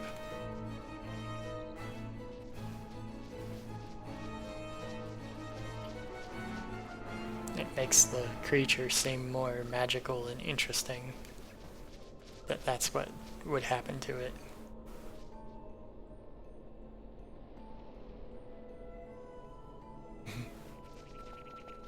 Okay. That's the wrong way, but I guess since I went there and there's a save point here, I guess I'll just go through it.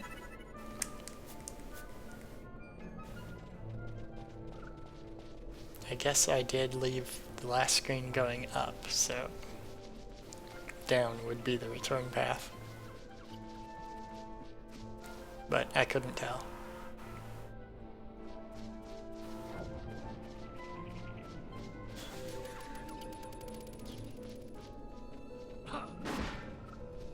Well, I'll get through this jungle. Eventually.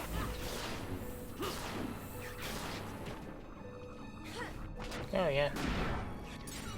Well, it's nice to see ya around. Ooh.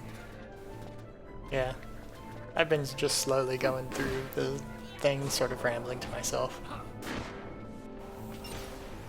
I fought that boss earlier, but I quickly realized that I was not going to be able to power through it the way the fight was going. So I decided to leave and come back later after doing a few of the hunts that had unlocked that I neglected to do. So I did those and I was able to get some better equipment. The first time the fight went on for like 5 minutes and I got it to about a quarter of its hit points.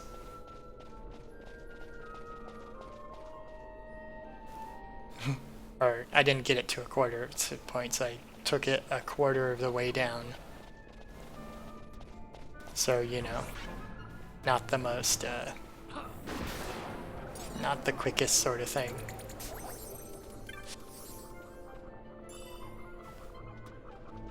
So I just decided to come back later.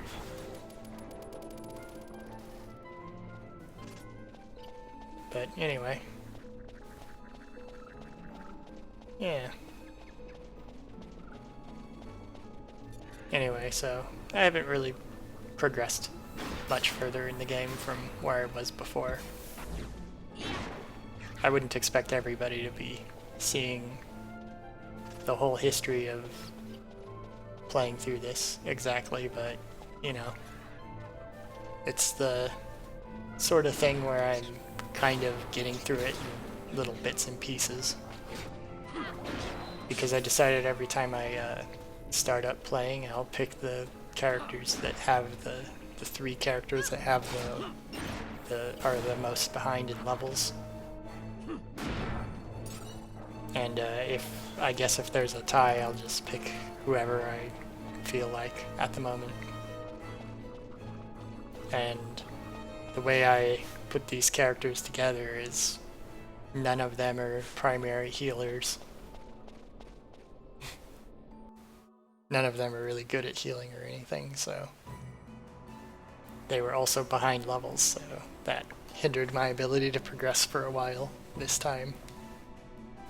And I'm sure my ability to progress will be hindered by the fact that the other characters are gonna be behind.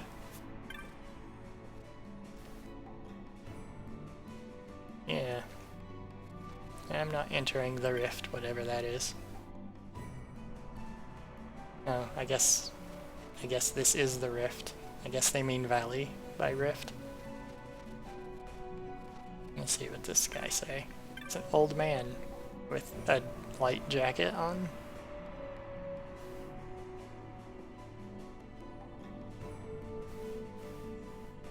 Man, that pig must be very cold.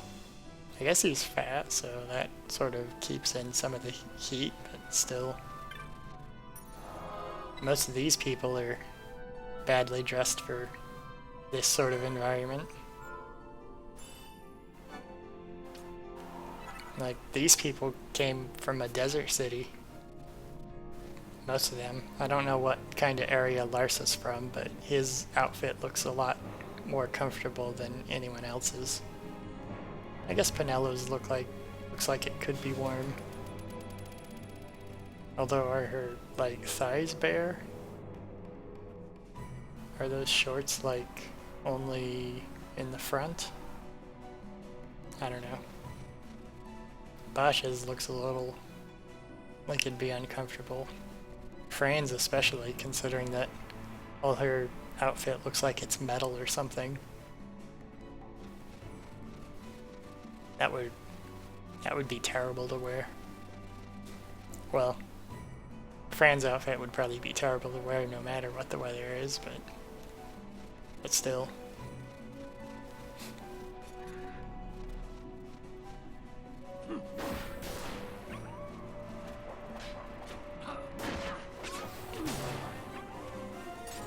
Okay. Well, it's time for us to go up to the mountain. May as well progress a little further. I don't know when exactly I want to stop. But I don't know if I'll be going that much longer right now. Succulent fruit. Wild onion. So are these things supposed to be where they actually get onions from? Like weird creatures in the wild you have to chop up to get the onion thing? It would be terrible if onions weren't vegetarian. You had to actually go out and kill something to get onions. That'd make vegetarian food a lot worse. Because onions are great. Empires parade down city streets while refugees walk barefoot through the snow. And so I sue for peace, to stop short war and ease their suffering. My father will choose peace. Will he now? You sound sure of yourself. You can never know another, even your father.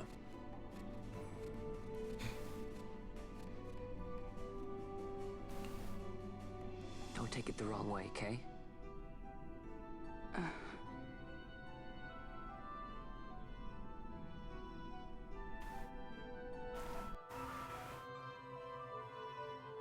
That was a snippy comment for crisis will both not here to end make where I'm out of gone. nowhere.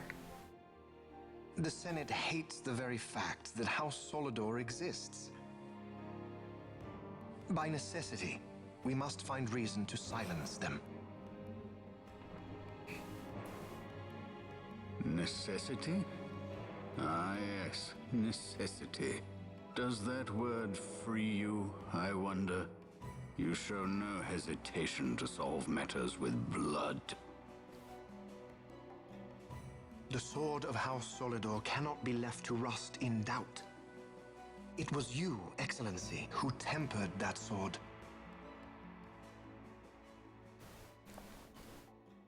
Is this your idea of vengeance? It is my idea of necessity.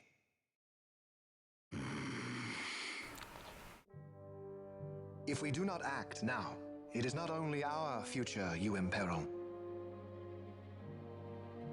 So, you would dirty your hands to keep his clean. My hands are stained with blood. I see little reason to stay them now. My reputation kind of can't get worse. That's what he means. So they are. And so House Solidor lives on.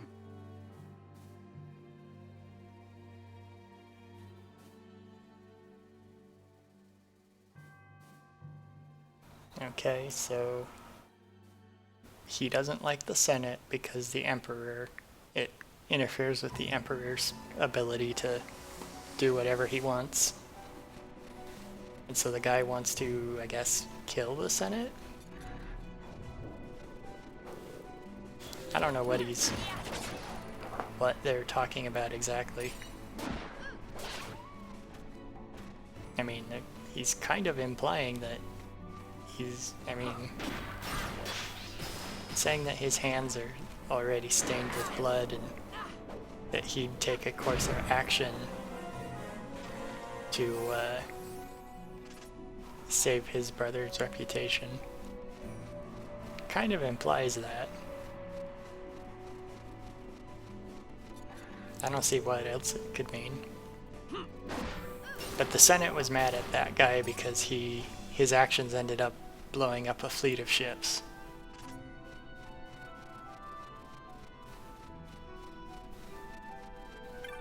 And so he was summoned back for that reason.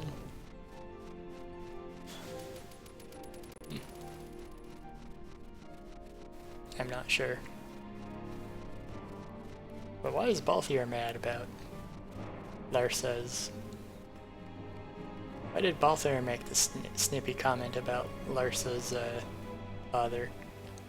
Balthier's supposed to be a free agent, not really care about the Empire. He's looking out for himself, right?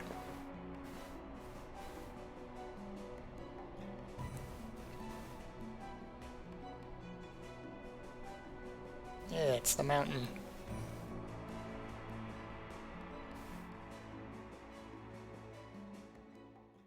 Getting there bit by bit. Yeah.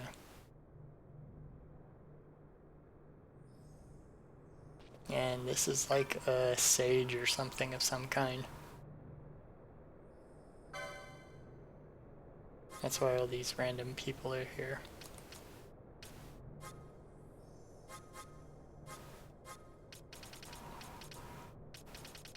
Better cure and... I don't know if I want any of those right now. Yeah. Well, better, I think for now I'll bypass those. I think there's a lot of people here that you can talk to.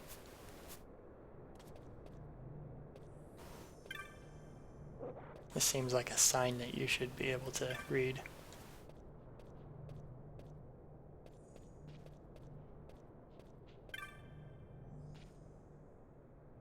I don't think I'll talk to most of these people. I'll talk to a few though. Yep. But yeah, this is like a refugee camp or whatever. Of course, I think if you're watching this, you probably already know about most of the plot of the game. So it doesn't seem like it's very useful for me to just state what these things are.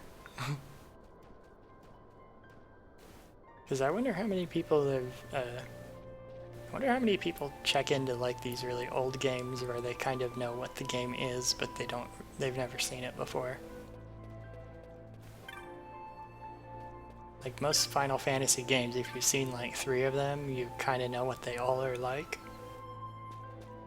So like if somebody's seen 3 of them but they've not seen Final Fantasy 4 or something, if somebody's streaming Final Fantasy 4, they're probably not going to care too much about it unless they already know what Final Fantasy 4 is about. I would think so. But yeah. Well, somehow talking to this guy is gonna help make a war not happen. He's like, can you convince a guy not to help a proxy war occur? That'd be great, thanks.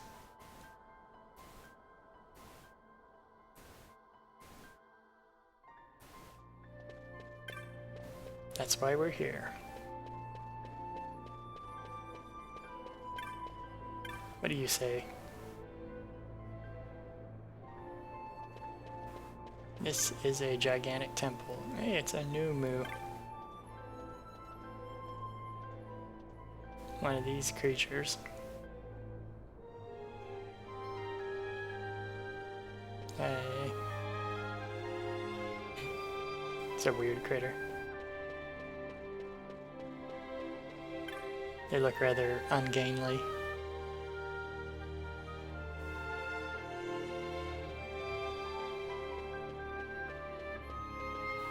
Boy.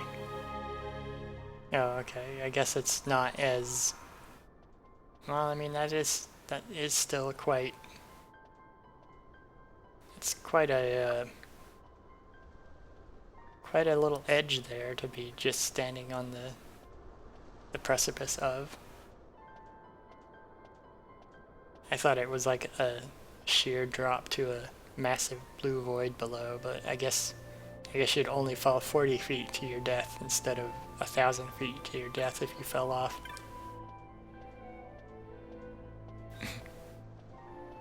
Yeah, nothing like a solid stone flooring 40 feet below you to make you feel like you're safe. I guess.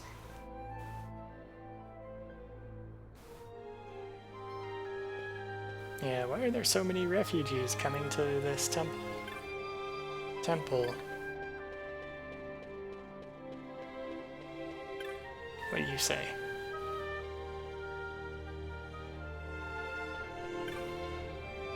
Yeah, somebody is actually important with me.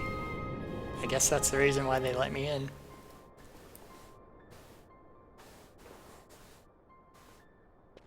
And somehow, you know, the fact that I have the Emperor's youngest son in my group, like, the rebels don't think to actually, like, chain him up somewhere and use him as a hostage or something. Those are some eyebrows. Is he sleeping? No, my child. Whoa. I do not sleep. I dream. For reality and illusion are a duality. 2 parts of a whole. Only the mirror of dreams reflects what is true. Anastasis, Your Grace. I am Lay Ashelia. down your words. Ashelia, daughter of Ramanas, I have dreamt your dream. Who better to carry on the Dalmascan line than she who bears the Dawn Shard? Your dream of a kingdom restored is known to me. Grand Kiltias, then give us your blessing. Grant the Lady Ash her accession to the... I do not suppose this is something you might reconsider. My little Emperor-in-waiting. You called and I have come. This is the man I wanted you to meet. Believe it or not, he is a member of the noble house Margrace, rulers of the Rosarian Empire. I am but one of very, very many. Try as I might, I could not stop this war alone. Thus, I came seeking Lars's assistance.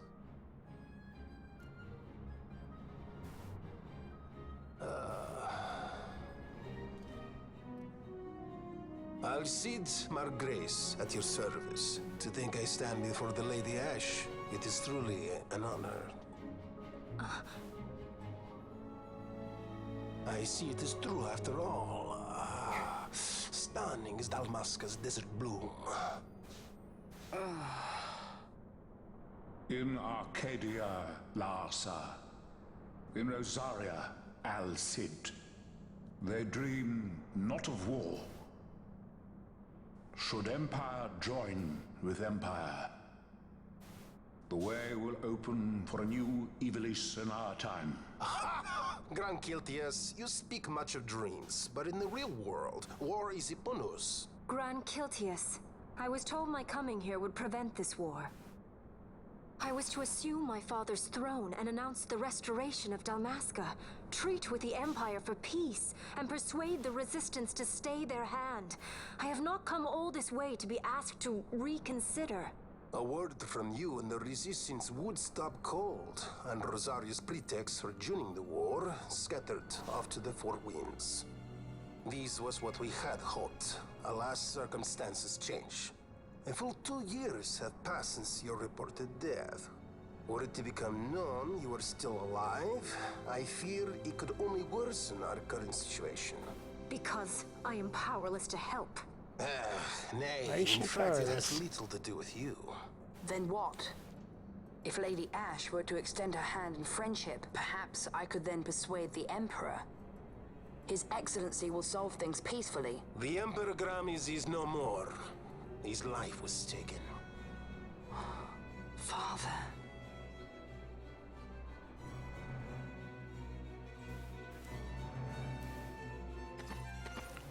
I guess it would make sense that guy would be more up to date on the news. Could we have to lay hand on our emperor? A deception and an outrage. The Senate will not stand for this.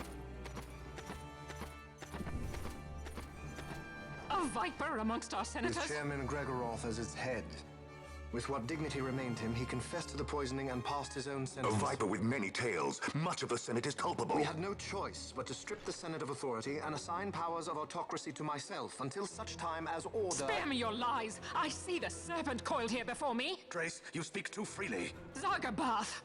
Do not tell me you join in his mama's farce! With Rosaria poised to invade at any moment, our leader must have a free hand. Yeah, pretty simple. The once great House Solidor is now reduced to myself and my dear brother Larsa. Surely you would not go so far. Vain Solidor! As Judge Magister and upholder of the law, I hereby place you under arrest. You misunderstand. Vane did not make himself autocrat. It was the very Ministry of Law which you serve. Do you see it now, Drace? When you bared your sword at His Excellency, you bared your sword at the law. You wear the mama's motley well, Bergen.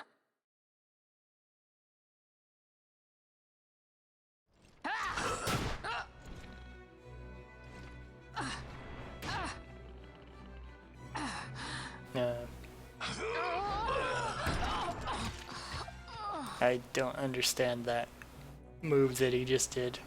He grabbed her face and threw her across the room. Strength. Inhuman. Okay, that is supposed to be weird.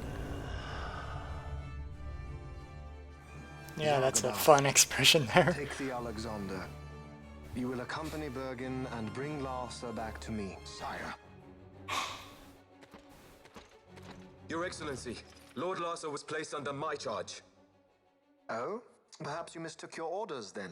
I can see no other explanation for why you were reporting and conjecturing on my doings to my late father. Your Excellency. A hound begging for scraps at the Emperor's table. He's Would you nowhere serve near another Larsa. master, hound?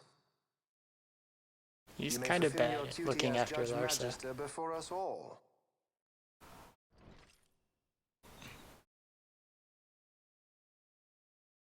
She has been tried and found guilty.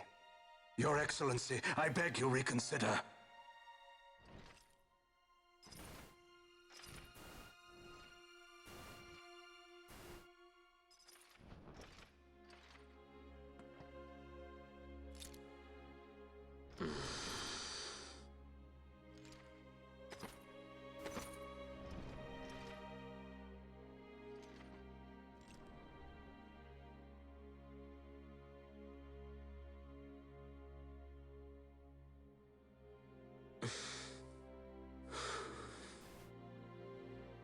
Do it.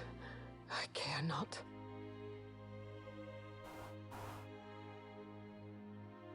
Live, Gabrantha. Protect the young lord. Protect Larsa.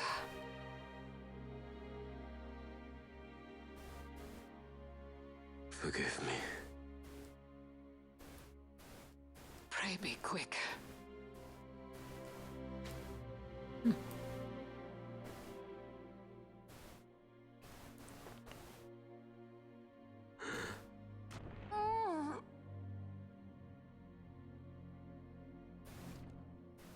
Well, that's an interesting way for the Empire to have their power shift.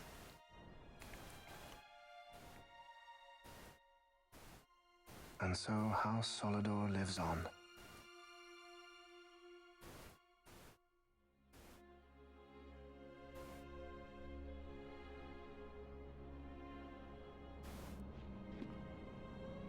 Let us suppose you approach the Empire with a peaceful resolution. The late Emperor Gramis would have lent you his ear, that much is certain, but we are dealing with Vayne Solidor. Should the princess return, he would claim her an impostor, or to tempt the resistance into battle. Vayne wants this war, that much is certain. As our ill luck would have it, the man is a military genius. The dreams have told me thus. To reveal yourself would imperil us all. I see war, and Vayne's name writ bold on history's page. Arcadia's banners fly high. They are making ready for the coming war. According to our latest reports, the Western Armada prepares for war, under Vayne's command, no less. But they just The lost newly like an formed entire 12th fleet. has already been deployed. Oh yes, the Imperial First Fleet stands ready. They'll be underway as soon as the Odin's refit is complete. And there is more. The 2nd Caravan Expeditionary Force is being called in to replace the missing 8th, so there will be no gaps. The largest force ever seen. And then, the Nethicite is the coup de grace. Grand Kiltius, your grace. I spoke to you of my succession. Let us put that aside. Should I become Queen of Dalmasca now, powerless as I am, I can protect nothing. With a greater power at my disposal, perhaps then.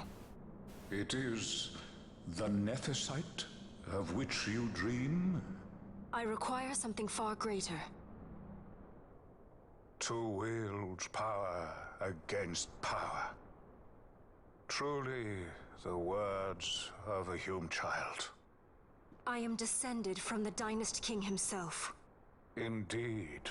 Then you have but one choice. Seek you the other power Wraithwall left. Does such a thing exist? Journey across the Paramana Rift to the still shrine of Miriam. There rests the gift he entrusted to the Grand Kiltius of his time. Seek it out. The Sword of Kings can cut through Nethicite. Why he would entrust the power to destroy Nethicite, the instrument of his greatness, to another and not to his own progeny, I cannot say. Awaken Ashelia Benagan and take up your sword, or your dream will remain but a dream. Okay, that's kind of weird. I need a power greater than something that can explode so hard it blows up an entire fleet of airships. Oh, well, I got you covered. There's a sword. You could go get that sword. Because a sword is obviously better than nukes.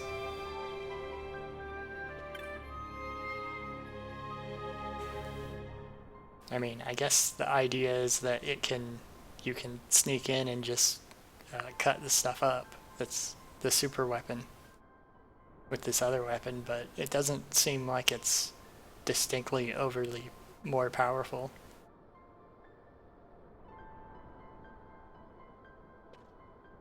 Well, I guess those two are just... Oh wait, that's not Larsa. Where's Larsa? Yes, Larsa left the room already.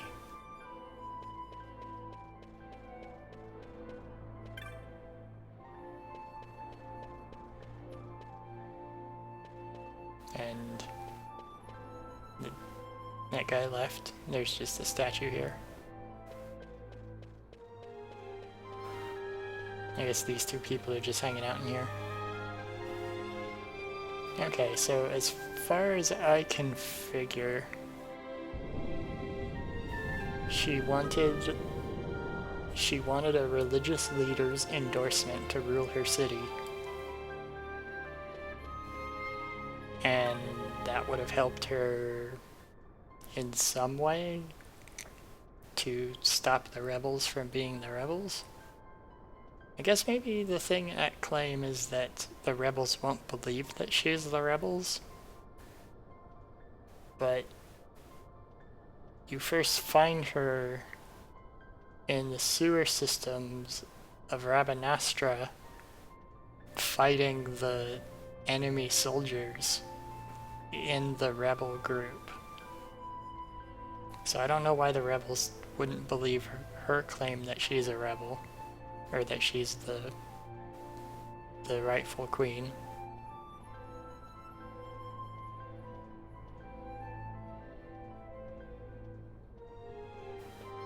I don't know how that makes sense exactly, but it sort of like half makes sense, at least.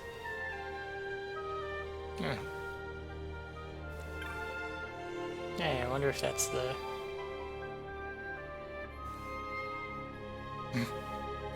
Humans are weak, leave me alone. Okay, well...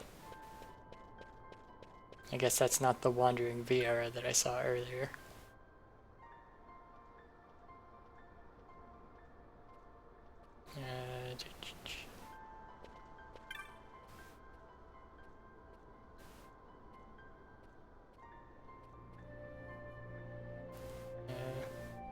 Well, okay, that's random bit of stuff. What's this guy say? Okay, he's just saying to go south. I think I don't want to talk to everybody and try to get side quests or whatever from them. I just... yeah, do what the holy guy says. Okay, I gotcha. What do you say? Yeah, how did you guys all get here? I had to go through a mine and a jungle to get here. Why is it so much easier for everybody else to get places but me? I mean, I understand it from a game perspective, but not from a world perspective. You'd think that you wouldn't find, well, I guess maybe these refugees are from this side of the jungle and not the other side, so maybe the idea is that they can't travel through the jungle to take refuge anywhere else. And also, this mountain is distinctly not cold looking.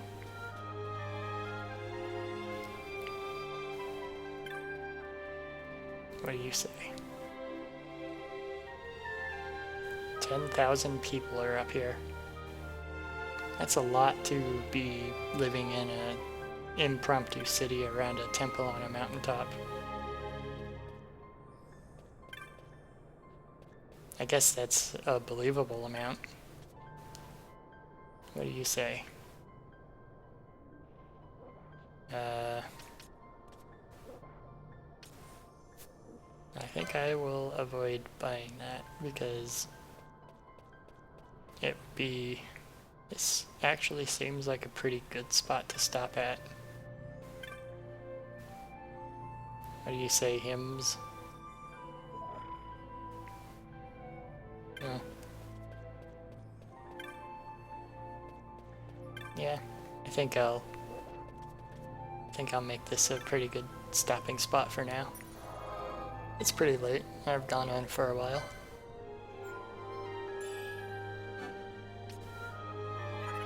So I'll go ahead and save it.